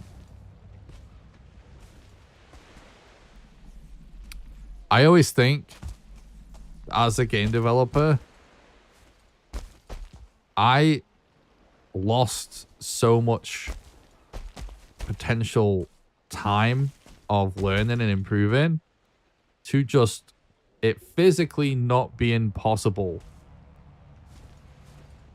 for me to do game development. You know what I mean? Like I am 34, right? So it means I was born in like 1990. When I was a kid, and I originally had the thought of like, wow, how cool would it be for it to be a job to make video games? Which I think everybody has that thought at some point that's into video games. And in the 90s, that was a fucking insane ask. It wasn't like there were all these engines you could just like download on your computer. And frankly, it wasn't even like we had a computer. It was like the situation with the PC was so all over the place. It was like we went through years of not having a PC. Then we like, me and my mom lived with a guy that was a developer for a while. And so there was like one shared computer in the house. Foggy. Donate to get this man some stuff. Thank you so much for a mysterious donator of 5. Thank you for the $5. You're legend. I appreciate that. Thanks for supporting the content, keeping the dream alive. But yeah, like I remember like there was years of like not having a computer. Then we had like a shared computer for the entire house. Then there was like one time when we lived at that developer where he got a new computer and I was allowed to have his old one in my bedroom. And that was like, and that probably was, yeah, that was still the late 90s. And at that time, that was like the coolest thing and craziest thing like ever to have a PC in my room at that age. And then even then, eventually that went away, right? When we wasn't in that lived-in situation again. But my point is just, it was so hard to figure out making games in the 90s as a child that, like, it really, in most cases, people wound up making games from either going to university to study computer science or their parents being computer scientists or programmers or whatever. Now don't get me wrong, they're all like famous programmers that did figure out how to make games totally left to their own devices from the 90s era. All of them grew up with money though, because computers were so expensive. And like I said, like half the time I just didn't even have a computer. But then now I just see how like there's so many game engines now that are completely free that are absolutely awesome. Oh look, we got a Virgo trophy. That's cool. And yeah, you can just download a game engine and start figuring it out, which is obviously eventually what I did. But I already had left university by the time I started trying to figure out making games and stuff. Yeah, I think about that all the time. Like a young kid that really wants to make games now can make games. Obviously, there's still going to be like social economic restrictions to a certain extent. There's no doubt about that. But that barrier is way, way lower now. Like people from working class background can do that. Whereas that wasn't really the case in the 90s or before.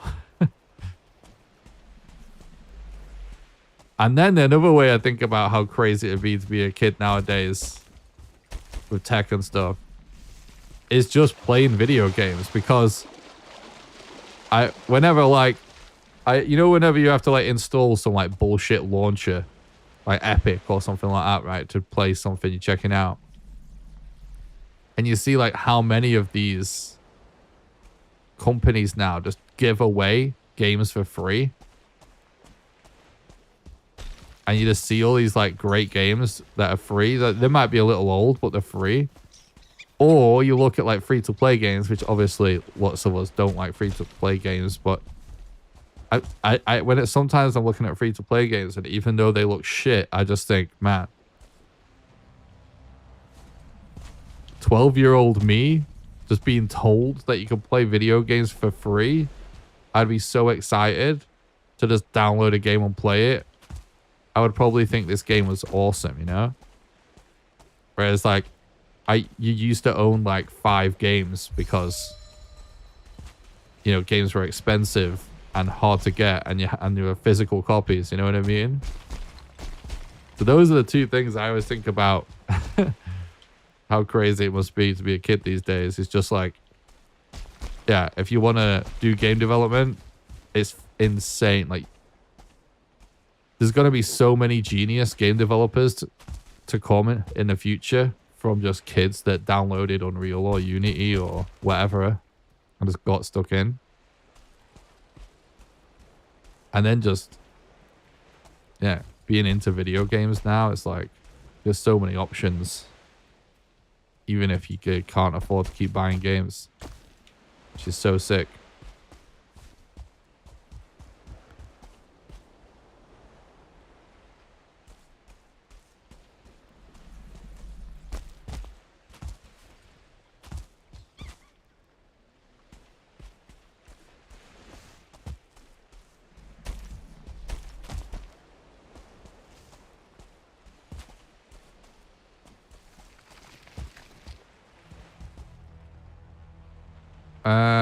We're sort of going around in circles a little bit.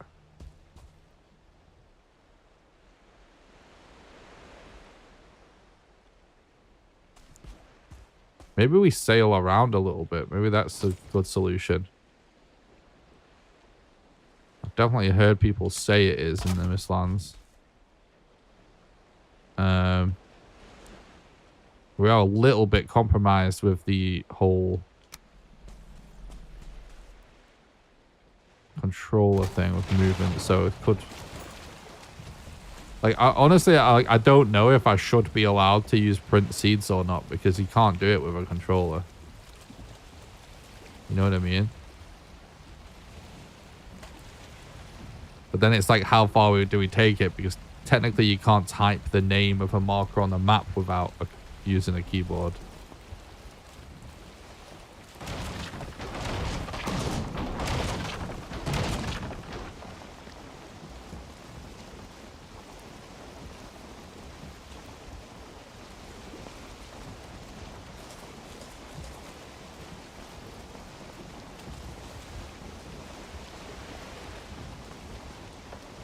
You know, one thing I do like about controllers in games is how smooth you can get the camera work to look using a controller compared to using mouse and keyboard. Say do it. Yeah, alright, fuck it. I can start doing it. I mean, we're getting towards the end of the event anyway, hopefully.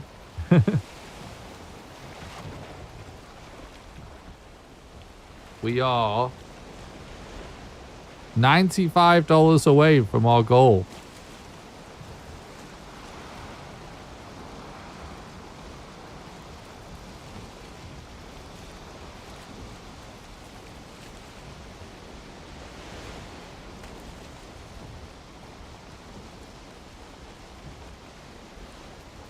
What is that I see on the horizon? It looks like it might be a dungeon or something.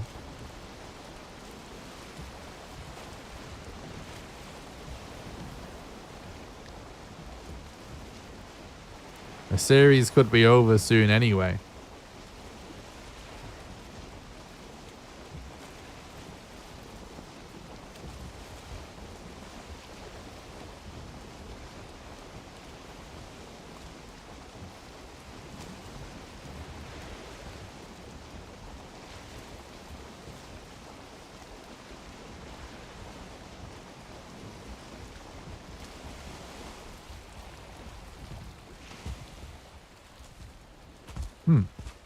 That's kind of weird.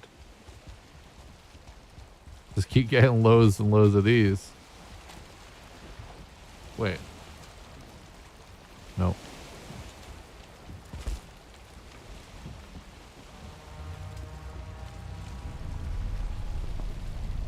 That doesn't sound good.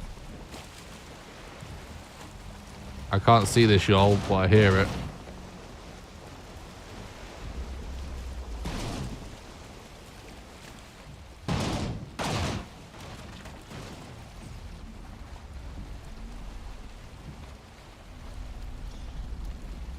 Come on, game.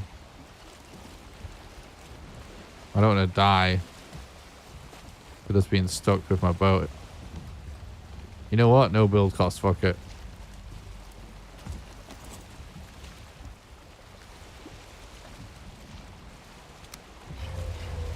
Oh, really?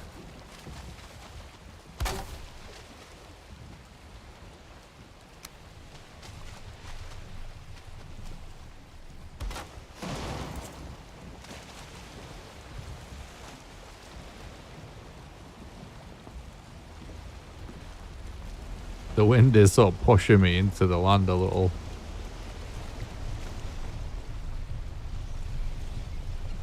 I don't like that we hear this yawl but can't see it. It's like a potential for disaster. Oh, I think this is land as well. Oh, the very good town.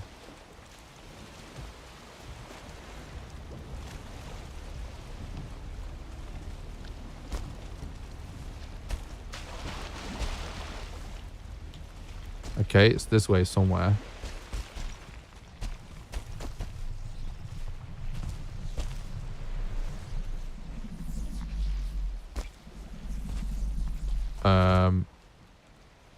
Sure sounds like that y'all's getting closer.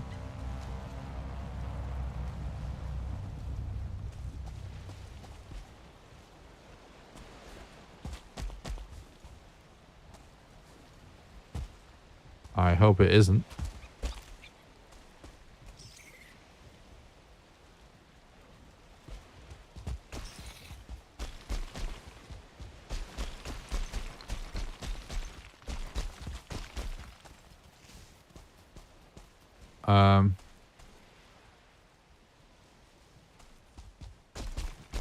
It's clearly over this ridge.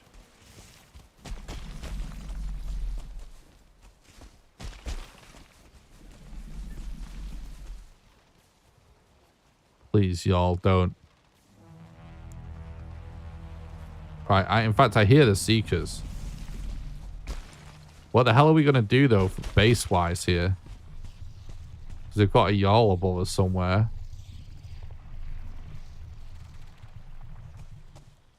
And then we're about to go deal with a bunch of Seekers.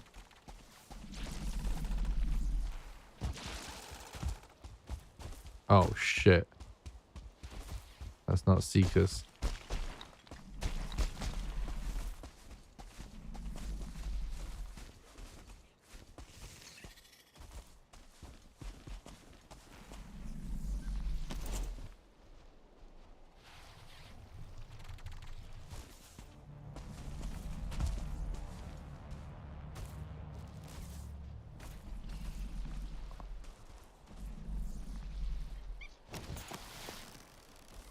I can't see anything. I was going off seeing the UI here.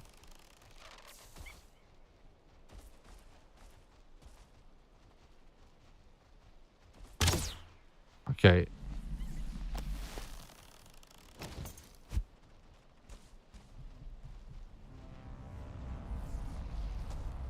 I don't even know which direction I can go.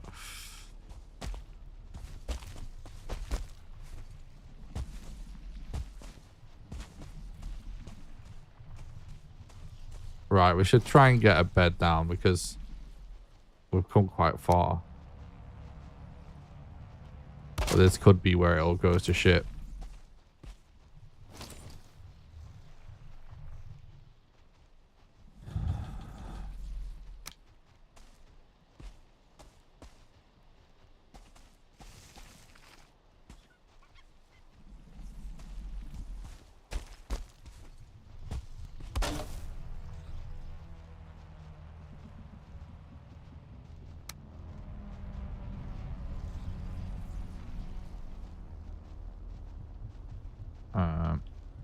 I can't see what's going on.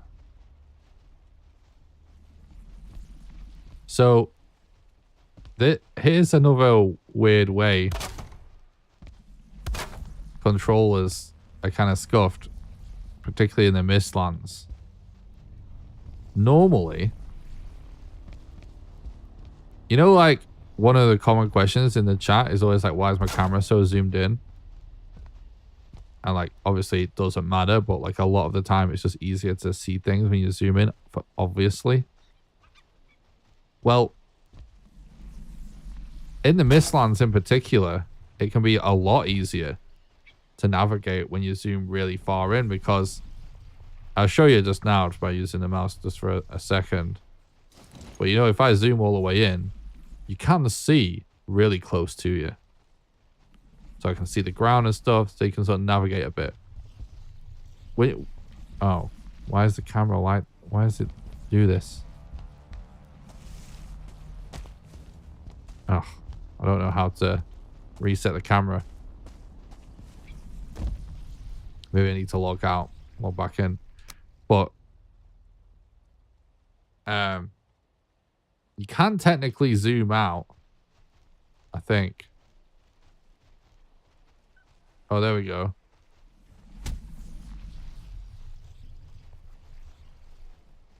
How do you zoom in?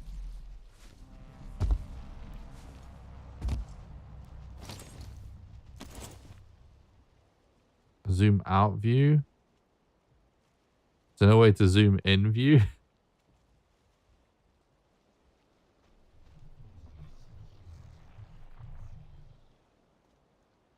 Press up.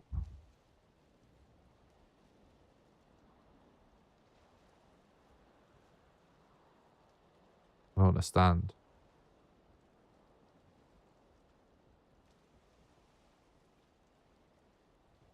I don't understand this button map.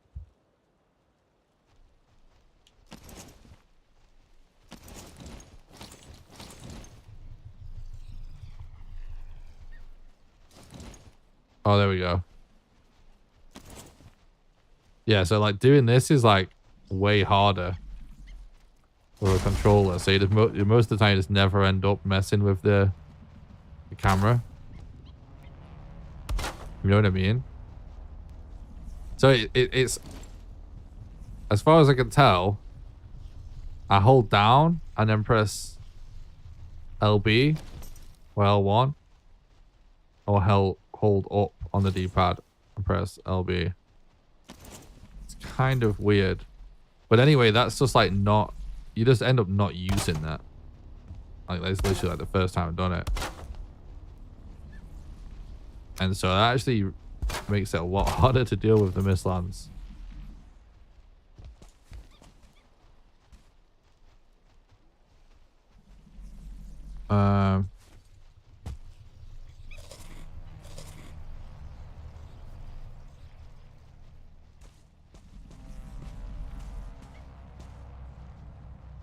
I was just wanting to check something. One sec.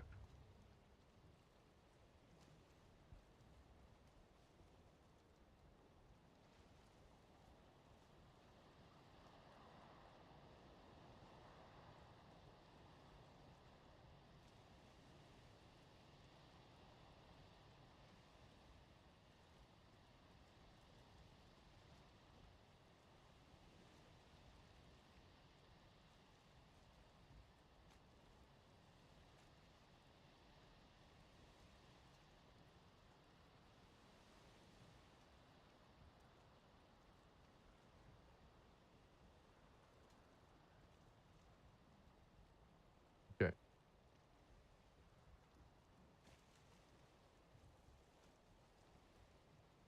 We're so close to hitting this goal, and the sooner I can hit it, the better. So we can move on to other content, and so I can actually get all my bills paid and stuff. Because it needs to happen, like this month. And we're so close that I really do want to keep streaming until we hit that goal.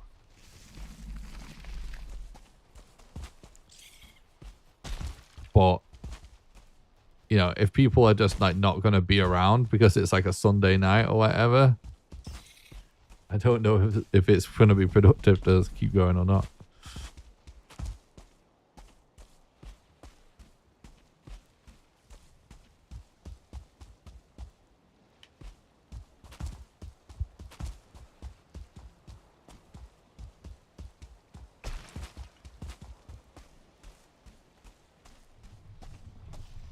It's actually better knowing I can do that zoom in and stuff, even though it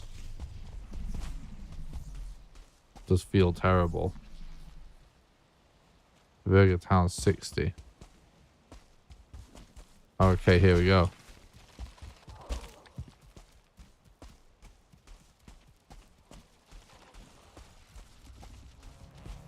Now,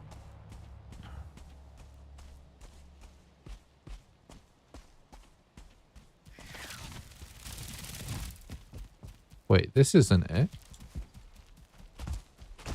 Where the fuck is it then?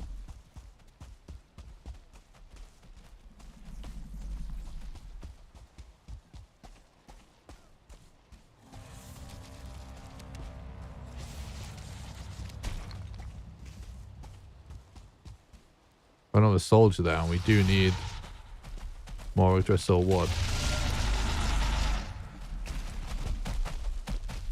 Why is he in a spot with no trees?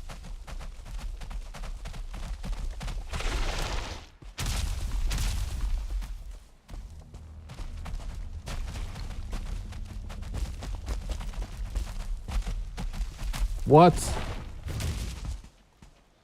down at a awkward spot right there.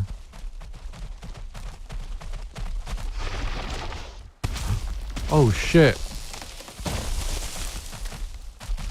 I tried to do a dodge, but rip.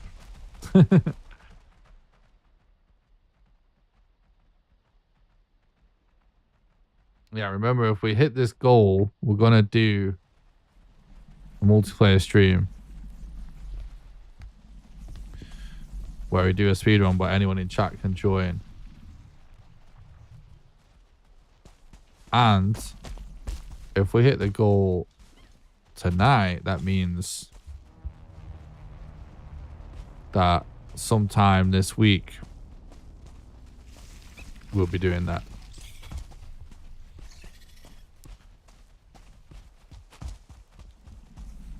Because I stream 2 to 3 days a week, and honestly, it would work out perfect if that's the case, because I'd like to make this week be one where I stream 2 days so that I can spend the remaining 3 days of the content schedule getting this video out about crazy builds on the server. And the other 2 days I'm working on my game.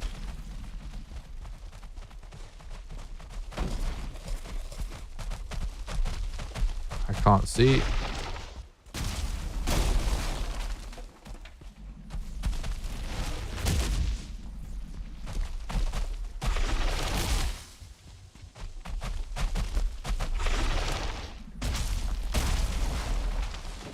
Oh shit.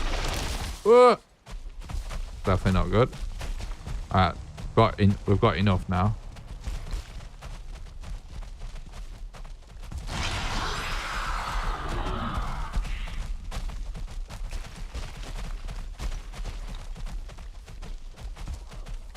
Oh, this is the dungeon. Holy fuck! No! No, we got over encumbered because Corpse Run let us carry more than we could. No. Yeah, with a controller, you ain't opening the inventory to drop stuff fast enough, that's for sure. That is for sure.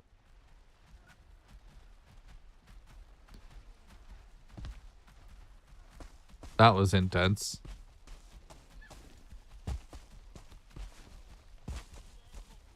You just freeze when you open a controller lock. You know what I mean? That is simply not happening.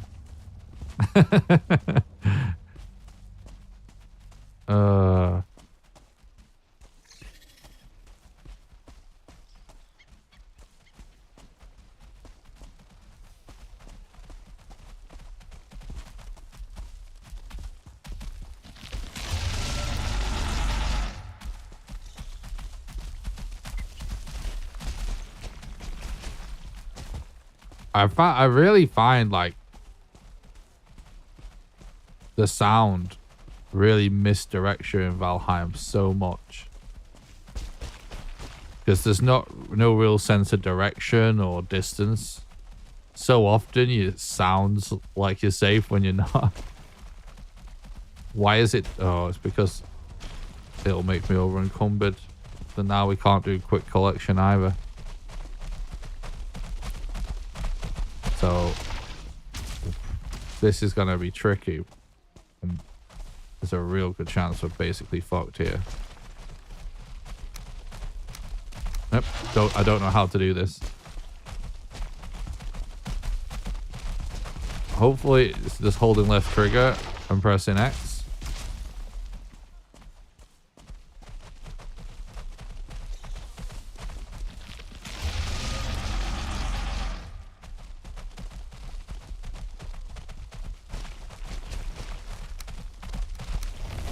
Oh, it doesn't auto-collect still.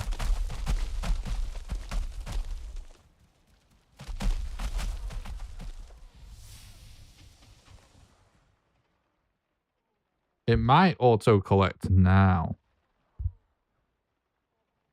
Let's see. But I don't remember how it behaves, how the tombstone behaves in this scenario. Don't know if anyone in chat remembers. But you can't do the quick collection, right? When it over encumbers you. And definitely then afterwards, it can't either. But I have a feeling that if you drop something out of it so that it will no longer over encumber it and then you die again, it might actually quick collect. So let's actually try.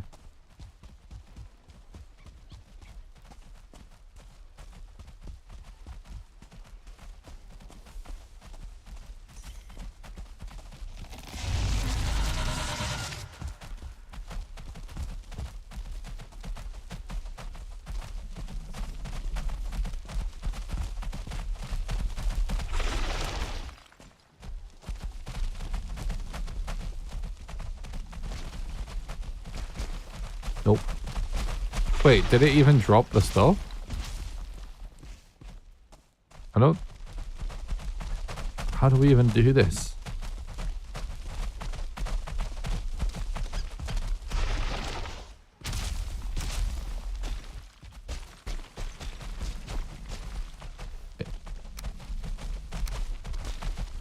It's just swapped it.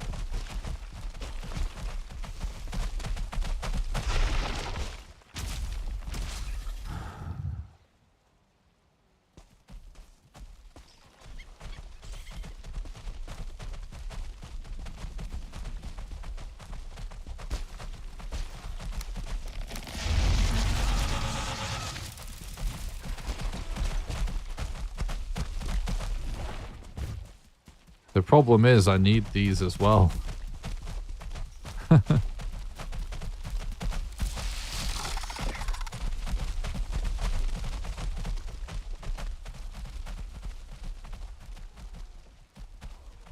Right, well, let's see if quick collect works now.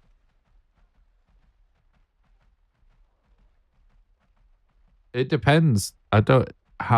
We might be massively over encumbered. So this might not be enough anyway, just getting them cores out. I wanted to just drop the resin because it's not really that important, although it will be useful if we get enough feathers, but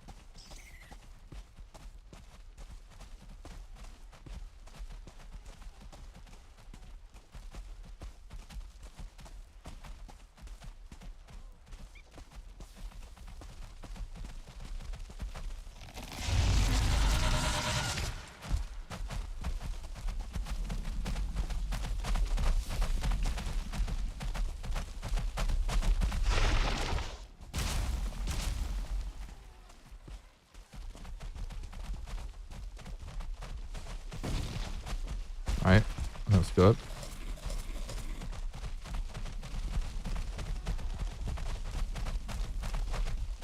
Maybe it'll let me do this now. Okay, yeah, so we can at least move our stuff. But we're gonna be over encumbered again when our corpse run runs out. But maybe we can do something about that.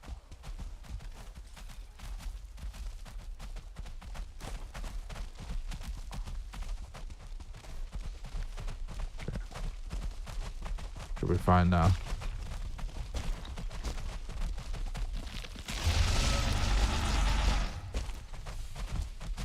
All right.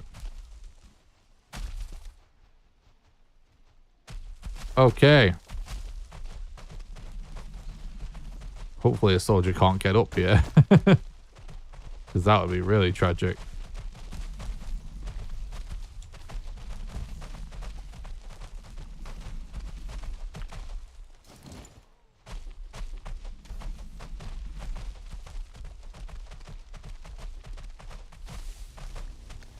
So we could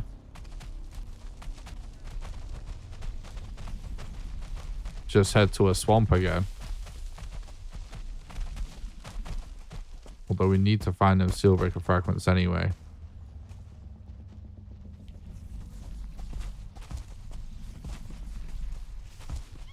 I have a little bit of a... Ah, fuck it. We kind of just need to YOLO towards that dungeon with all this stuff. Are you still gonna finish a run after you make a goal? I'm not sure, to be honest. I mean, I can't see why not. Why we can't finish it at some point, because we're pretty close anyway. So we might as well. But I definitely am not going to be in a rush to finish it, because I would like to take a little bit of a break from this. But we could maybe come back to it in a week or two to finish it off.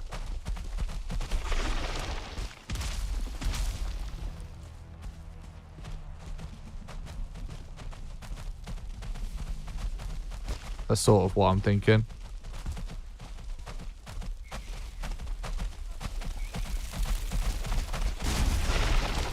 Whoa.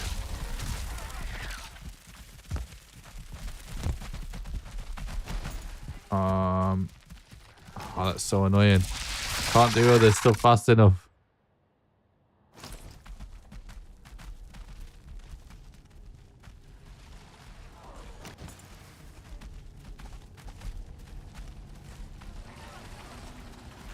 I'm gonna fuck this up real bad if that's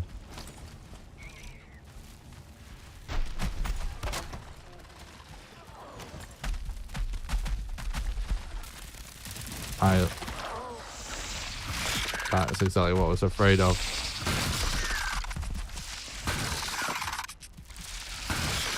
I think we need to focus on maybe killing this guy first. Oh, he's gone. And he's back. Motherfucker.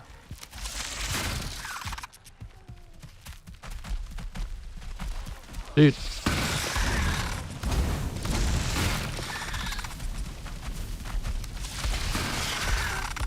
Please die. This is so scuffed with a controller.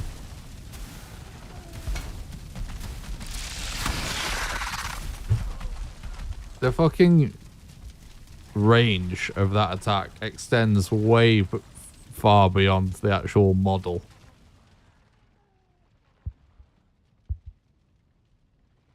So crazy.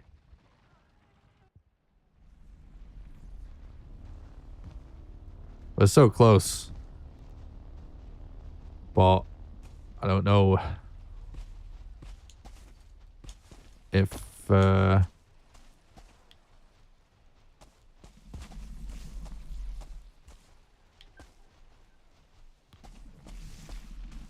we probably will finish this run, actually, because I think it will make an interesting video. We can figure out a good title.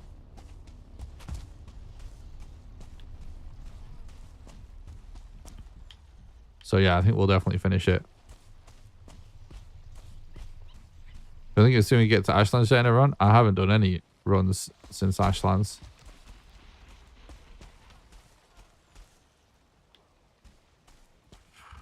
Just this and the hardest possible settings one, which both are like a week in, right? So, yeah, definitely not seen that.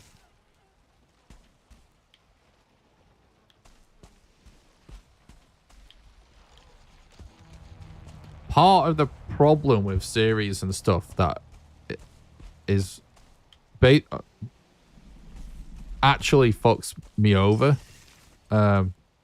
personally, like legitimately, a real thing. It fucks me, and why we don't do a lot of that stuff, and why we start some and don't finish them, is because they don't do well. Less people watch the live stream when I do a series. Less people watch the video after the fact when I do a series. And it fucks me because that's how I pay the bills. And if you get more content that doesn't do well, in some cases, it can mean the rest of your content doesn't do as well. So, really, like the speedrun, like world record attempts, when it comes to live streaming, I can't believe there's a soldier up there, by the way. Like, that is what we need to be doing.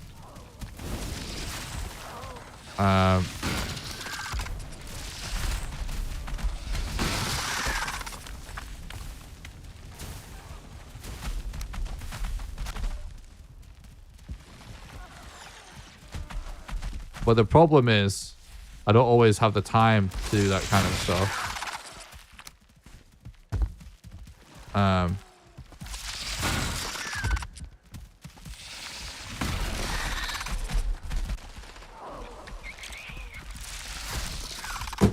Fucking hell. I couldn't leave because you have to do it, like, go out and back in a bit to go back out, don't you?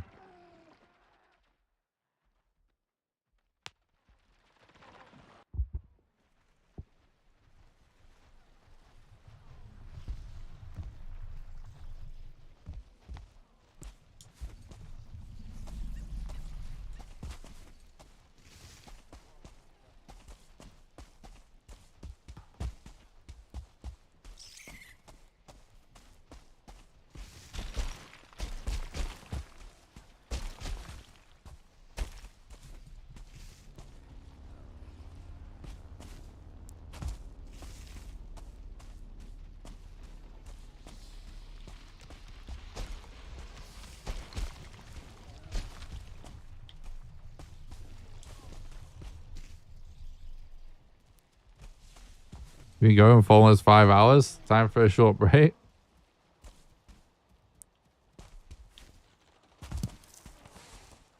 I don't know. It's 2 in the morning. If I take a short break, I'm not coming back.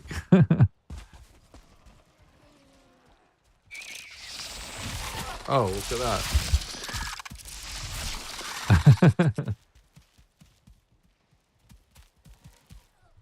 If they find my bed, we're screwed.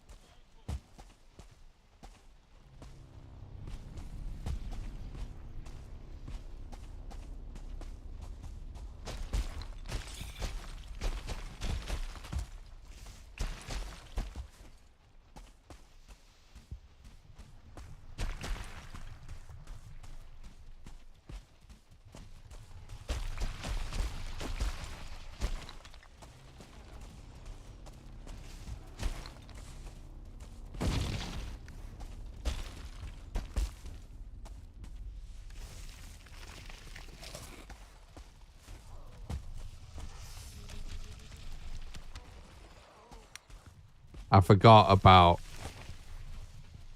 how much like the building and stuff has to do with, you know, dungeons like this.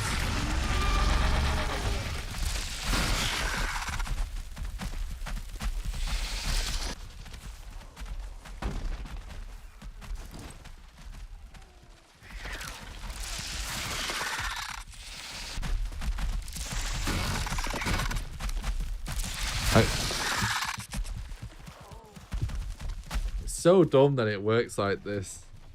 Like, I'm literally on the door. You can't go any further in there, but you have to move out so you're not touching it for a second and then back in to go back in.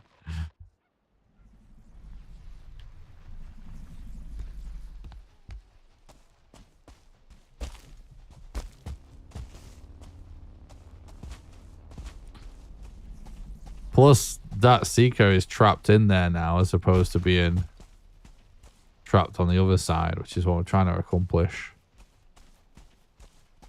So that's not good.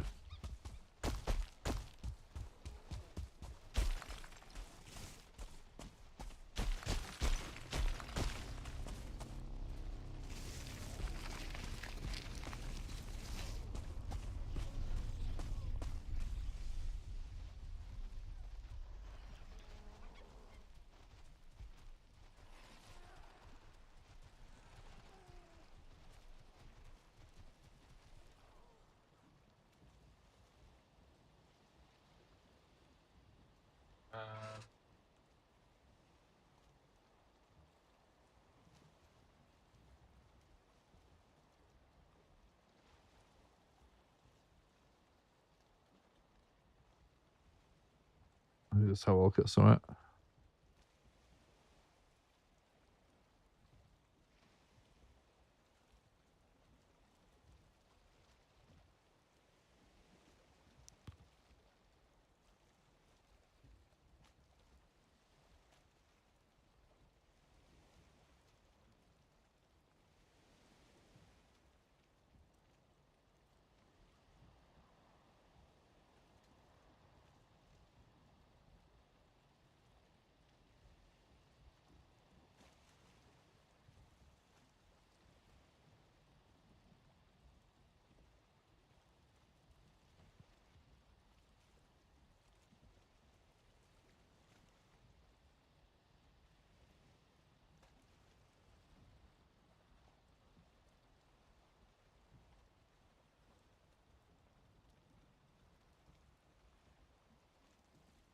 Dude, the viewership's so bad on YouTube today.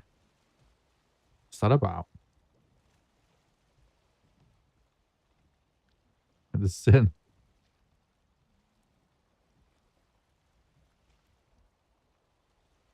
Algorithm's definitely been doing some weird stuff with these streams.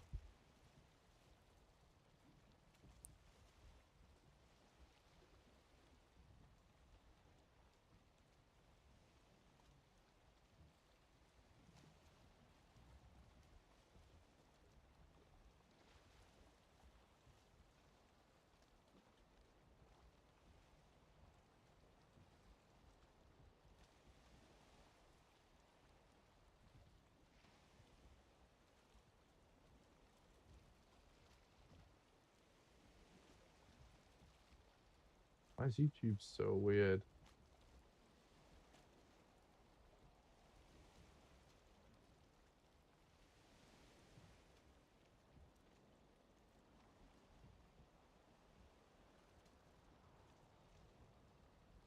All right, whatever.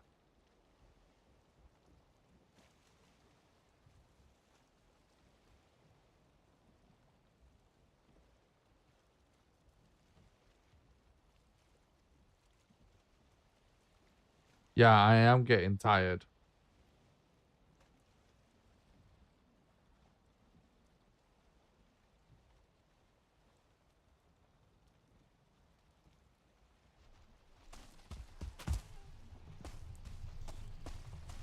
But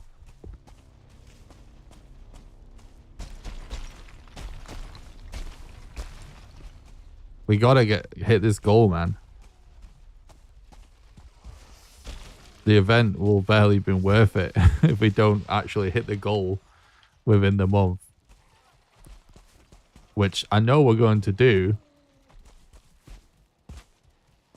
To clarify, when I say that, it's because of the time I could have spent doing other content that would make money, obviously. And I know we're going to do that, but the thing is, I also want to make other content to come out soon as well. So the sooner we hit the goal, the better.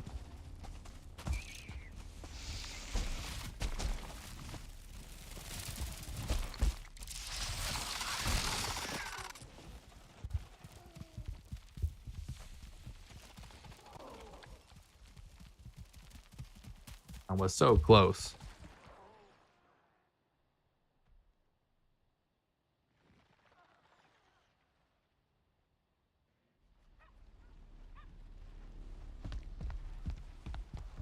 Plus, when it, like, yeah, it would be good to also finish the run, which we don't have to do right away. But even when the goal's finished, it would be good to finish the run to make it into a video as well. So I think it could actually be a good video.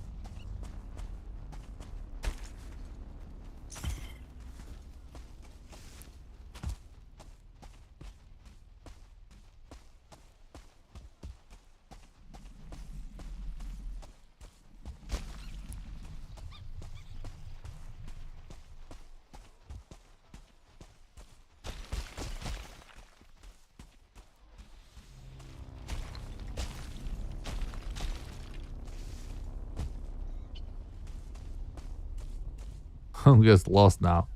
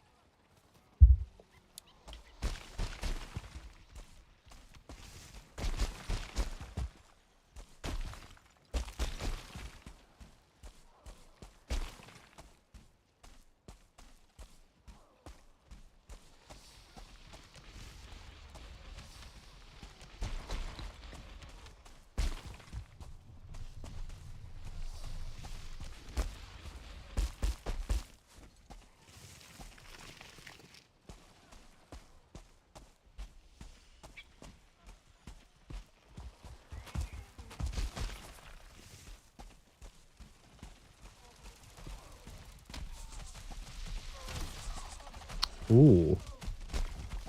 Dwarves. Unfortunately, because there's a soldier involved, I don't think they're going to be our total savior, but...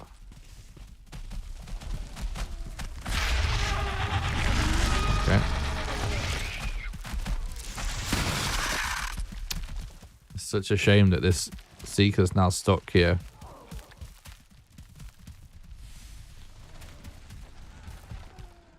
But it's also got to be low on health because we burnt it a lot. It will be regenning health too, but...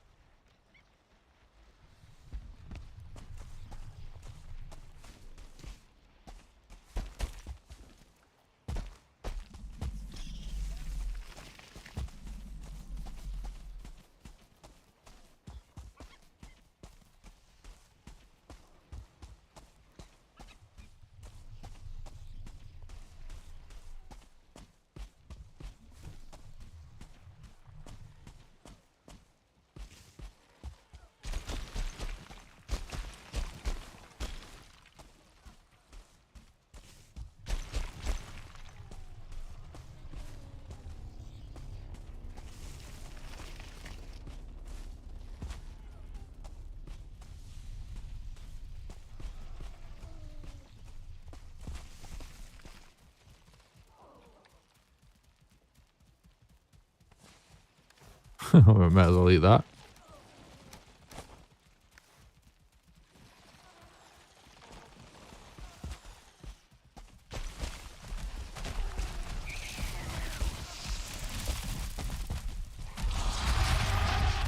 Oh my god.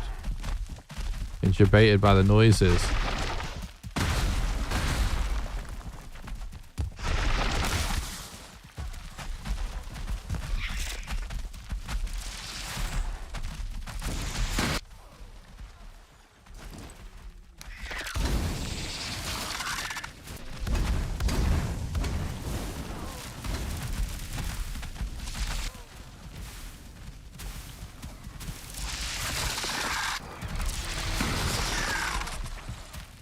Okay.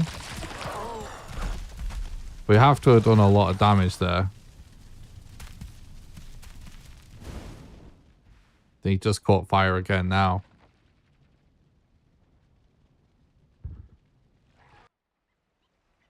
It's going to be tough to get set up out one of these dungeons with a controller. But once we do...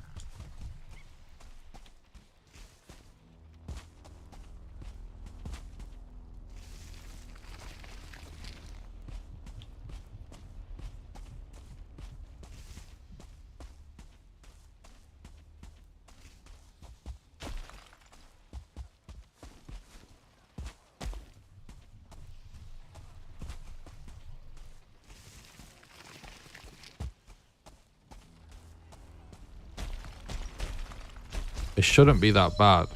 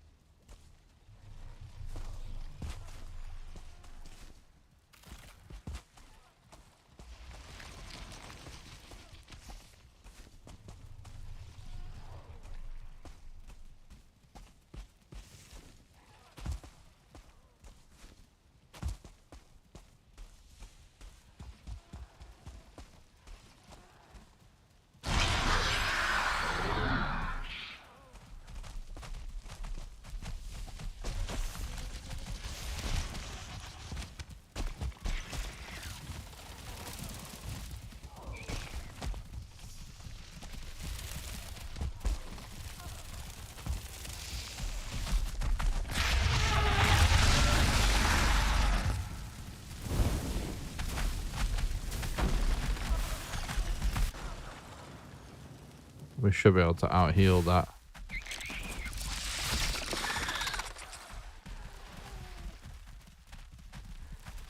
Is the way the Seeker moved forward has blocked. I was trying to place the campfire fast enough, but he blocked me.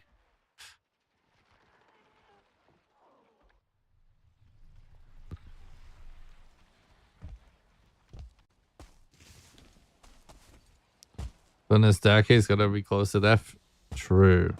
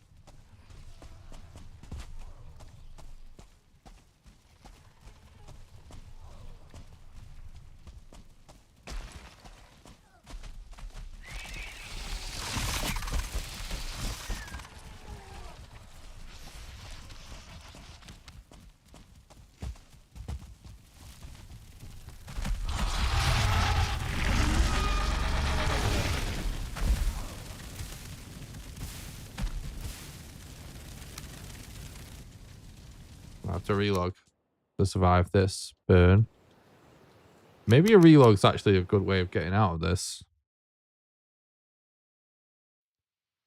Well, we don't necessarily want to get out of it. We just want to kill these seekers and get like a bed down underneath here and build a wall. That's actually what we want to happen. But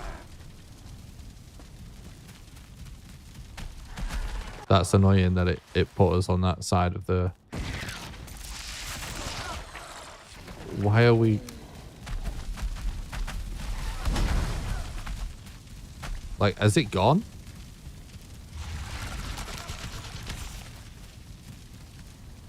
It's dead.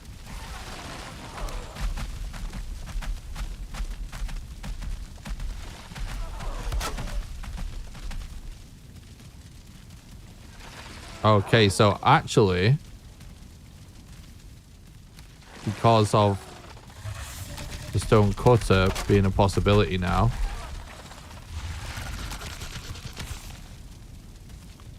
we can use black marble for this.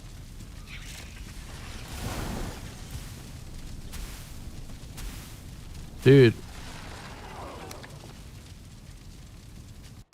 Maybe we should deconstruct some of these fires.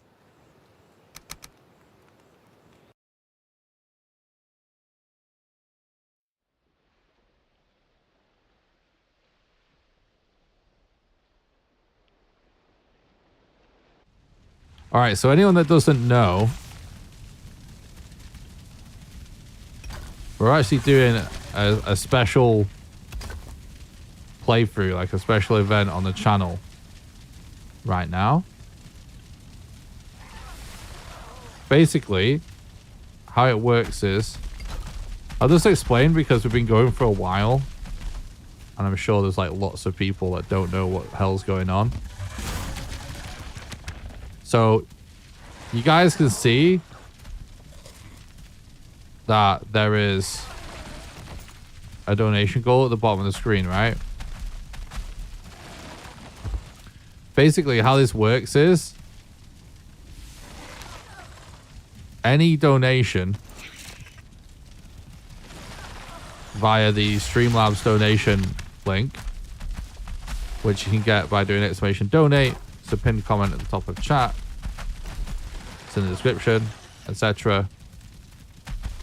Any donation via that link, and it has to be that link, gets added to the bar at the bottom of the screen, right? It's kind of nice we can make these bigger chests, by the way. Oh my god, I need the bathroom. I have to down in that water. So yeah, any donation from that page gets added to the bottom of the screen.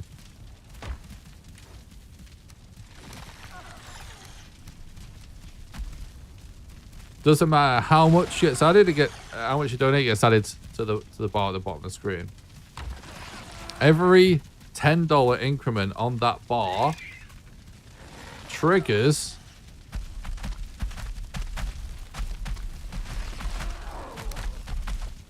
a vote in the chat, where anybody in the chat Doesn't matter if they're watching on Twitch or YouTube. Doesn't matter if they donated or not. Everybody gets to take part in the vote. And what the votes are on at every $10 increment are turning off or on certain world modifiers. So, for example, you can vote to turn the map on or off, max combat, 50% drop rate, portals, fire hazards, max grades, max death penalty, and no build cost. At every $100 increment, which we just passed our last one, the next $100 increment is going to be accomplishing the goal. Chat votes on the current active challenge. So right now, we're having to use a controller.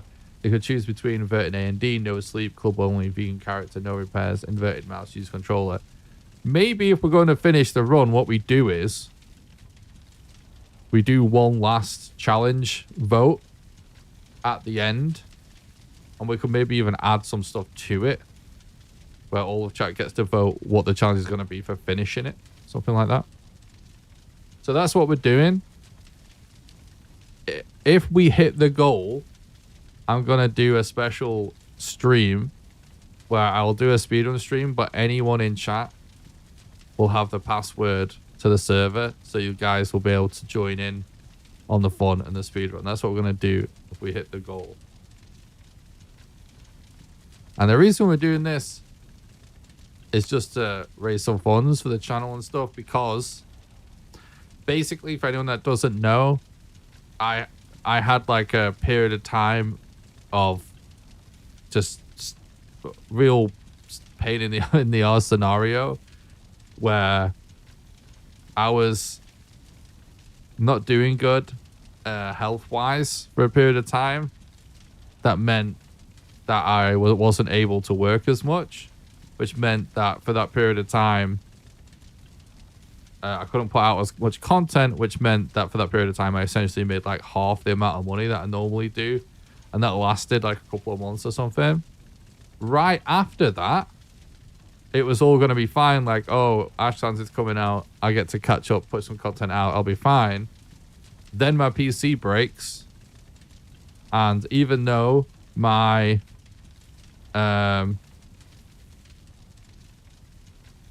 community was insanely generous and donated a bunch of money to help me get a new PC, still, obviously, there was like lots of extra cost of money that I didn't, plan on spending, where I had to spend like hundreds of pounds. I wouldn't have been able to get out of the hole at all and continue making content if it wasn't for the support of our community at the time, which I did not do anything to this is basically, at that time, I didn't do anything to arrange like an event to raise money to buy a new PC so I could keep making content, even though I had a contract with a sponsor where I needed to get the video out, and I would have been absolutely fucked if I couldn't get that video out. I didn't do anything. I didn't ask for donations. I didn't do a fundraiser event like this one. The community just reached out and just started donating, even though I wasn't live. They were donating to the donation page to allow me to get there. So that is absolutely insane. But this is essentially the event where we're trying to raise the funds to catch up, because what happened was, even though people sent money, which allowed us to get a computer, which is amazing, I still spent hundreds of pounds of my own money getting the setup back up and running again. And then the last thing that happened was, on top of that, my glasses broke and I couldn't fucking, see good.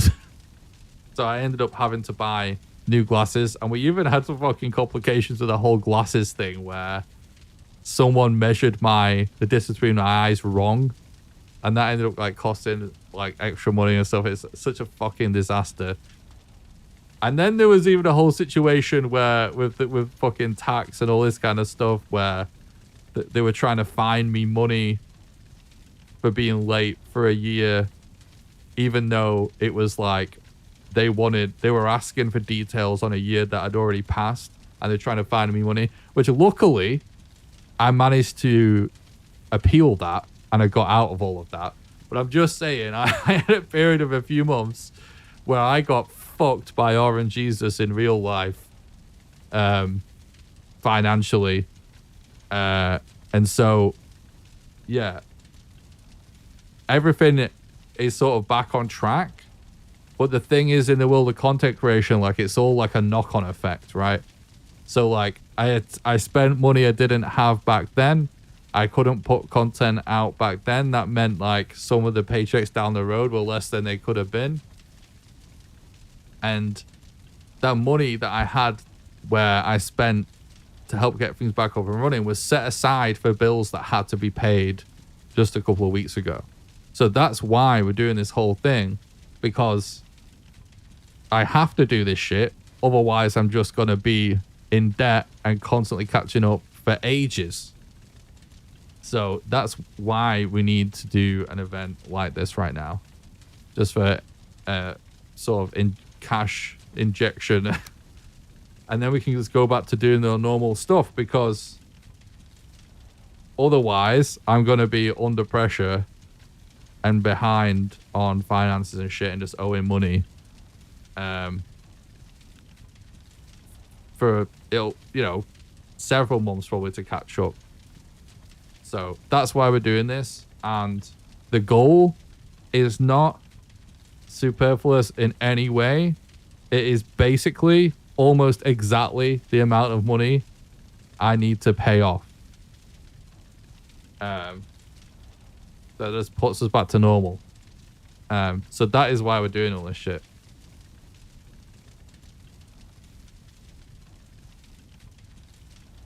Joining on the phone, you don't want me to have this power. Our ruin days. Well, we're going to have no control over what happens. I'm counting on some people ruin it. They'll probably just make the adventure more insane.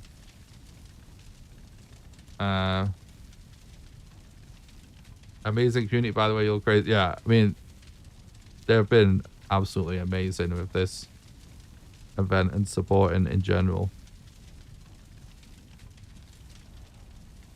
Sorry for interrupting the monologue before. I just got back and heard joining on the phone. Right, I need to pee right now. I'm not thinking straight, and I need a bathroom. Be right back.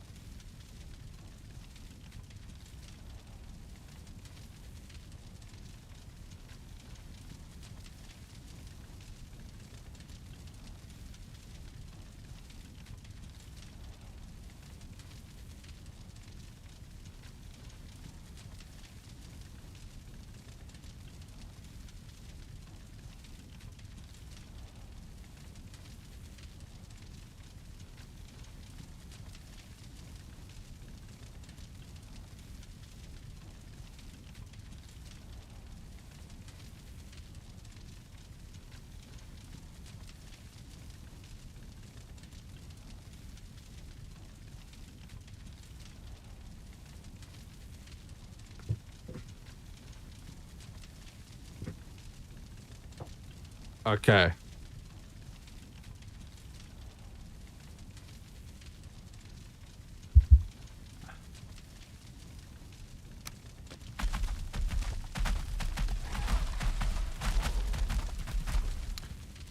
Now,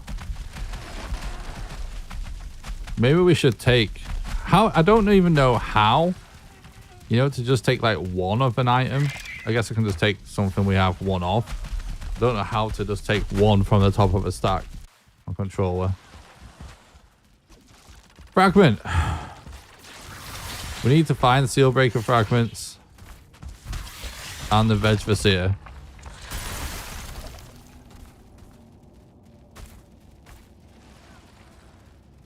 Gotta pee, comes back. Drinks 4 liters of water. True. I'm trying to stay hydrated because whenever I stream,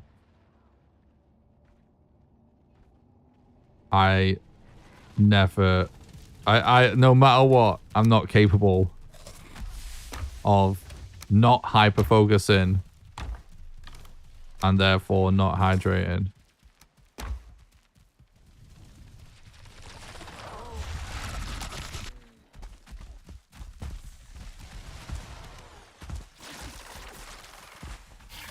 Dude.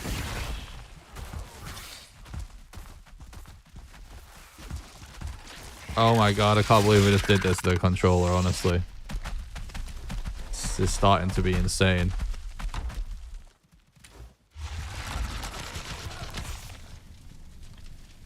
Just go because we've got this buff. These rooms can sometimes have veg viziers. That's what we really... Oh no! Oh, that's not good.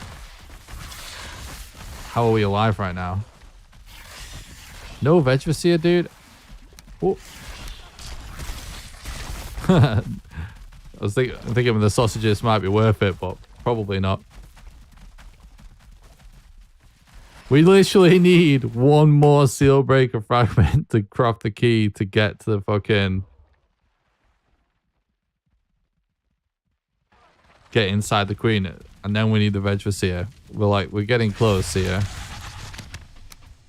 And then is the... Obviously, we need to figure out the... Ashlands, which is really not easy either, but still. Finish Remnant hardcore challenge, by the way. Took us 44 hours. Get 100%. No way. That's cool. What's down here, I wonder? Oh no, we already did this.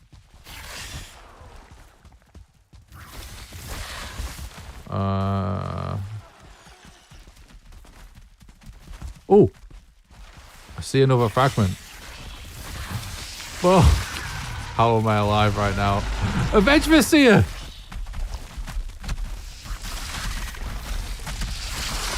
Did they break it? Oh, they didn't break it. Dude, there's a veg vizier in this room. No fucking way. That's actually so good.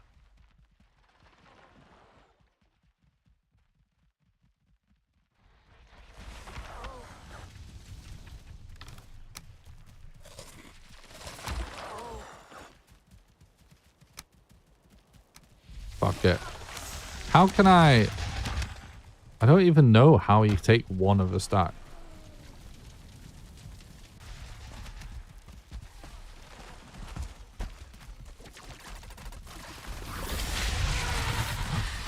Ah!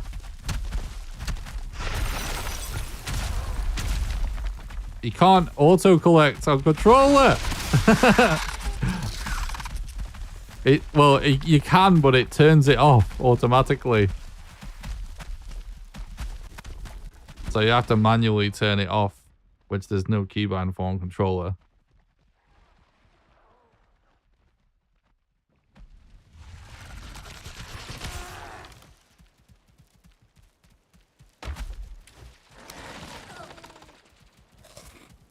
Well, we got this. We're actually almost done here, amazingly. After all of the craziness of getting in.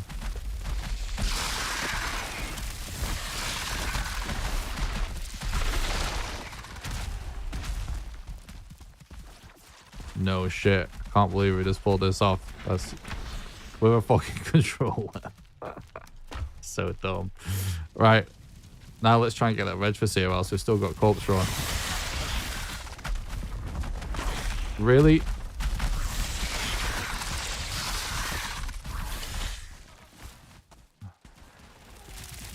Oh, that was a mistake to come back here.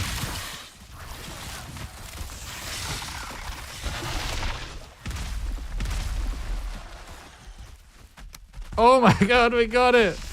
Alright, kill me. We don't need to be here anymore.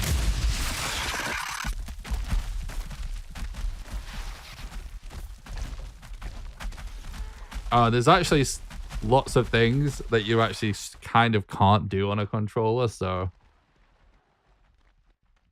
in this game, that's pretty fucked.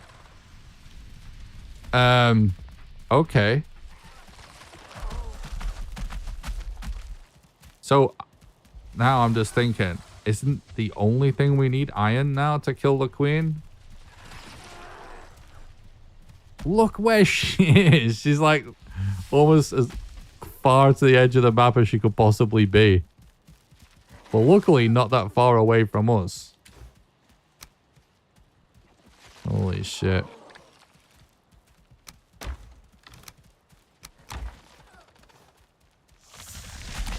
Okay.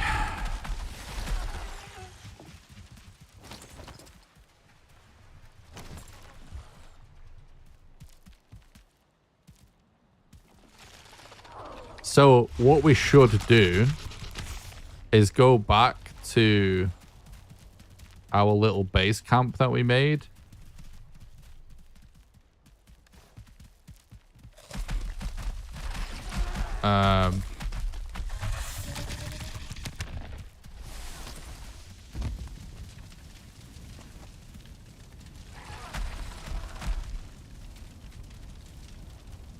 And craft this. Wait, no, we don't need to. We can just do it here because we've got no build cost.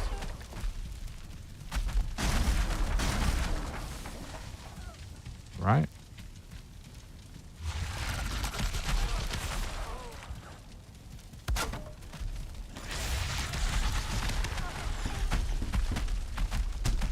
That's big.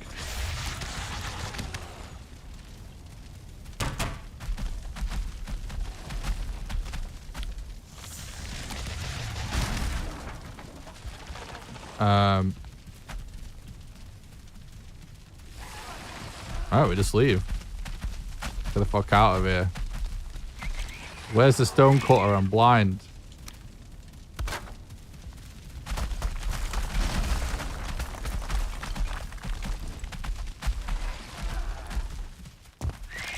Holy shit. Getting out of here might not go that smoothly.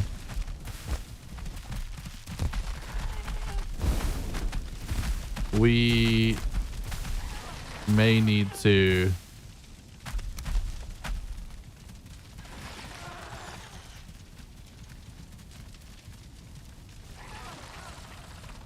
oh, we can't do that.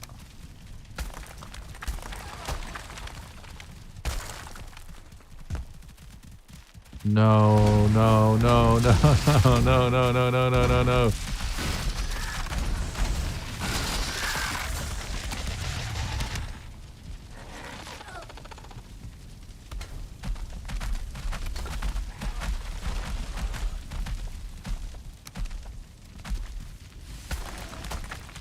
Gonna say we may need to get some fires in there, try and burn these seekers away, but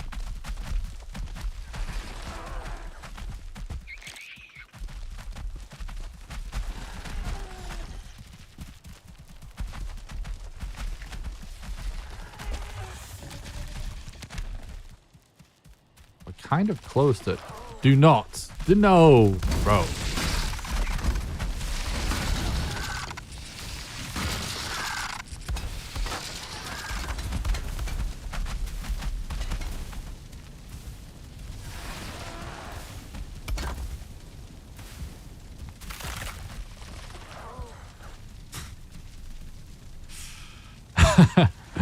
Yeah, this is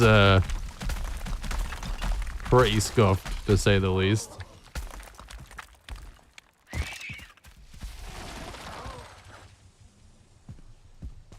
We might be able to, like, leap over there, but...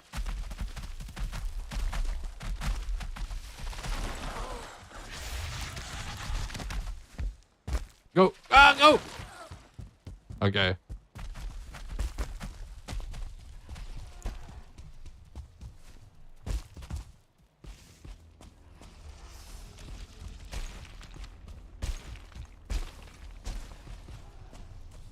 I was going to try and find another bed, but then I remembered there was a soldier near it. So we don't want to do that, do we? Can we just get the fuck out of Mistlands in general for a little bit? Because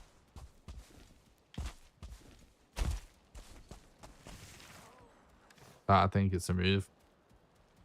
Right, so we actually have Sealbreaker Fragment now, chat, so that's pretty huge.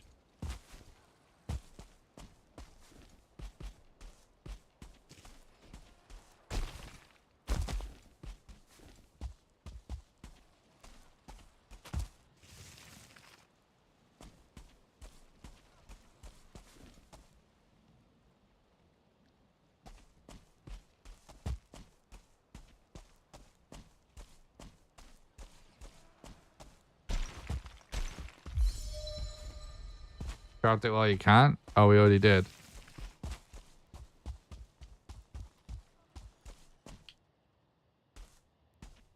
What we need is a Demolisher, which no build cost does not help us with because it only affects stuff you make with a hammer.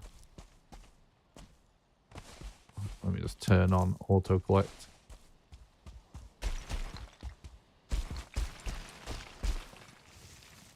So what I think I might do is like maybe get a bed on a meadows first and try and get some meat so we actually have more HP.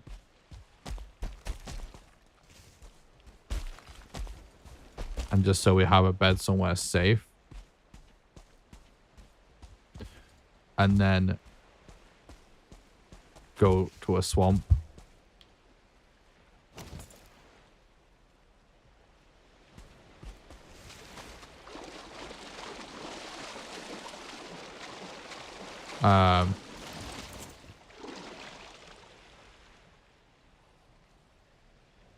Demolisher, I barely know it. True. We are demolishing it all the time on this channel.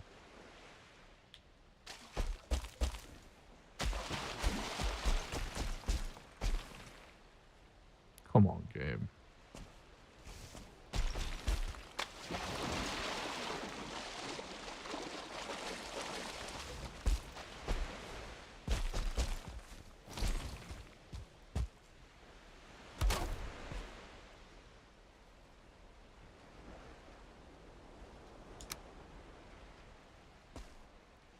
Man, I really love not being able to see anything in the Mistlands. It's so good.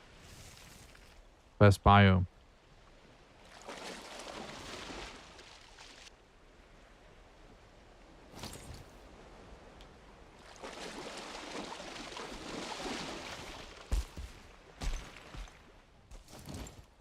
Literally cannot tell which way the boat is facing.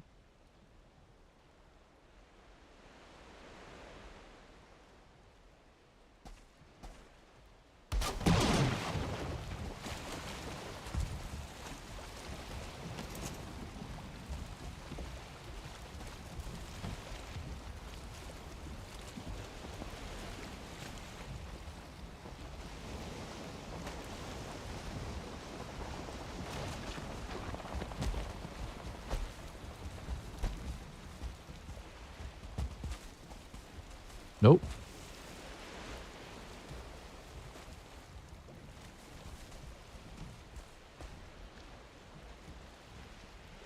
Okay.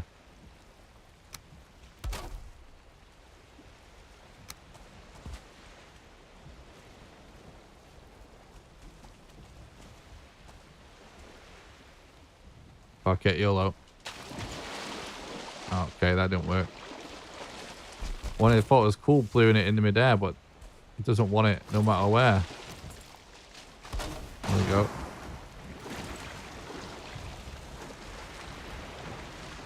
Controller problems.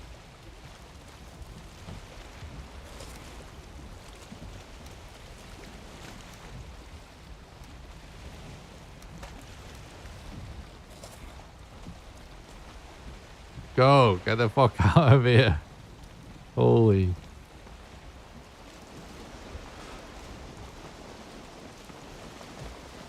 Yeah, I gotta be honest, like overall, I do think there's like so much cool stuff about the Mistlands because obviously you get access to cool things I do think it looks cool. The dwarves are amazing.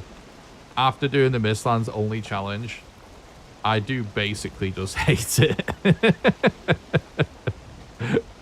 It's just pure PTSD. But I've spent way too much time in the Mistlands. Maybe more than almost anyone.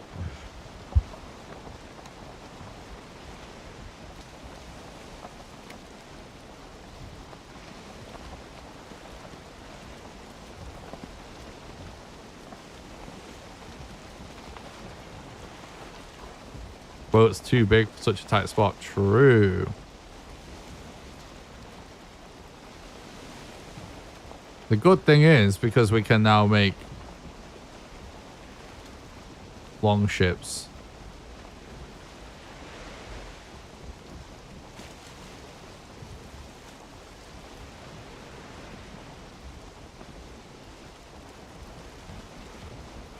Doesn't even matter if we get serpented. Well, it doesn't matter if you can do it with a carve either, but obviously usually we're rafting it.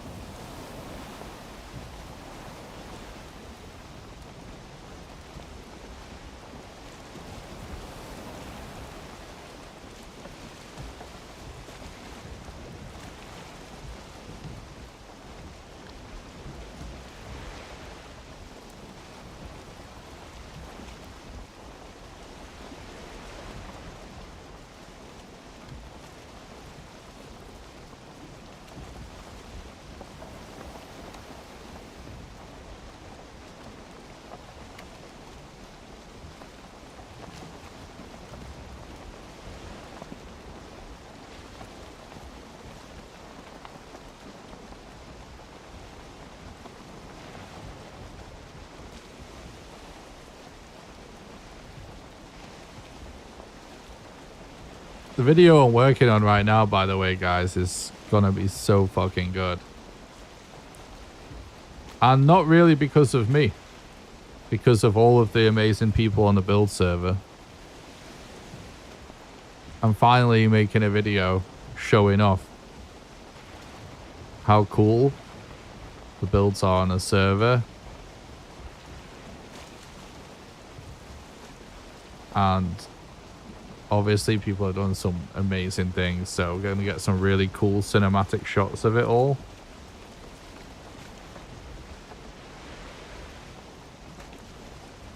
Point out some cool details and stuff.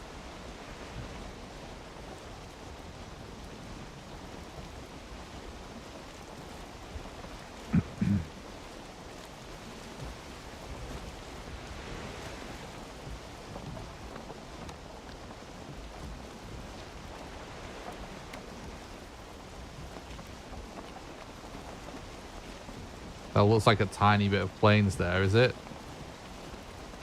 No, it's just like a where swamp overlaps with that forest, I think.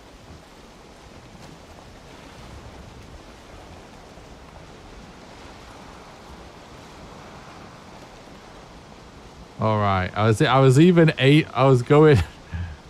trying to go left, but I was pushing right from playing with inverted A&D keys. Are you thinking of using the controller for some smooth panning shots now?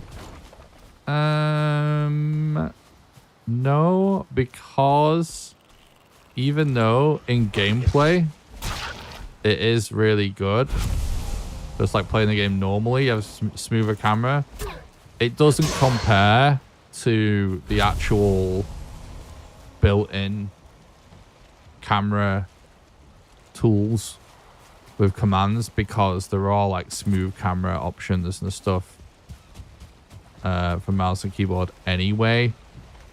But the thing is, obviously that only applies to like when you're using commands and all that. You know, with free cam and stuff like that. So controller isn't better for that. But when you're playing the game normally, and like obviously camera work is just smoother when you use a controller. So like if you was like something I've always thought about doing for many years, because it used to be a type of content, and it does still exist. In fact, there's a YouTube channel that does it really good that I subscribe to, and I can't remember the name of it. We'll probably find out though.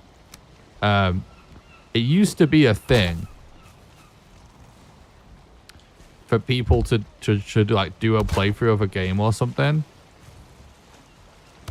in like a cinematic way.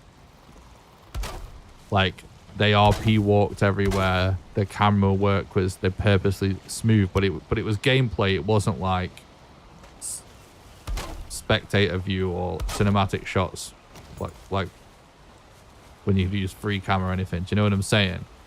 They just like people purposefully do smooth camera work and turn off hoods and stuff like that. So you the way it used to be is that people would just upload raw gameplay footage,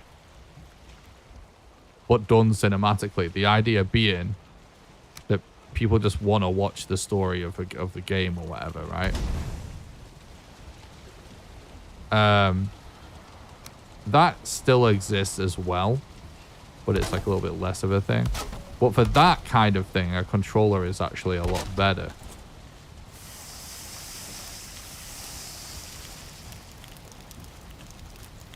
It's just, it's a weird niche scenario that never comes up. But it is a thing. Because I remember being at university, I watched the whole Crysis playthrough because I wanted to play Crysis, but my PC couldn't run it at the time.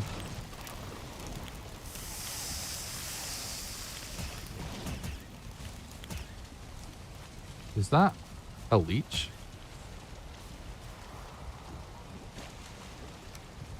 But yeah, any game that actually has any way of capturing cinematic footage built in, it's always going to be better.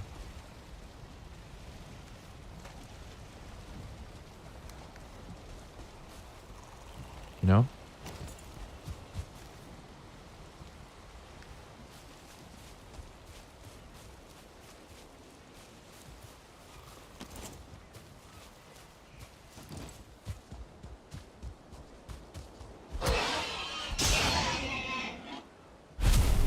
It could be useful for something like that. Like if you wanted a certain shot in a video, or maybe your character like walking or whatever, you could actually use it for some sort of cinematic shot. But it would probably be like, because the other thing is as well, you have like analog control of character speed, right? So like you could actually if you wanted to record a shot from like behind, like following the character, you know what I mean? Like normal gameplay, but cinematic done. You know, like, I don't know how you turn off the HUD with controller, but you know what I'm saying? You wanted a shot, maybe like something like this, but like with the HUD off. You know what I mean? I mean, obviously this is like literally my first time trying to do it. But there's definitely a type of smoothness that you could do with this that you can't do it any other way. But it's just not a type of shot I've ever even seen used in Valheim, actually. It's like if you did like a machinima, if people know what that is, type of thing, it would be really good for that. Which I've had an idea for like a Valheim style machinima for a long time. I just don't know if it would really even do well, because I don't even know what you would call it to make it do well.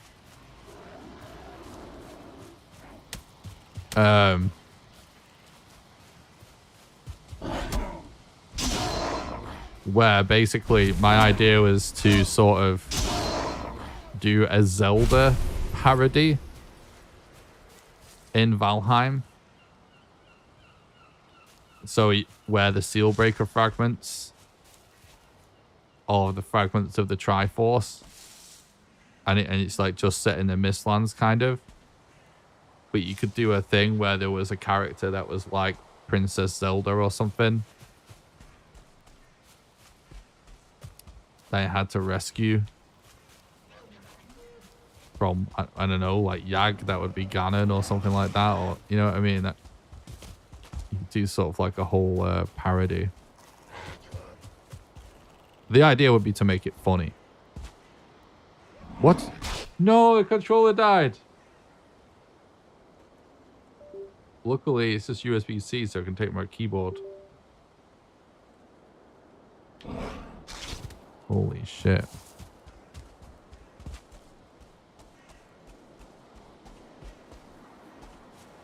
Like, what do we even do with this Grey Dwarf? This brute now. I remember in hearing that in Red vs. Blue, they got some really nice shots by placing the camera character in the bottom of the tank so they could move the tank, pivot the boom, and also swivel the character. Yeah. Fucking Red vs. Blue, man. That was when, like, not just Red vs. Blue, but that era of internet content. I still regularly ask myself, was that better than what content is now? Seems to be like long forgotten, you know? Or like all the Screw Attack stuff and Angry Video Game Nerd and Red vs. Blue, Machinima, some of the game trailers like original stuff.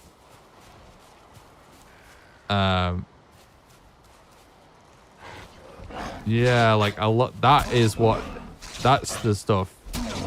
This is so funny. Like, if I had a conversation with people, Princess Hilda, there we go, perfect. If I had a conversation with somebody that's like a Zoomer about like what content creators inspired me to do content, it would all be content that mostly existed before YouTube even. and a lot that after as well. And I legitimately think that most people would just not have heard of them unless they've been heavily into gaming internet culture since basically pre-YouTube. Because all of the things that inspired me the absolute most to get into content creation are literally like stuff from back then, man. And I still watch some of that stuff sometimes.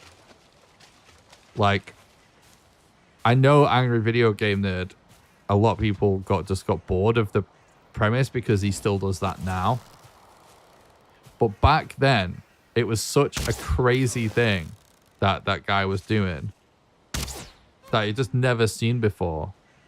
And to be honest, even though the content is kind of, I think, purposefully cringe even now, like, I've even seen recent stuff from AVGN that still kind of blows my mind as being amazing content.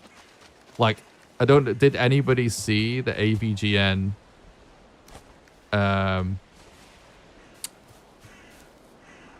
Fear and Loathing parody? Because that video, to me personally as a content creator, is like one of the most inspiring pieces of content I've ever seen. And it's mostly because I love Hunter S. Thompson and Fear and Loathing and that movie. But the way he parodies it in that video totally blew my mind. Where it's like, the characters from Fear and Loathing also doing like parodies of, right? But instead of being addicted to drugs, they're addicted to shitty video games. And they playing shitty video games basically gets them high. That's the premise.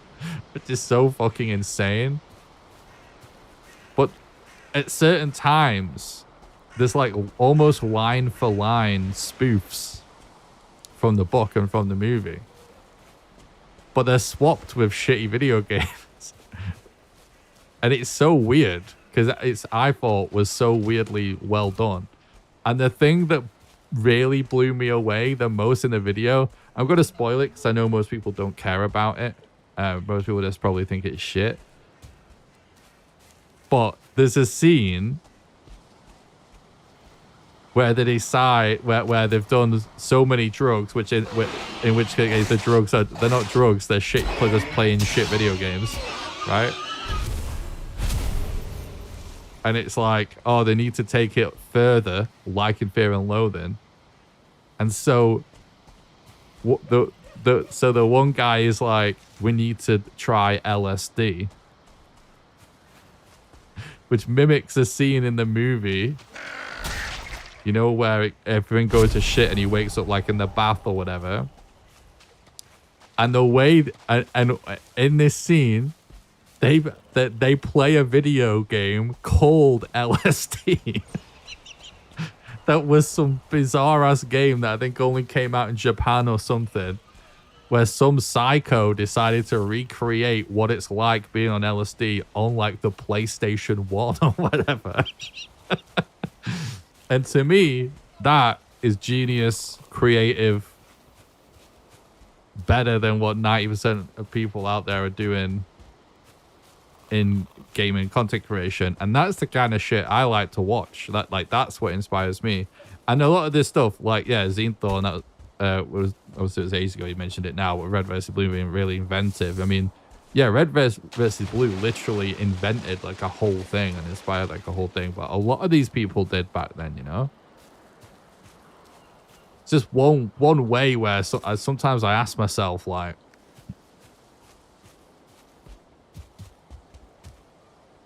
has content creation gotten better or worse? Because I think there's this idea kind of that, you know, now we have all these millionaires and stuff that are like rich and famous doing content, and people like Mr. Beast get sort of heralded as some genius.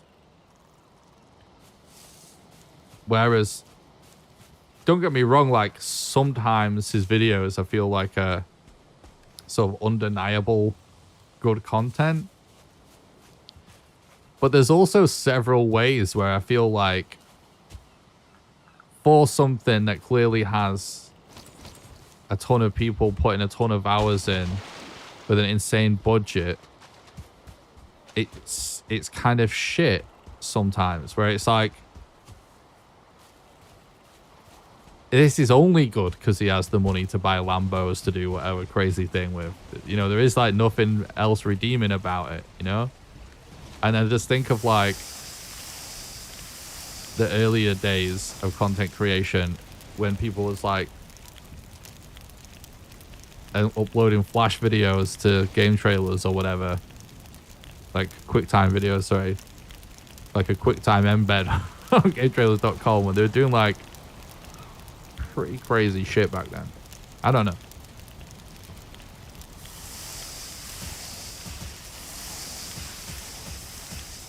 But all the old game trailers reviews, like the reason I do my voiceover the way I do in my videos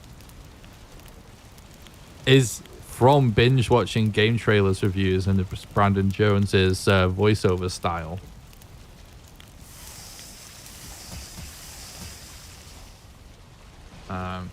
But yeah, there are still people doing amazing things. It's just like so rarely what people talk about. But that's still like the kind of shit I like to find. There's like people doing so crazy, such crazy creative stuff. There's one of the best, again, what I think like was like one of the best. I'm particularly obsessed with what people do with gaming content. Obviously, I do get a lot of inspiration from people that make other types of content, because there are people that do like blogs and stuff, vlogs and stuff that do really inspiring like cinematic stuff, which is awesome. But yeah, I'm particularly interested, obviously, in people doing stuff in like the gaming space. I saw a video a few months back that is like one of the best gaming videos I've ever seen. And I can't remember the name of the YouTuber or the name of the video now. But it's something about like secrets. Figuring out some secrets about Pokemon. Like one of the old Pokemon games, right? And this YouTuber, he made a video, right? Trying to figure out what certain symbols and what a certain like level basically within one of the old Pokemon games actually means, because it's all these like mysterious puzzles and symbols. He made a video trying to figure out what it all means because the community's never been able to figure it out, right? And in the video, he goes on to explain that pretty much everywhere in every Pokemon game is inspired by an actual real place in Japan, and that is what there's always been. So to figure it out, he goes to the part of Japan that this area of the game is supposed to be in, finds this ancient ruin that is featured as a level in the game, and finds symbols on the wall in there that are also mysterious and people don't know the meaning of. And basically the video becomes a documentary exploring the mystery behind these ancient ruins in Japan through the lens of figuring out what the fuck this part of a Pokemon game from like 20 years ago means. And it kind of blew my mind because I was like, holy shit. Like, this is the type of shit I'm looking for. Like, this is like... I didn't even me, who spends a lot of time thinking about how to make cool videos and stuff and finding ways to be inspired, I didn't even think a gaming video could be that. You know what I mean? I didn't even think of that. And it's like, holy shit, this is still a gaming video, but it's also kind of like a history documentary. And like a Japan mixed with like a Japan travel vlog. You know what I mean?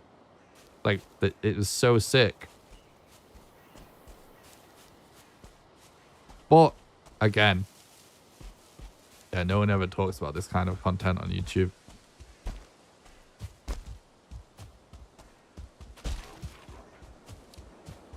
But it's all the stuff that I find like mega inspiring.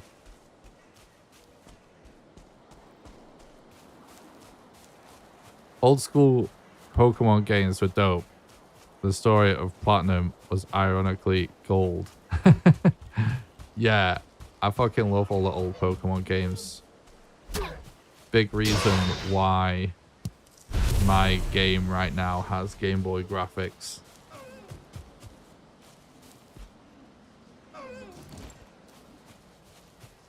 Back off, we missed. We managed to make the seal breaker.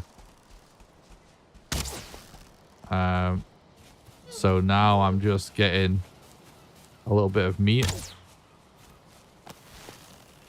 so we can get some HP because we used a lot of food in the Mistlands. And then I'm going to go to a swamp to get some iron so we can make Demolisher and be able to do the queen.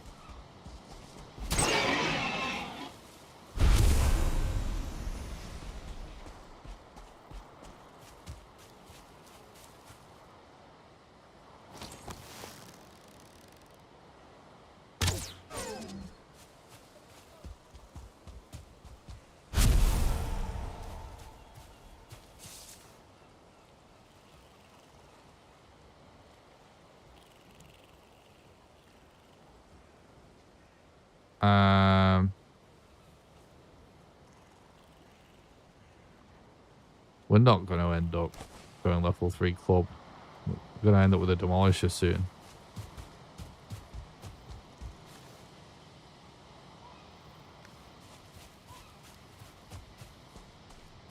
ready to go till 2 a.m. Well, it's already 3 a.m. where we're at now. For me, don't know how much longer I'll be able to stay awake, but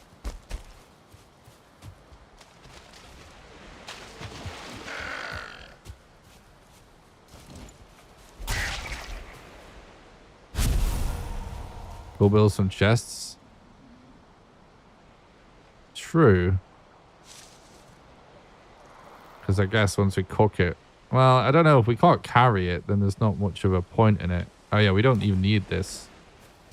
We can still optimize our inventory.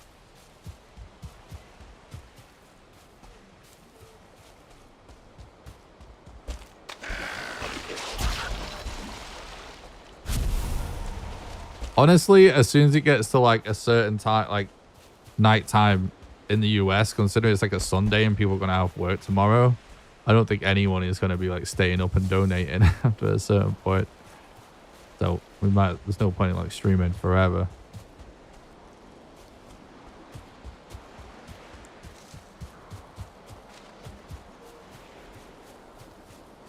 So I probably will end pretty soon anyway.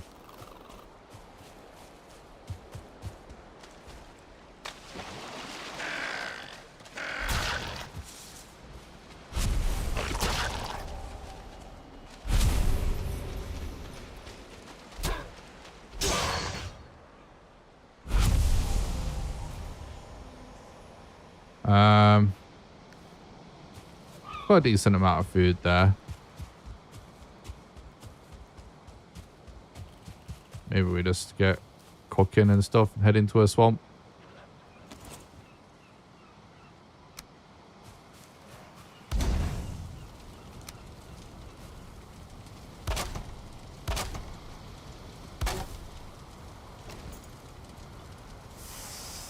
At a certain point, though, everyone in Europe will be getting up to go to work, and then we might as well keep streaming, I guess. So it depends how long we keep going. But staying up till like 6 in the morning is a regular thing for me at the minute, because I'm finishing like a day's work of content creation and then doing like half a day's work of game development afterwards, more often than not, because I'm really close to finishing like a custom development pipeline for my game, which will really help speed up the process of making all of the art assets and stuff and getting them in the game and debugging and stuff like that. Basically creating like a whole, it's gone so far now, this custom development pipeline, that I've got like setting up essentially a whole like way to debug better in real time and make changes in real time in some scenarios with code anyway. And I'm almost done with it, and it's like once that's done,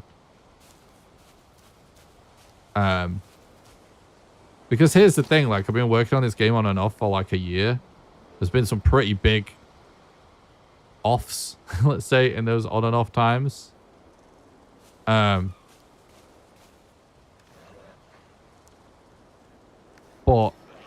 a lot of that time has just been spent on game design, which is a good thing.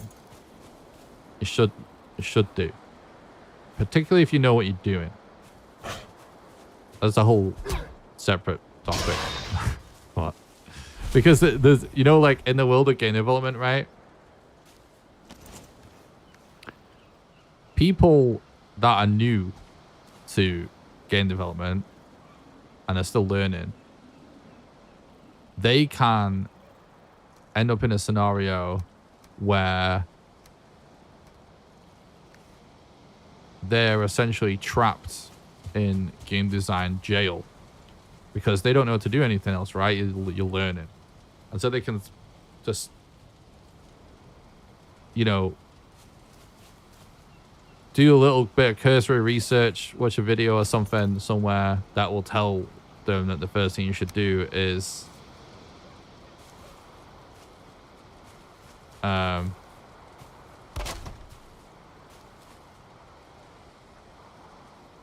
make a game design document, and then they'll just spend forever on said game design document and not actually figure out how to make games. But then people that become really good at making games technically can also end up in a scenario where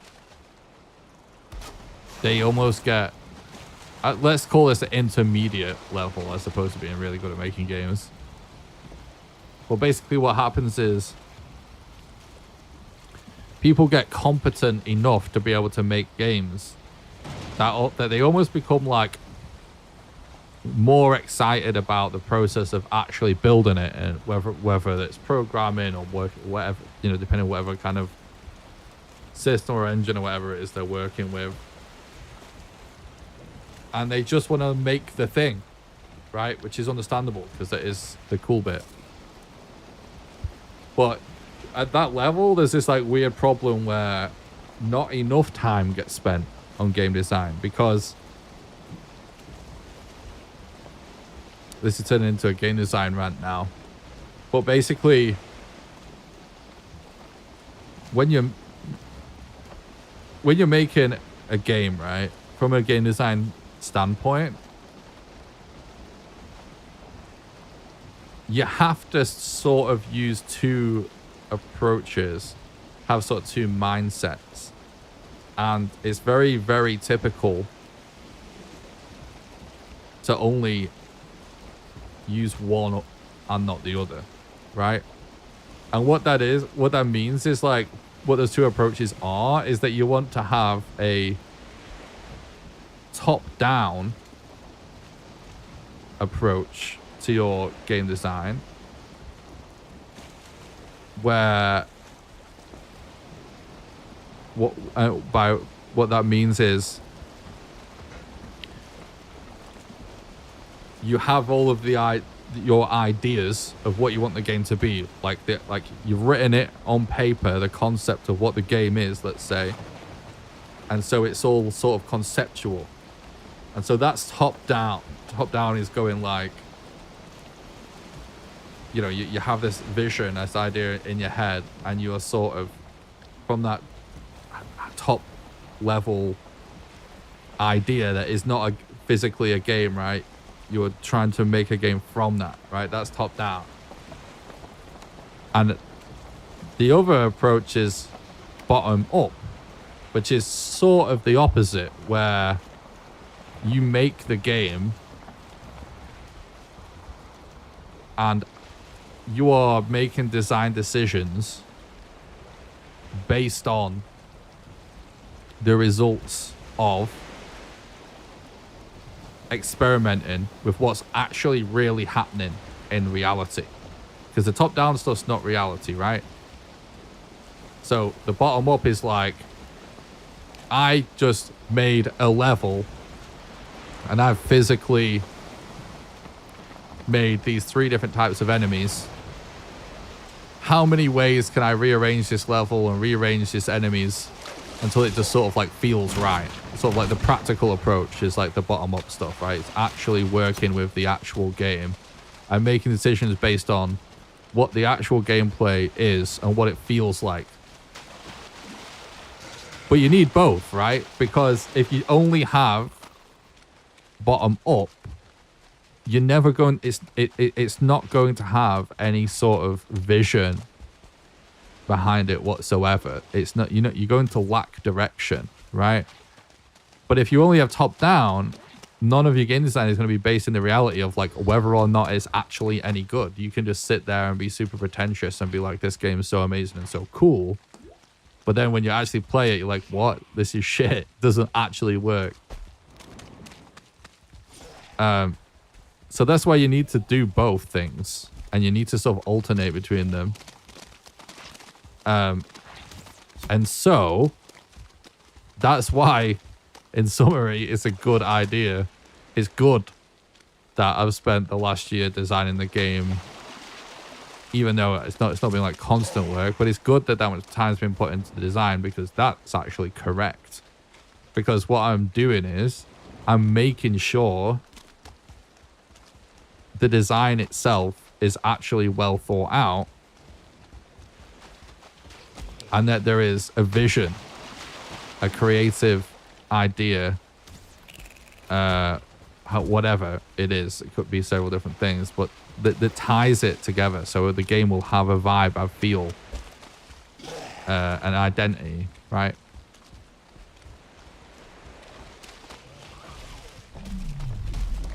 So, yeah, I've been staying up super late working on this development pipeline, because recently doing that game jam really inspired me to create my own custom development pipeline, because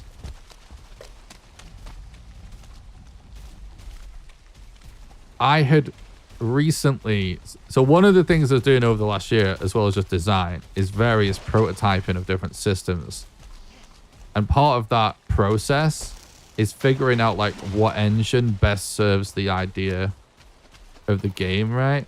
So like lots of those prototypes are in different engines. It's mostly just Godot and Game Maker.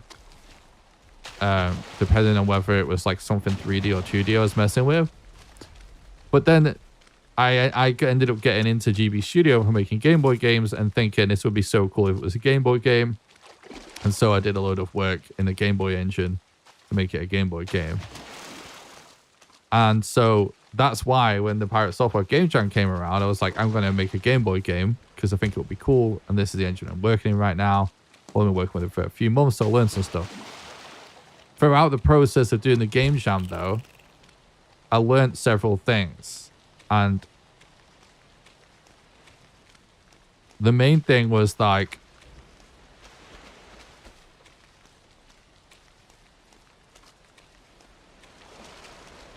first of all, the game did super well. I got a really high score, the highest possible score. And a lot of what was loved about it from the perspective of the judges, the feedback I was given on it, is essentially based on the aesthetics and sort of the feel, right?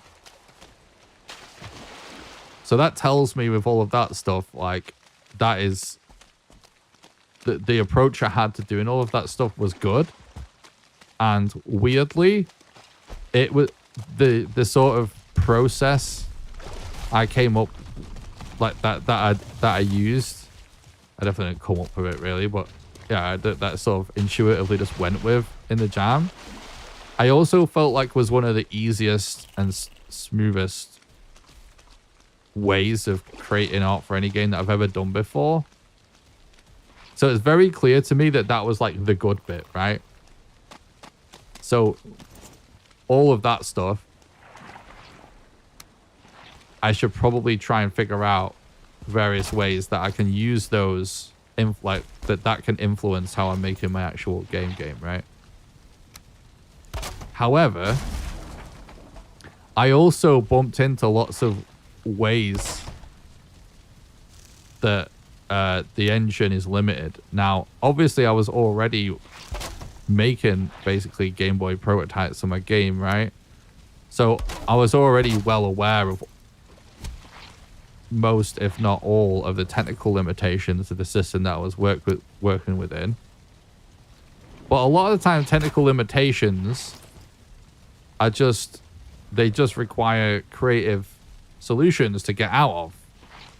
It's not necessarily the end of the road, right? If you can just slightly redesign an idea, maybe it can work. But what I came up against in the game jam was where we wasted the most amount of time, which anyone that watched those streams will know, was working on the AI.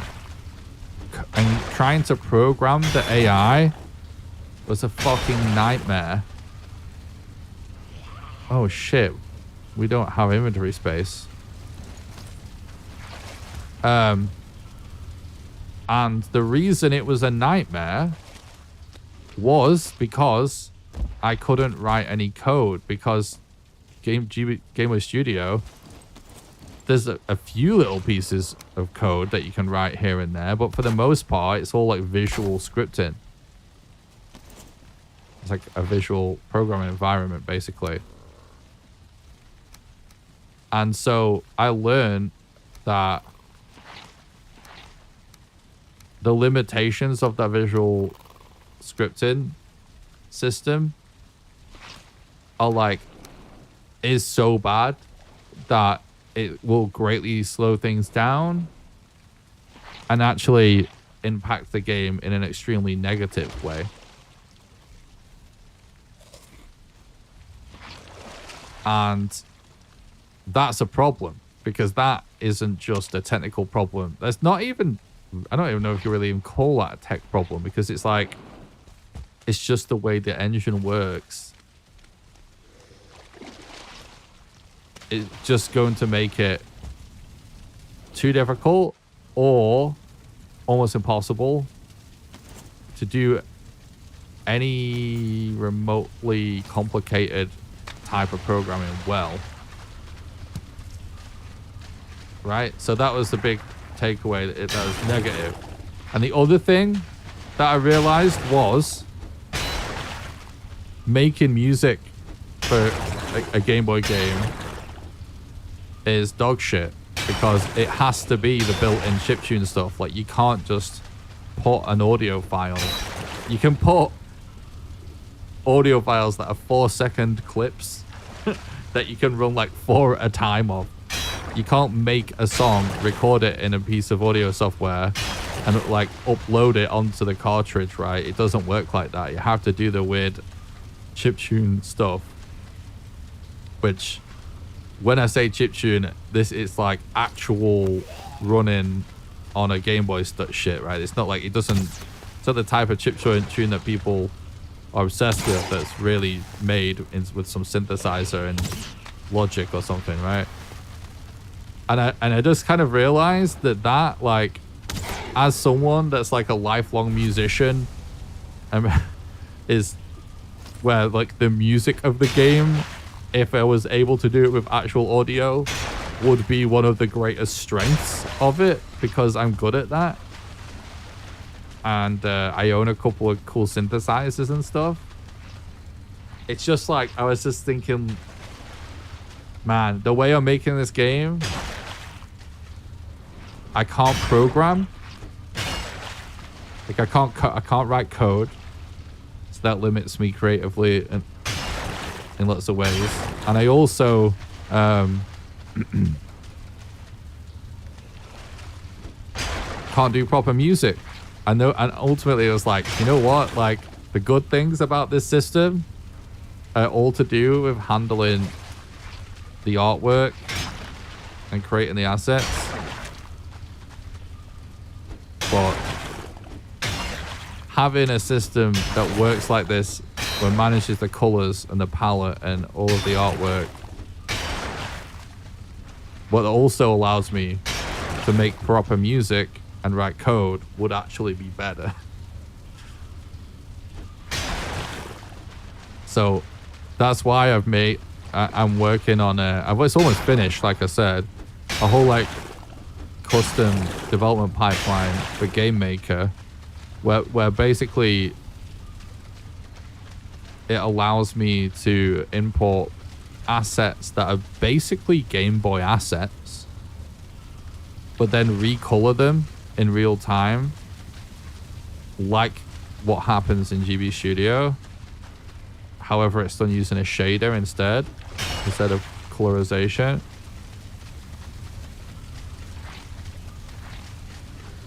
And then importing assets and stuff in Game Maker is like a lot more cumbersome. You have to like do a lot of click on lots of things every time you do a change a lot of the time. And part of like why the jam went so well was how quickly you can, like, just being directly editing the assets from the directory is way faster. So I've created a whole system for doing that as well.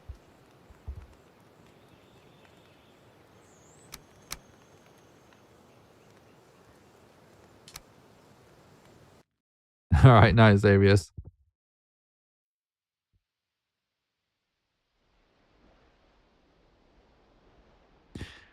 So yeah, I built this whole system, and so once that's done, I'll be able to just actually crack on with the physical making of what the actual game will be, rather than prototypes, you know, tooling, whatever. Like, no, this is going to be like the actual meat and potatoes. What the actual game now is like. I'll be moving on to that pretty soon, so been putting a lot of hours into that because we're close to do that. And weirdly, it's like once I've figured that out, I almost feel like I can take my foot off the gas a little bit, because it's like then it's just a case of like I'll be set up to work how I want to work, and then I just chip away at the game a couple of days a week on a few nights after week after work. See how we go. And hopefully get it into some people's hands in the community to start like checking it out, getting some feedback.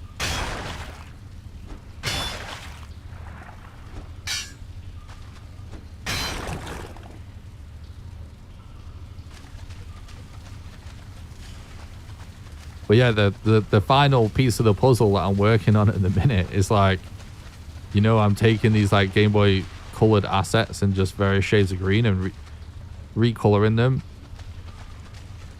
however I want, basically. So that I have the reason to do that, right, is like normally in like a modern game engine where you're making a sprite based like 2D game, you know, open your software you use for drawing pixel art, like Sprite or whatever, right? Draw your character or your room or whatever.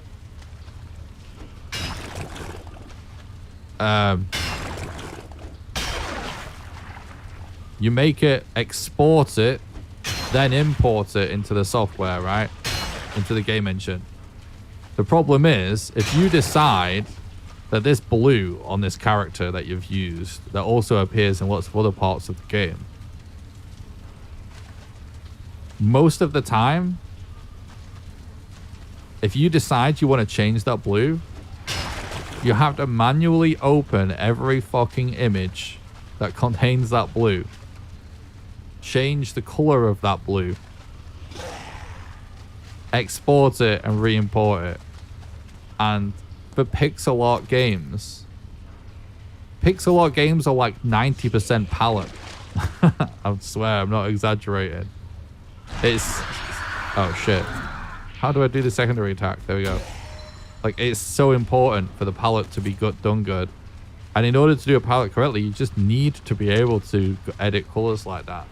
And I have honestly never really seen, I have seen people do similar things to what I'm doing, but it's not that, well, I've not seen much of it, and I've not really seen anyone have a good solution to it.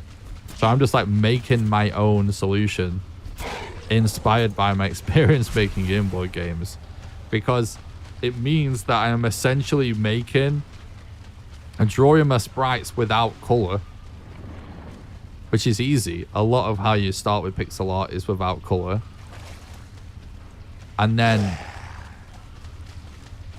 with code, coloring it, which means I can just literally at any moment be like, this blue is now pink. Everywhere that blue occurs in the game is now that pink. And I've made that system and it's fucking awesome. But the last piece of the puzzle is the problem I've discovered with that system that I just described after having actually made it now, which is that while I have an image that contains, oh shit, the whole palette of the game, right? Knowing what palette knowing what color is assigned to what in the game only exists in the code. So there's no easy readable way to in your head be like, oh, this brown is for every wooden piece of furniture. You know what I mean? So I'm making like a debug like room in the game that will just show the entire color palette, just like you're picking a color in paint or something. However, it will actually label what the name of that color is in the code and what it is assigned to, because that needs to happen so that I can actually keep track of it correctly. And in something like GB Studio, obviously, that's just like in a UI, which obviously I don't have unless I make it. So yeah, as I'm making like a palette viewer that tells me, shows every color and shows what the color is used for, so I know what I'm changing. But I already have the system. It's so fucking cool. It literally is a PNG image of just, right now I think it's a 8x8 image, pixel image. Each pixel is just a different color for the palette, right? And I just have, I'm using a command line tool called Image Magic, where you can convert a image into a text file, and it will write every pixel's color value to a different line in a text file, just from executing a single command in the command line. So I can literally edit the palette my whole game by just opening the image in any editing software and either just adding a color to the image or changing a color in the image. Control save, open command line, type command, done. Applied in the whole game, which is sick. So it works so good. But obviously I need to know what color is used for what, because at the minute you're eyeballing it, which is just kind of dumb. Setting up everything to work the way you want is a big part of all creative work. Yours is just more complicated. Yeah, I agree. I've always done like creative shit. Obviously, which is apparent, so we're talking about making games, right, whilst watching my stream on my YouTube channel where I post videos and all this kind of shit. I've always been like this. I've always had spun a lot of plates and done a lot of little creative things, because it's just like I love making things and expressing myself creatively. And yeah, you're right, like how you work is a really big part of every creative process, and depending on what medium you're working in, you know, sometimes your process can be different every time you make something. Like some mediums allow you to have that, some that's really difficult to pull off, and you kind of need a sort of like one way you do these things, otherwise you're not going to get anything done, you know what I mean? And sometimes, depending on whatever the thing is, like with game development, it can be really hard and really complicated to set up a way you do things, compared to like when I'm making a piece of music or something. It's a lot easier to just like set up some music software and get started. Like most people could probably figure that out. But just like with everything, where like there's GarageBand for music, right, that makes it even easier than using like Logic or Ableton or something like that, right, for music. Just for game development, there are also solutions that are like very simple and easy to use that almost anyone could probably get going with. But like much like with any sort of creative field,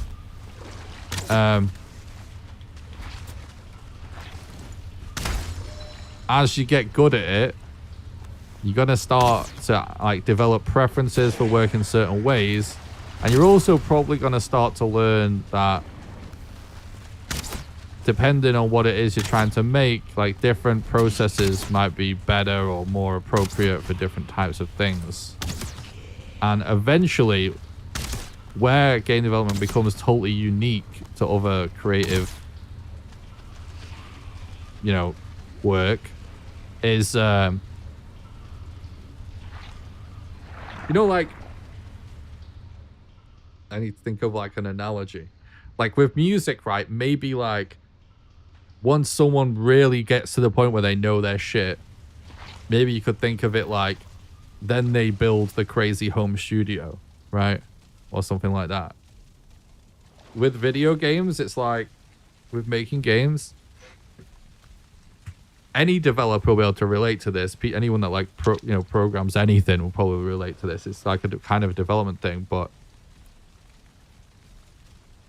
this weird thing happens where there's a lot of just technical stuff and obviously like some elements of computer science, depending on how you're making a game. It might be really hardcore computer science, or it might be, you know, entry-level computer science. But the more experience you get, the more technical expertise you develop, and you eventually, everybody, I would say, that does game development, in my experience, for any amount of time, comes to a point where the best tool for the job they are doing does not exist, and they realize that the only way to have the best tool for the job is to make it yourself, because you are now technically proficient enough to do that. You know what I mean? So like that's where one of the big differences comes in like figuring out how you work. Is like a lot of the times, not always, and for some people not ever, but it's quite common in game development for people to... Oh, this is so annoying that we've got 2 archers here now. We need to really get rid of that spawner. It's like it's really common in game development for game developers to start making their own tools, which obviously makes it quite full on in figuring out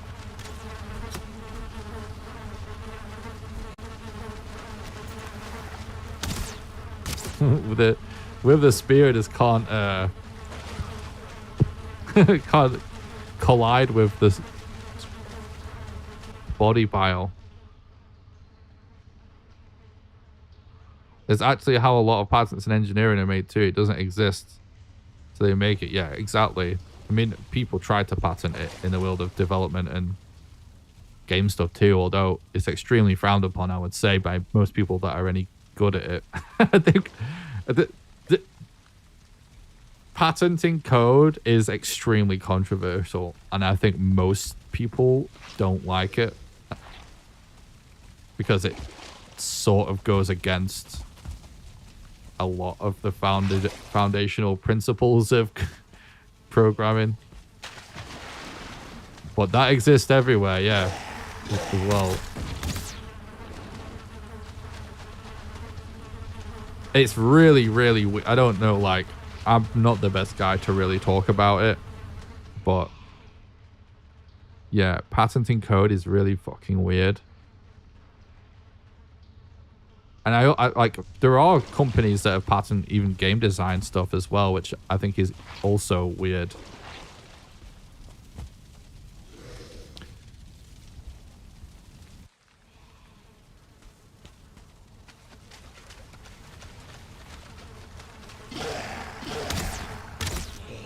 Oh my god. How are we gonna get out of this? I mean, we can get out of this with the enemies and stuff, but I'm just mean like...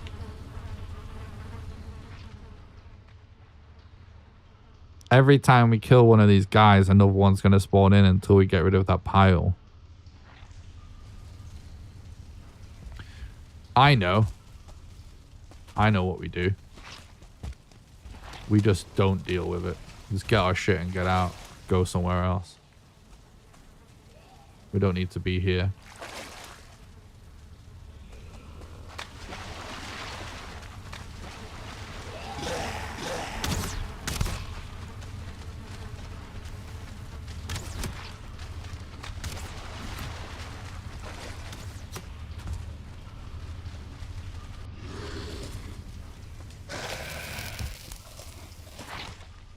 I've also like, I won't like name any names, but when I used to do game development for a living, I've also like done work for people as well, where it's like,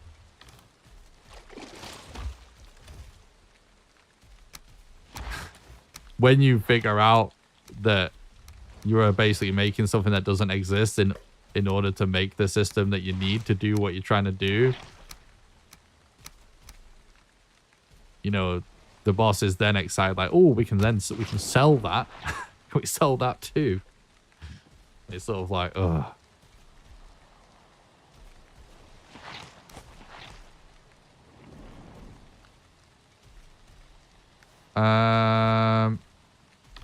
This is getting to be difficult.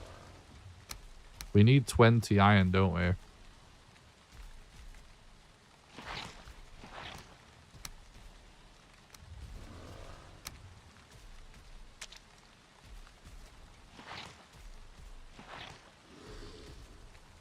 Don't think there's anything that we need that for.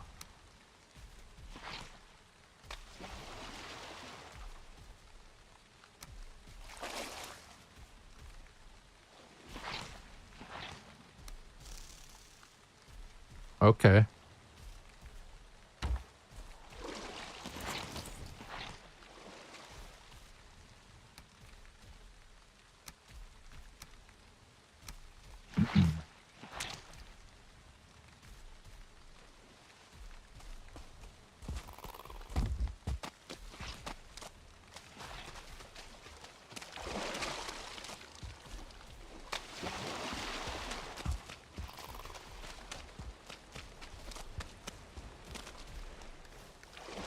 Yeah, the patent, I don't know much about the patent system, but it always sounds weird whenever you hear anything in depth about it or any like controversy around some patent. A lot of it always just sounds fucking bizarre, really.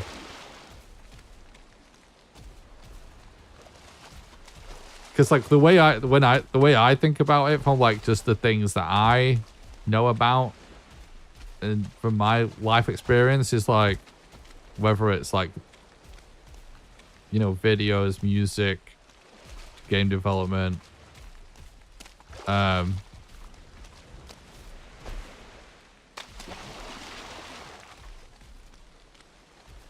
like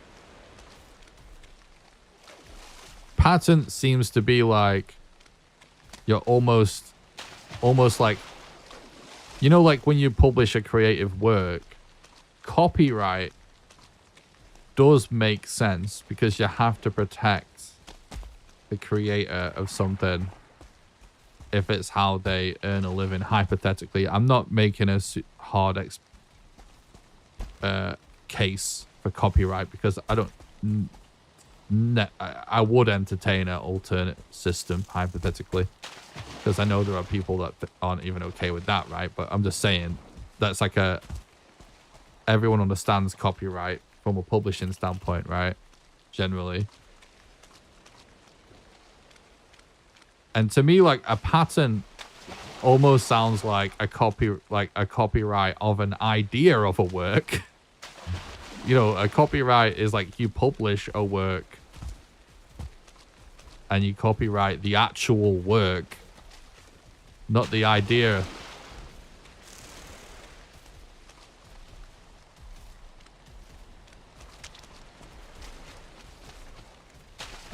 Of the work. And over the years, right, I can't tell you like the amount of like ideas for things do obviously have value, but not all ideas are created equal. And like also like I can't tell you the amount of people that have ideas but have zero way of making it a reality. And some ideas even aren't even good ideas. It's just like the way someone makes it a reality is what makes it good. If that makes sense. So the idea of patents, it's a little weird, right? Because I don't know how specific it gets.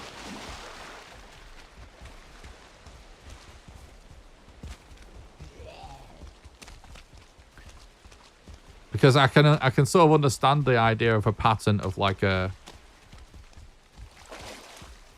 circuit board or something like this. Like this is this specific. Like there's no, it's not open to interpretation, right? It is this. Yeah. Whatever. Some little can opener or something that's never been seen before. Right? That to me actually makes a lot more sense than like what I have heard controversies over with the patent system, which is with video games, where those Shadow of Mordor games, right? They patented that whole boss villain system, right? I believe that they patented that, if I'm not mistaken. And that to me is like just patenting a fucking idea, because we all know, everybody knows that plays video games, that it doesn't matter what you describe a system as.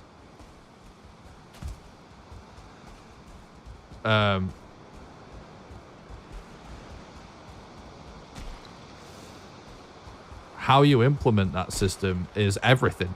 It's the entire value. You know what I mean? So it's really, really weird to be like, yeah, I can't remember what it was called. Does anyone remember what it was called in those Shadow of Mordor games? Do you guys know what I'm talking about? There's a system of like, that sort of like villains of the game. I can't remember what it was called. Does anyone know what I'm talking about? That whole thing, they patented from what if I'm not mistaken. And that to me is just too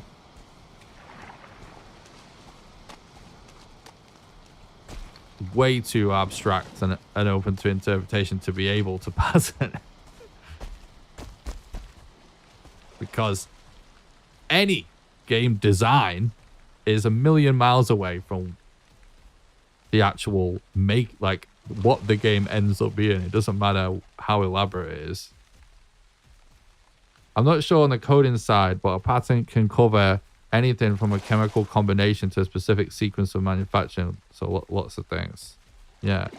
Oh, you know it. The orcs and their followers, right? Like how they level and gain and lose orcs. Yeah, that whole system of like, there was a name. They had a name for it, but I can't remember what it's called. It's so annoying. But like, they would essentially sort of become like super villains, right? And how them and all their minions would sort of change and behave according to your actions or random things that happen in the game. So I never played the games, but I just remember the controversy in the game development community over the concept of the fact that they patented it. Because any kind of, like I said, ask any developer. They don't, even if they don't work in video games, if you ask them about patenting something, they're gonna have a really strong opinion about it, probably, because it's very controversial. So yeah, you know how my solution was to leave that crypt, by the way? It was under the assumption that we'd be able to find another one.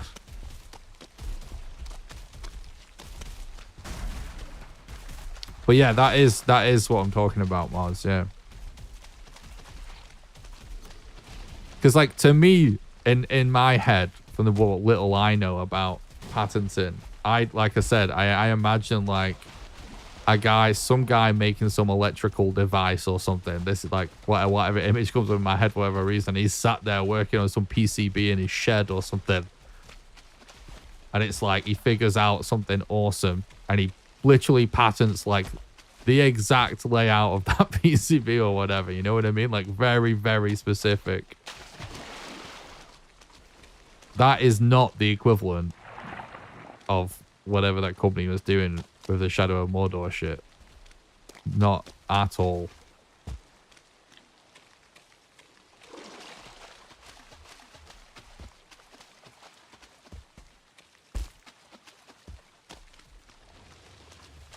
But also, like, obviously, patenting. They were. I don't know if what they patented was code, or I think it was to do with the design. But I know that patenting code is very controversial as well from listening to other developers and some developer friends talk about it. And the reason why is obvious, right? Because code is text. It's plain text. That is essentially just math, right? Can't really patent math. You know what I mean? Doesn't make sense, really. People obviously do, because capitalism, lol, you know what I mean? Like, that's just like what people, that's like businesses will do that. People will do that. But like, anyone that actually programs anything knows it's like, well, everything, you know, it just ends up on Stack Overflow. So, you know, you just copy and paste it or whatever is the meme of people copy and pasting things in Stack Overflow. But the point is, it's just text. You know what I mean? It doesn't, it's really weird. And that text is, you know,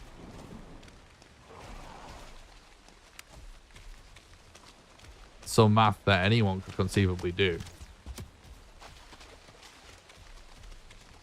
What, like, the thing you are making is not the code. You know what I mean? It's much more nuanced than that.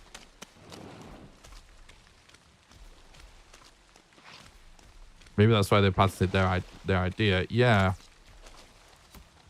I mean, fuck.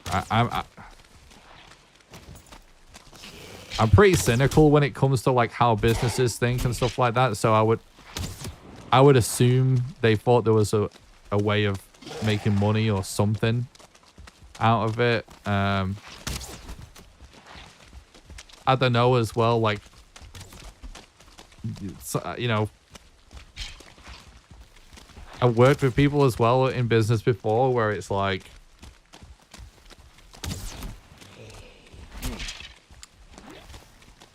they want to think they have ownership of, you know, certain ideas and stuff. When you kind of like can't, right? But that comes from like someone that's like not creative, because any creative person understands the idea of, you know, like synchronicity or whatever, that lots of like most likely someone has your idea somewhere else in the world and is also doing it. So fuck knows what exactly they had in mind, but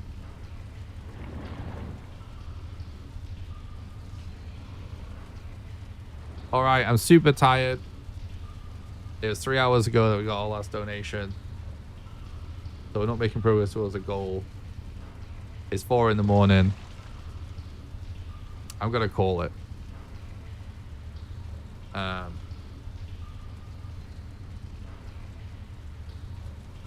Because I still need to get up tomorrow and be capable of doing some sort of work, obviously. But thank you for all of the support for the event. 90.5%. Really close. I thought we might be able to get there tonight, but I think ultimately, a few hours ago is probably the only point where it's only worth streaming that late, because it is a Sunday. Everyone has to get to work, so, you know. Sometimes I feel like streaming late we get more viewers. Sometimes streaming late I feel like we get less. I think the key is starting early and then continuing to stream late. But yeah, I thought we might hit some people in a different time zone tonight, but yeah, guess not. But it's fine. But thanks a lot for all of the support. I really appreciate it. And yeah, I'll be back live soon. We won't be streaming until this time for a while, until I have the house to myself again. But yeah, probably not tomorrow. Well, I don't fucking... This needs to happen, so... Very soon I'll be back streaming. Probably not tomorrow, though.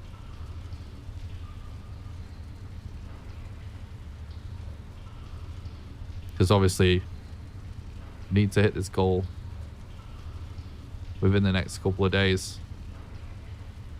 Because it's the end of the month on Saturday. So I'll be live very soon. Yeah, make sure if you're watching on YouTube, smash like, smash subscribe. Best way you can help for free. If you don't want to miss any live streams or videos, make sure you join the Discord. Exclamation Discord, link in the description. And yeah, I'll see you very soon. Hopefully we can get this event wrapped up. Because